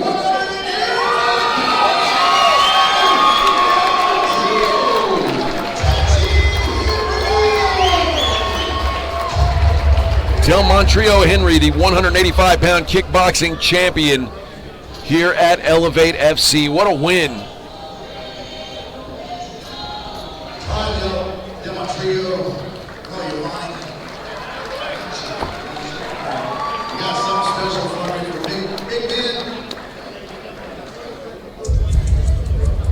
Group 1, Lexus, thank you so much. Great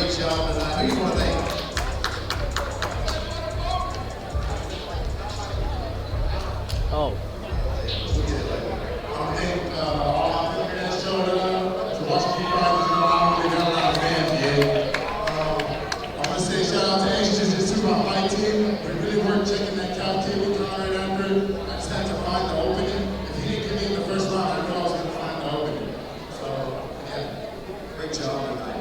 Hands were fast. You were very accurate, fast, explosive. We want to see what you got in store for you. Yeah, I really worked for my bunch of work for us here. Good job. Hey, man, you're the new champ. Here's your worship team. Maybe we'll get them now, peace. All right, y'all have a good one. Ladies and gentlemen, who's ready for a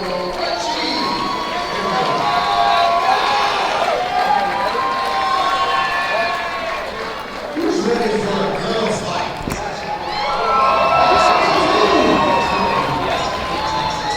Best in Texas in 1A. John Baldwin has been unstoppable.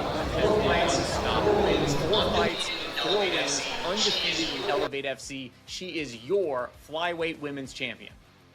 But Bridget Garcia is a force to be reckoned with. She's 6-0, and she's already a champion in another division. She seeks to take the title here at Elevate. 2 unbeaten fighters, 2 championship pedigrees. This fight will determine who the best women's amateur fighter is in the entire state of Texas.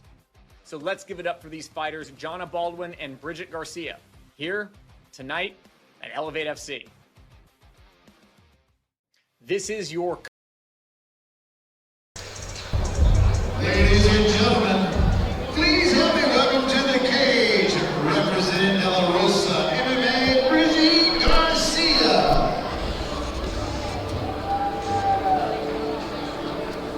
Bridget Garcia, ready to make that walk. The only ladies on the card tonight, and they happen to be the co-main event fighting for a title here. AJ, they call her Miss America.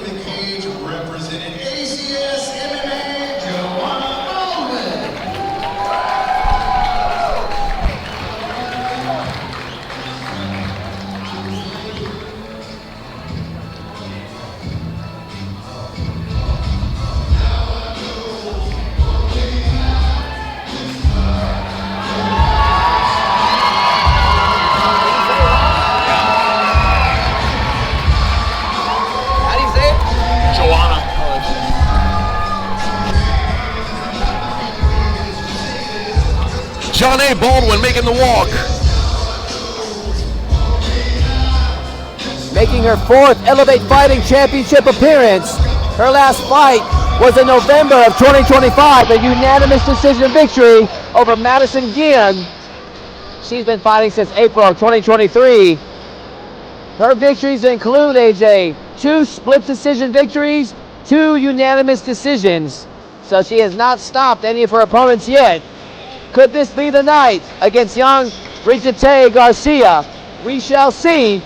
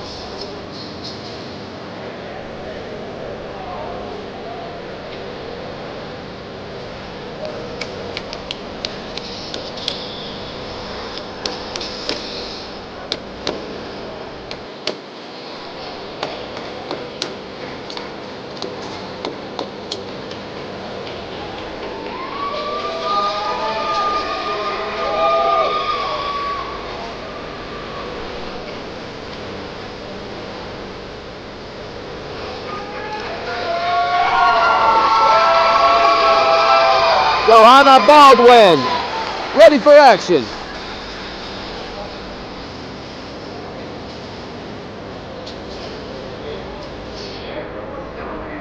Ladies and gentlemen, our main event is scheduled for 5 rounds of 3 minutes each and will determine the women's Elevate FC flyweight champion.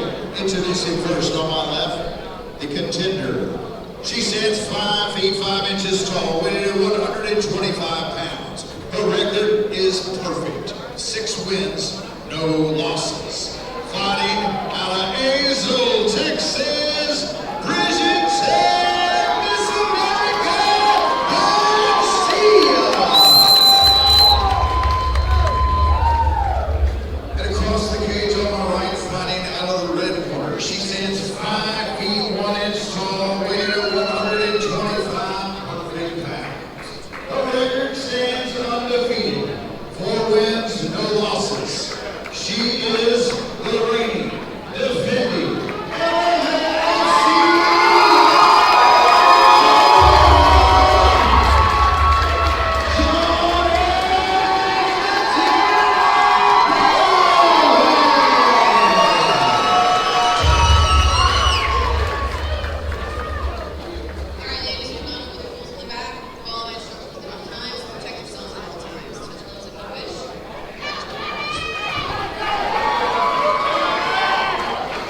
Here we go, AJ.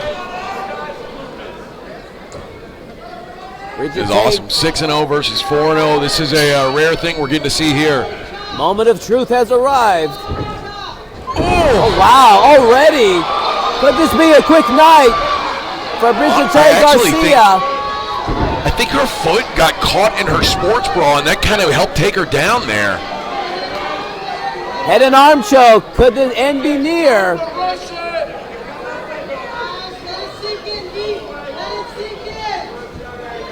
If she doesn't get the submission, she's in a great spot for some ground and pound, AJ. Yeah, moving to flatten her out. Takes the back. No. Good job by John A. Baldwin to get back up. She's got to get up here. She cannot accept this back position.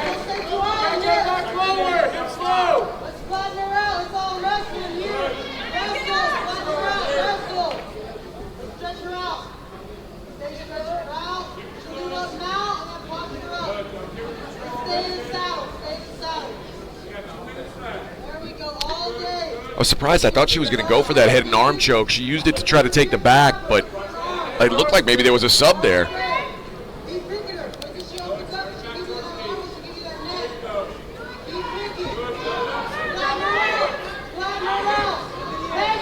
Wow, raining down shots from that back take. It's a great position to be in. Yeah, these are big shots she's landing. Oh man, she is stretching John Baldwin out. Figure 4 around the body.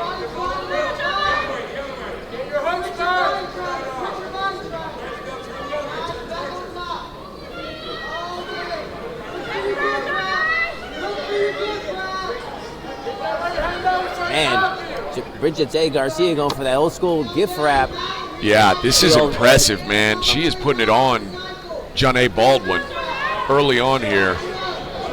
Baldwin's got to do something to change the momentum of this fight. 52 seconds. Can Baldwin survive? Looking for the neck.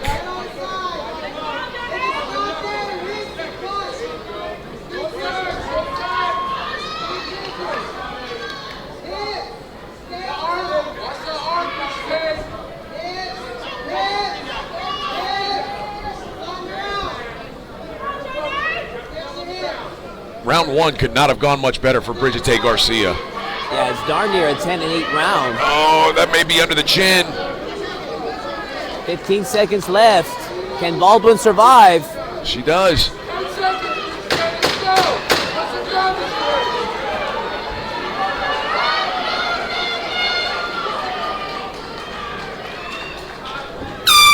Time, wow. She put a drumming on Baldwin in that first round. Bridget Garcia, my goodness. Like I said, you couldn't have asked for much better out of her in round 1. Man, how do you recover from that psychologically after being dominated like that? That was basically a 10-8 round for Bridget Garcia. Yeah, I really think that opening kick, it was like a teep kick up the middle. Her foot got caught in Janae's sports bra, and that helped drag her down, which led to 3 minutes of just one-sided action for Bridget Garcia.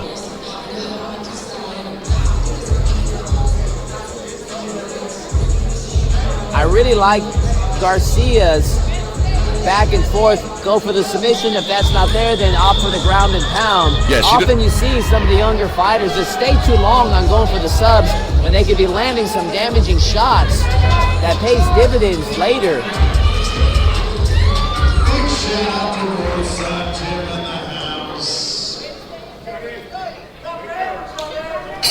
Round 2, here we go.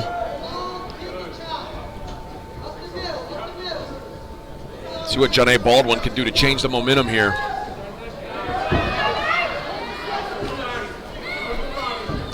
Oh, big right hand. Bridget Garcia looks incredible right now.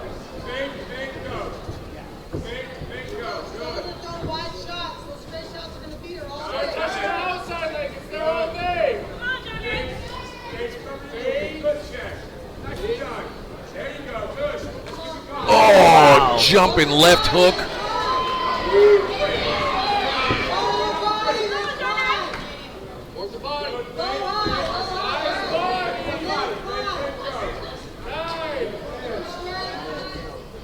I mean, a little credit here to John Baldwin, who's hanging in there, but Garcia's just getting the best of every exchange right now. That left hook's a weapon for Garcia.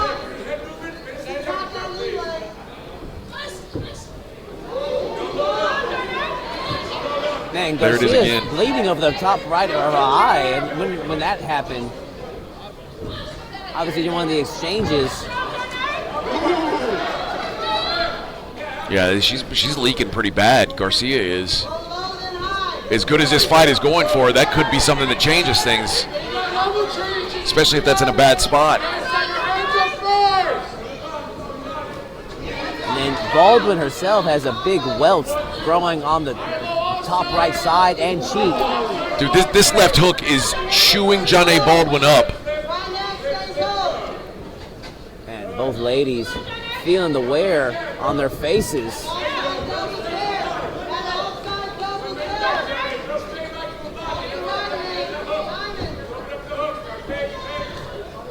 Man, she walked right into that one. Oh, another. Oh, man. Garcia. All day.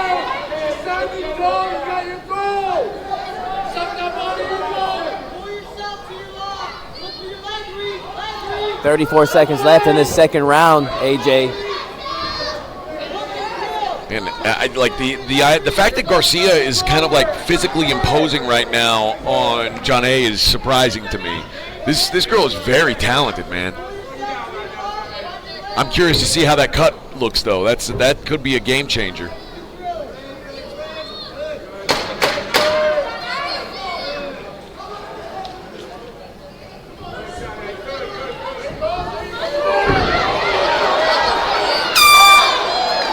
Once again, round 2 in the books. Baldwin comes alive. She's feeling good. Raised her hands in between rounds.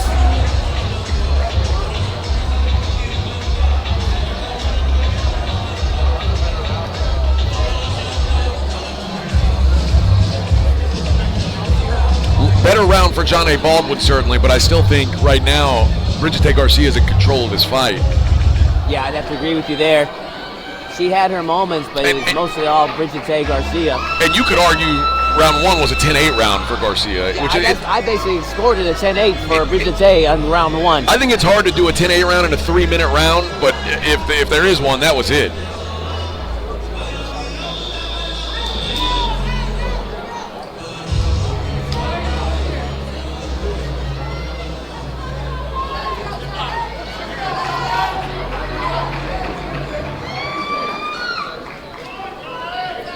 Round 3 of a scheduled 5.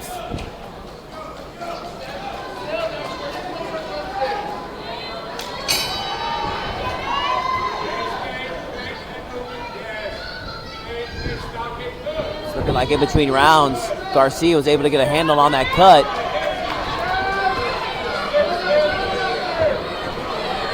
Man, Baldwin is scrappy. Neither girl backing down.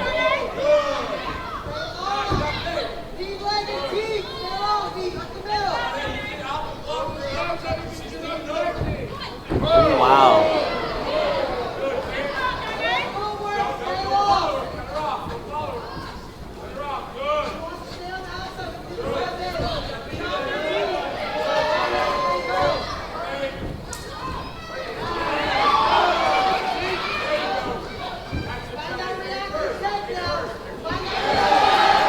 John A. Baldwin getting herself back in this fight. There's that left hook again. That's been the best weapon for Brigitte Garcia.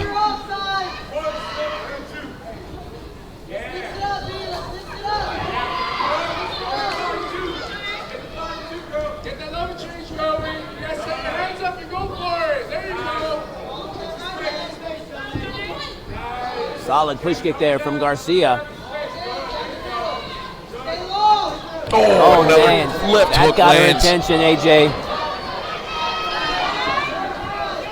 She's just not seeing that left hook coming. And I mean, there's a good right hand landed by John A. Best punch of the round for Baldwin. But the right side of Baldwin's face is starting to wear it.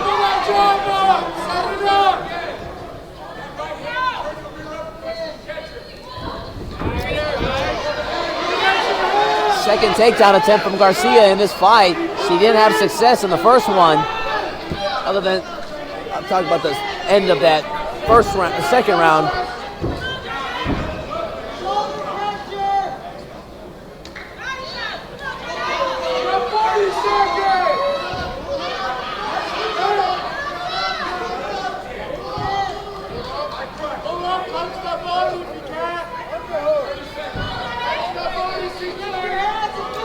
Just under 30 seconds left in this third round.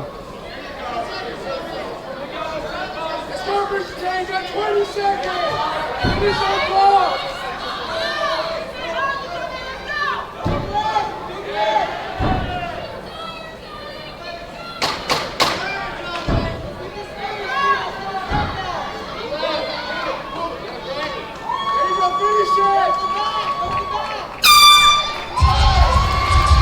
championship rounds.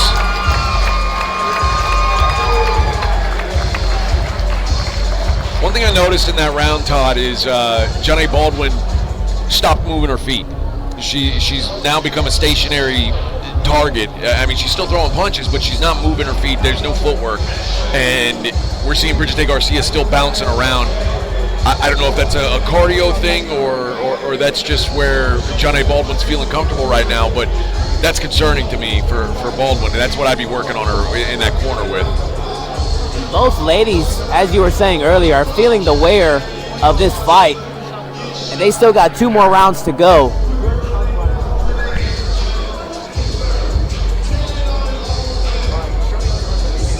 Five-round fights can take years off of your life. Oh, yeah. I never had any desire to be in a 5-round fight. Especially for free. Exactly.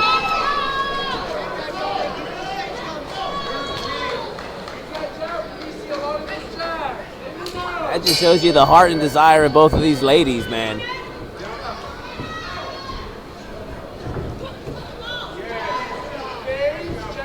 There you go. Baldwin's starting to move her feet a little bit again.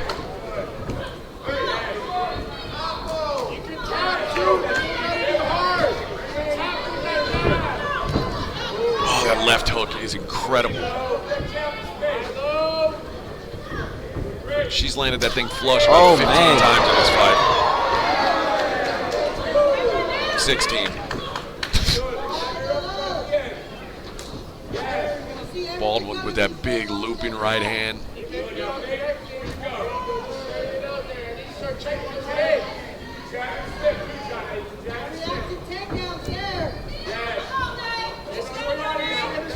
Oh! Once again, you can hear that one, AJ.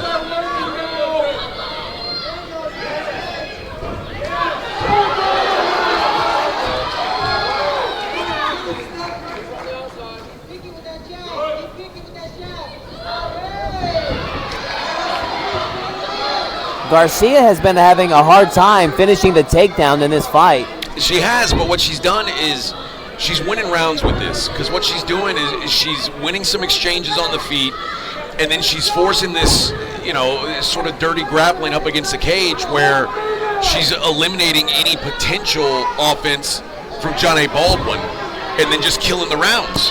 And I mean, if something drastic doesn't happen in the last minute 20, she's going to be up 4 rounds to nothing. And this is a place where she can't really get hurt right now,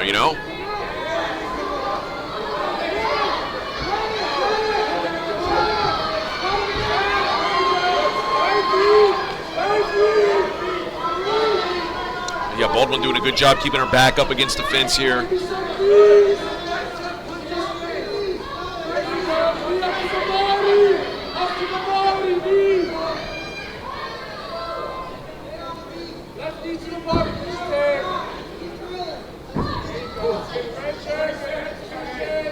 These foot stomps are nasty.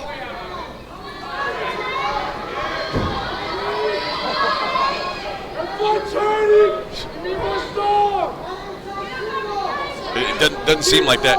Like, people act like that's not a big thing, man. You have someone stomping on your foot like that with their heel over and over again.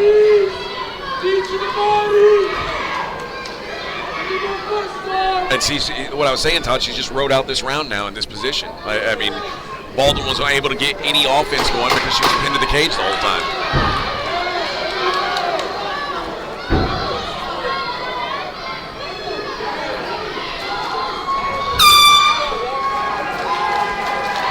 Four rounds in the books. 5th and final round coming up. Baldwin has not won by stoppage in all 4 of her victories, so not a great spot to be in when you need the stoppage to win the fight.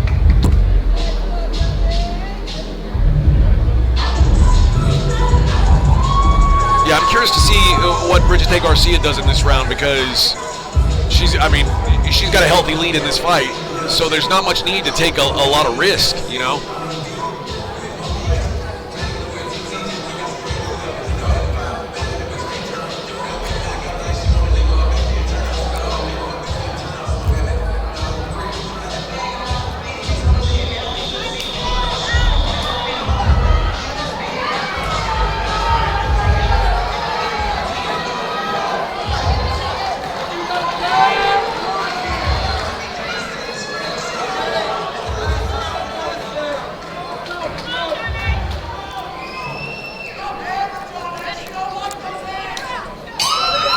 Here we go, round 5. Oh, a push kick to start. Bridget Garcia coming out mean. And now she gets that takedown.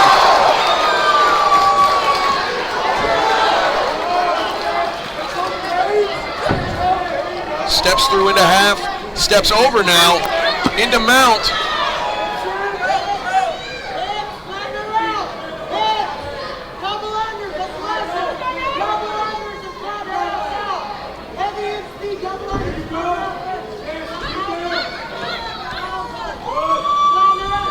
A repeat of the first round, AJ.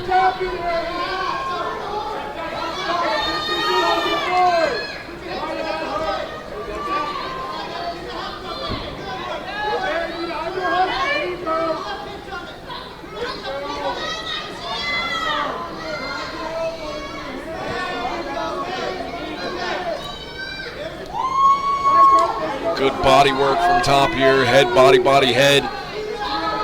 Bridget Garcia, what a showing this is for her. 19 years old. This is unbelievable how good she is for that age.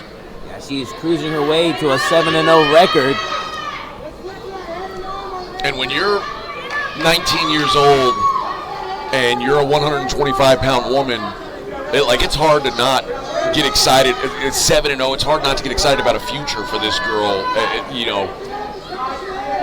You hate to put super high expectations on anyone at this point, but my goodness. Head and arm now, and there's Bridget Garcia, your new Elevate Fighting Championship flyweight champion. That is a special prospect, Todd. That girl's got real game.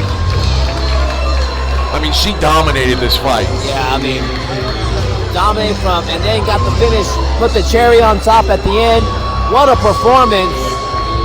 Bridget Garcia, 7-0 now. I'm sure you'll be hearing a lot more of her. Oh, there's no doubt. There is no doubt. Rarely do I watch amateur fights and start thinking about what kind of serious pro career someone could have. This girl is special.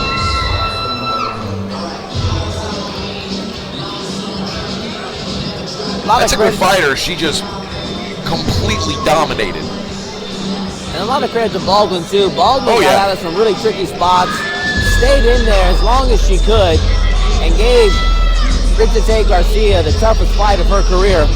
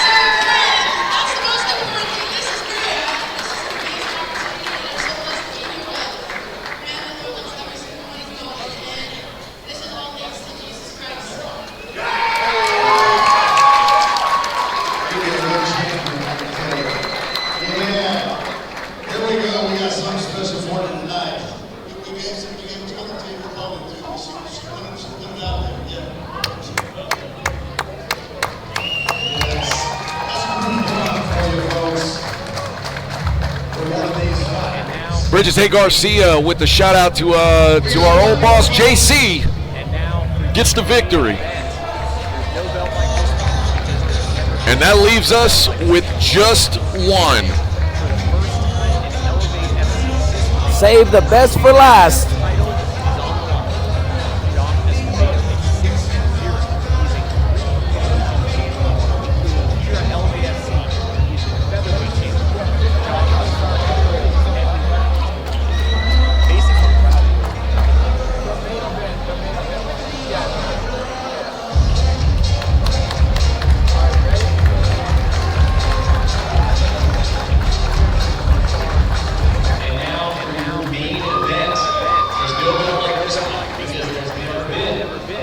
a belt like this one.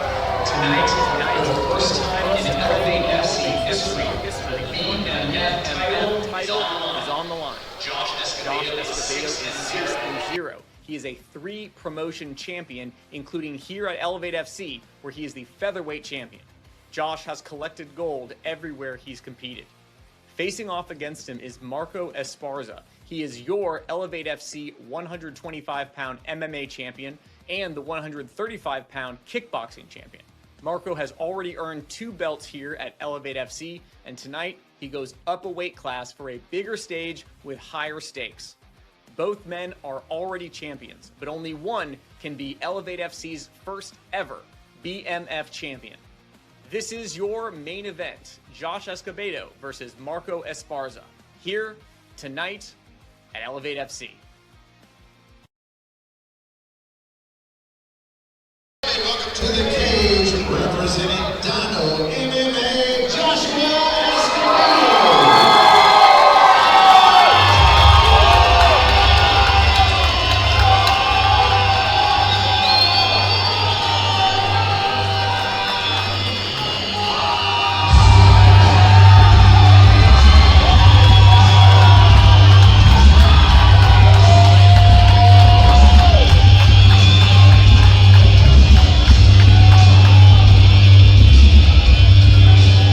Josh Escobedo, 5'8", 26 years of age, 6-0 in his young career, 5 stoppages, 4 subs, 1 rear naked choke.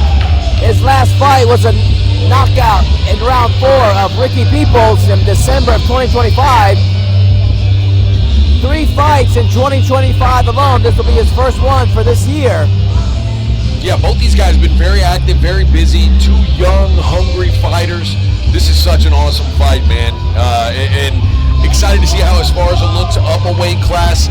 This is a big balls move by him to step up and do that. You got a promising career ahead of you. This is not a fight that Esparza had to take, but he's looking to test himself. And that's what we're looking for, man. We want to see these guys test themselves against the best.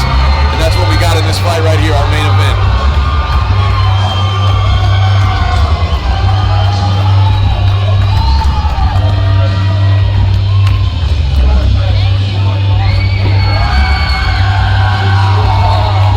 Josh Escobedo, ready for action.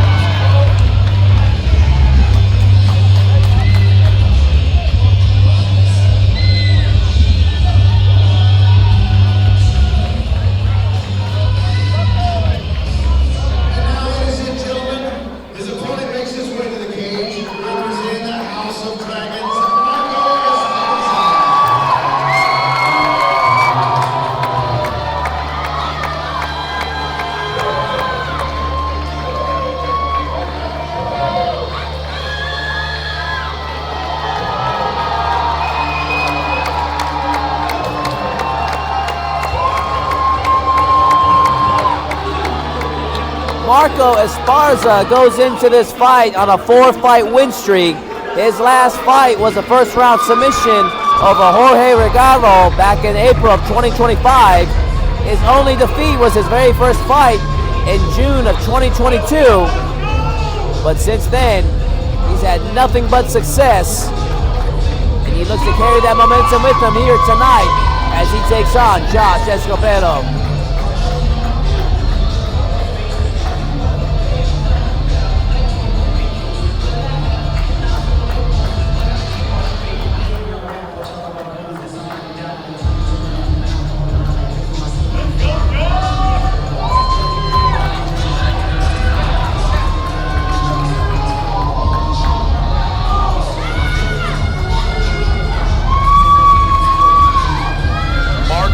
Esparza, one of the most exciting fighters on the Elevate roster, and this fight is freaking awesome.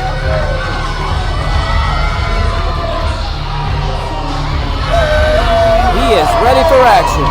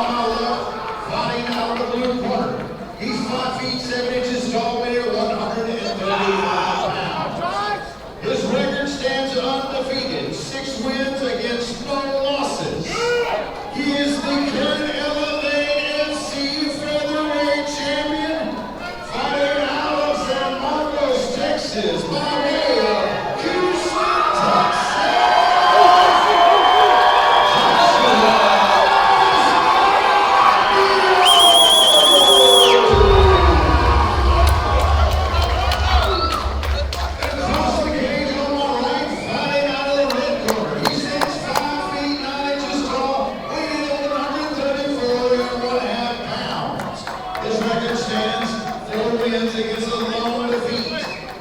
He is the LAFC.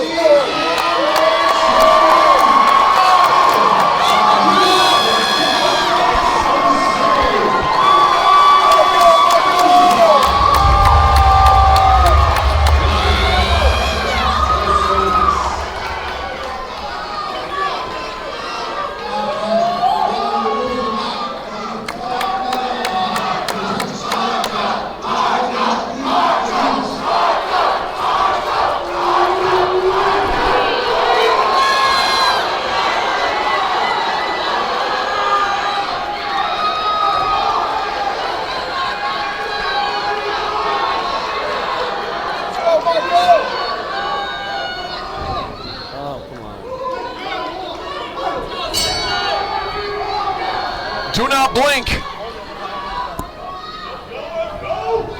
Already, Escobedo opens with that big right hand. Man, that sounded like right on the cup.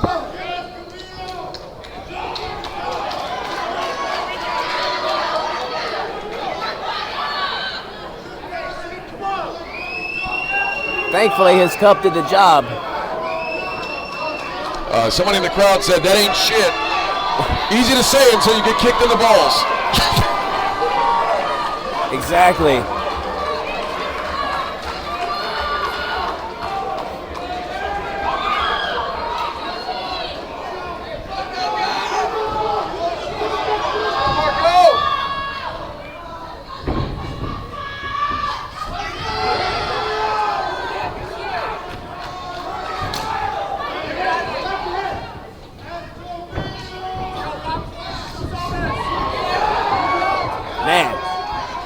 Escobedo's throwing some heavy leather.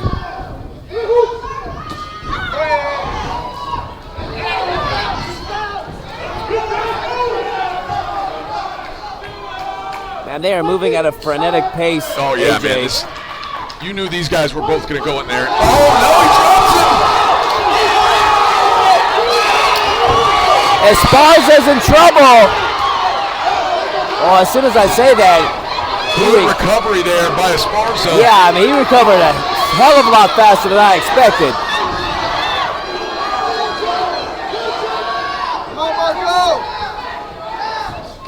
Oh, another big right hand. Man, Esparza's got a beard.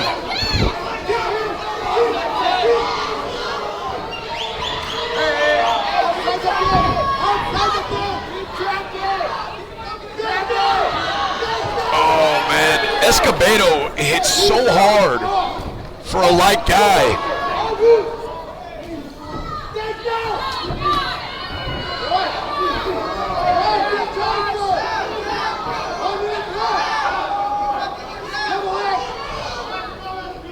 Still plenty of time left in this round. Oh man, Esparza is eating some heavy shots. Man, we're used to seeing Marco Esparza look like the much faster guy, and right now the speed looks even and the power is uneven.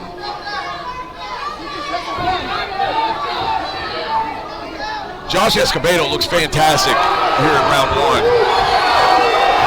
Yeah, he's got Marco Esparza on the ropes, man. Esparza's got to put some offense together. He's letting Escobedo bring it to him. Can Esparza survive this round?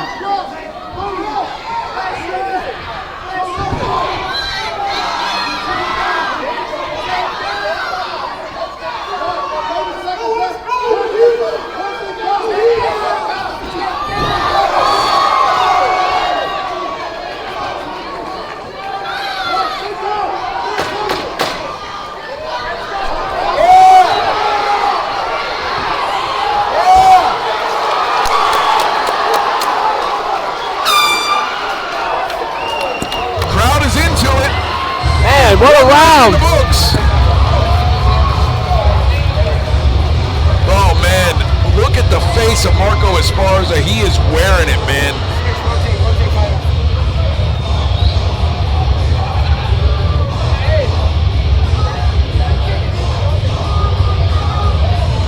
Pretty easy round to score. I'm actually impressed that Esparza was able to make it out of that with those shots that he ate.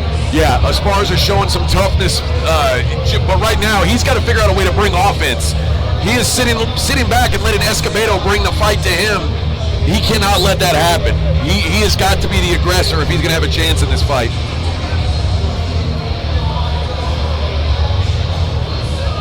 Josh Escobedo's a friggin' unit. Esparza's a dog though, man. He did not back down once in that round. Go, you got this.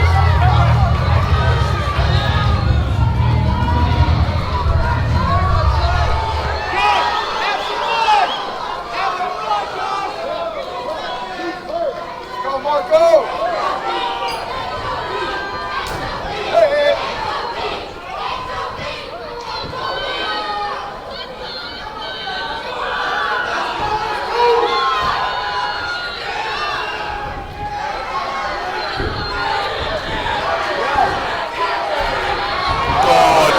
Shot lands.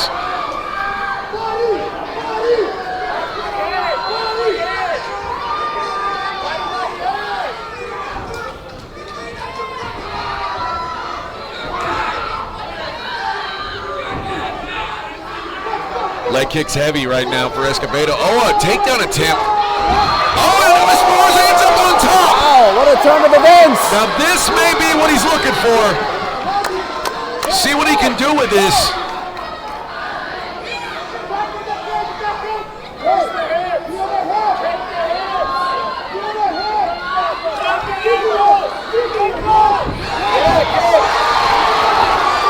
Now we see Esparza putting it on.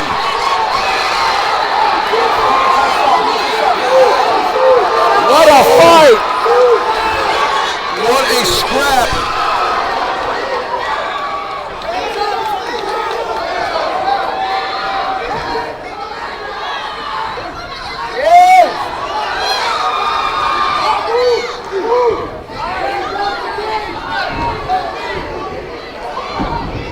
Esparza with another takedown.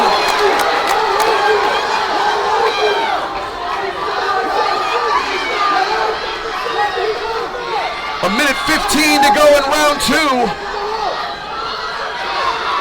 Man, what a turn of events, AJ. And Esparza's the smaller man. Now he's the one on top.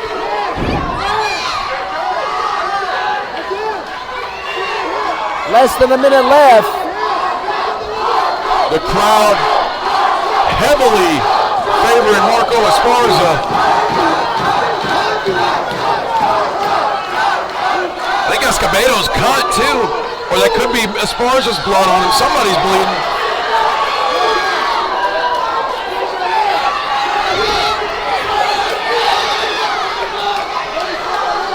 .30 seconds left in round 2 here.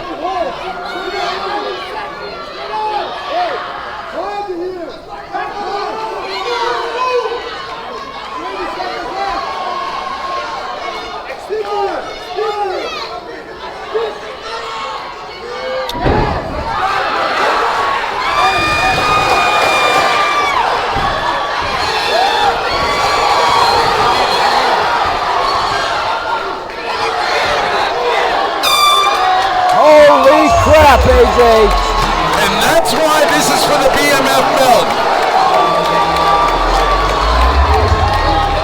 We've got a brand new fight. That's 1 round apiece, boys.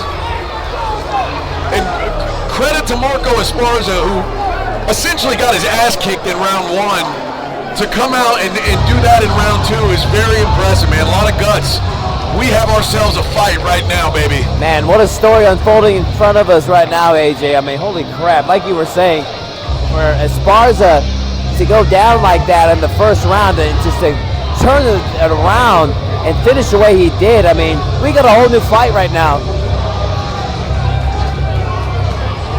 What a night of fights.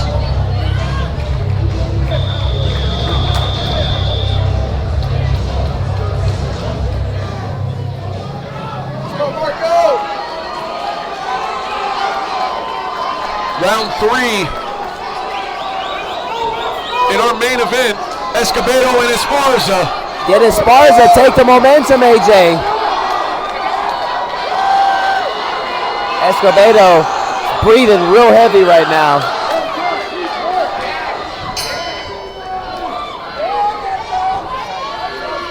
Let's see if they pick up right where they left off.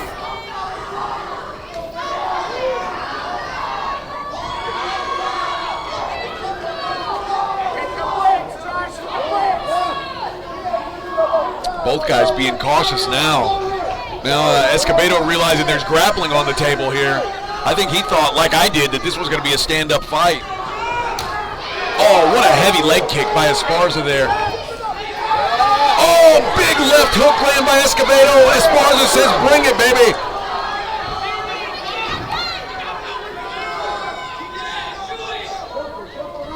Oh, good body kick. Oh, he said it landed low. I question that though. I mean, I don't know if it was right on the belt line or.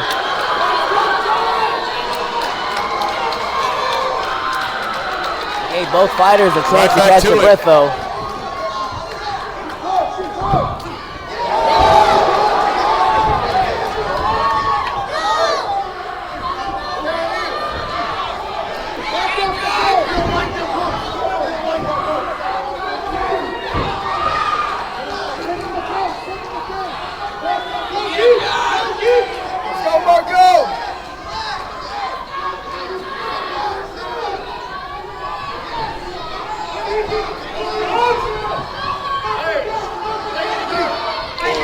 Right hand. God, Marco Esparza is a tough kid. He is eating some heavy shots and just keeps coming forward. Now Escobedo looks to lock up. Breaks away. Oh, stiff right hand lands for Escobedo. Esparza stumbles but doesn't fall. Man, they are putting it all on the line right now, AJ. Man, Esparza is just so tough, man. As you say, he's been eating shots and he still keeps moving forward.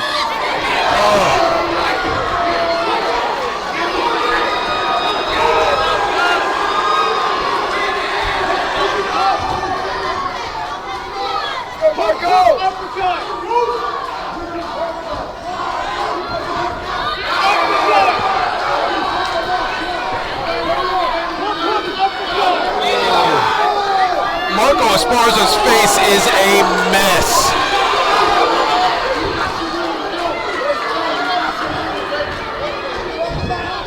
Now Escobedo with the takedown. This time he's on the back.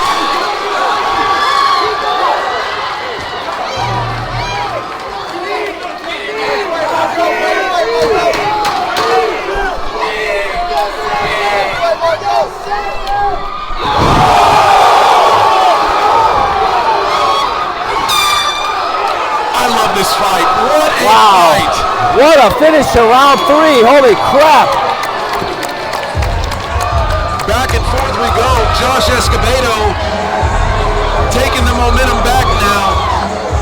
They are leaving it all in the cage, AJ. I mean, Escobedo has got his hands on his knees because he is just like full sprint throughout this whole fight, as is Esparza. I think Josh Escobedo's surprised Esparza's still in this fight. I mean, this is what a war.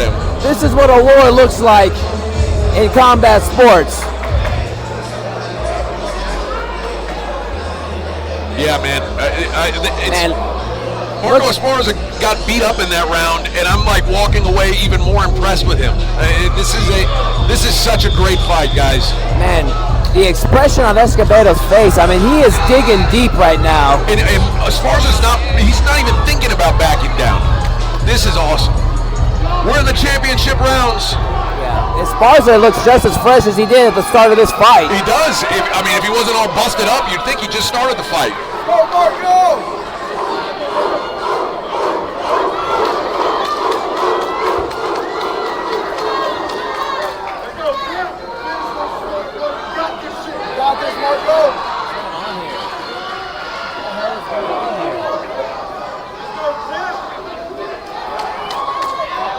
They're going to do a check. Are they going to I'm not check sure the what's cut? going on. They're coming into the cage. I'm not sure what's going on. I think they're checking the cut. Or Oh, they want to check on the cut. It's a bridge of the nose. I think they'll let him keep going.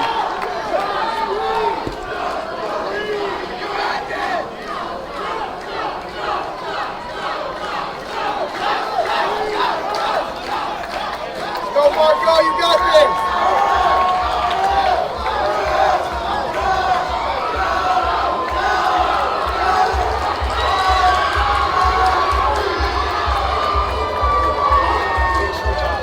I'll tell you this much, AJ. I've lost track of the score so far. I've got a 2-1 Escobedo right now. I'm hoping this fight does not stop here. They're going to let him keep going.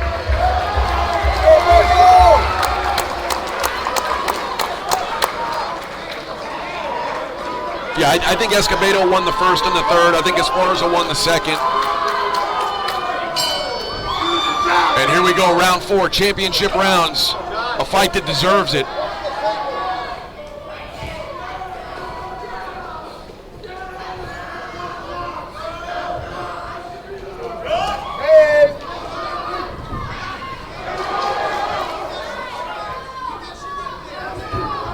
Ooh, heavy leg kick there.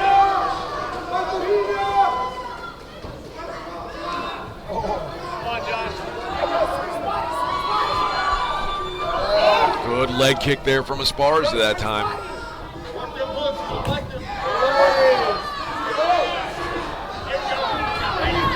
Oh. Now Esparza looking for a takedown. Tread, Marco, kick it out.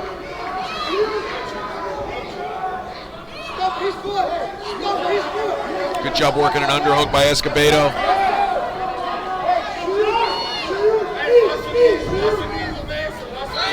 Now Marco gets the body lock, Escobedo gets the body lock, and he drags Esparza down.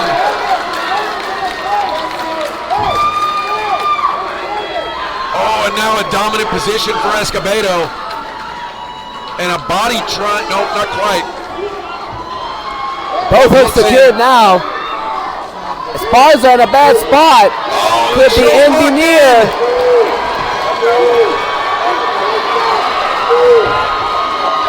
And that's it. And it is over. Josh Escobedo gets the tap.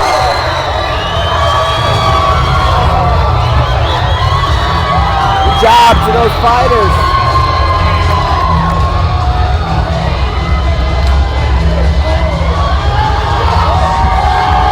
Congratulations to Escobedo. What a performance. What a fight that was, man. What a main event. Josh Escobedo with the 4th round submission win. Great finish to a great night of fights. 6 title fights, 6 finishes. That's what you get here at Elevate FC.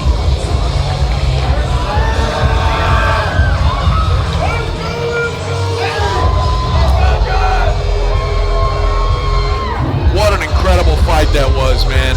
What a fight.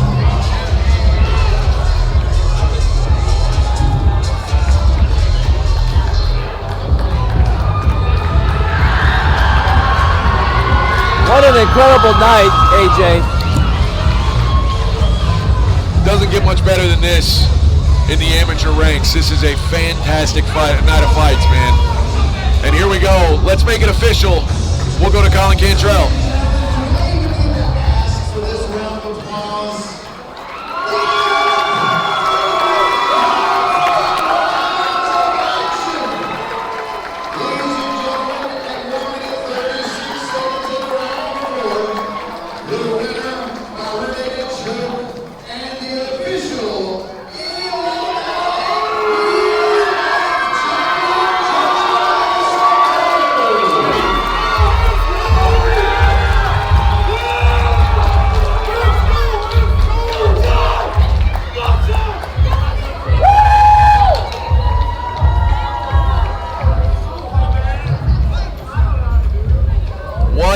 show.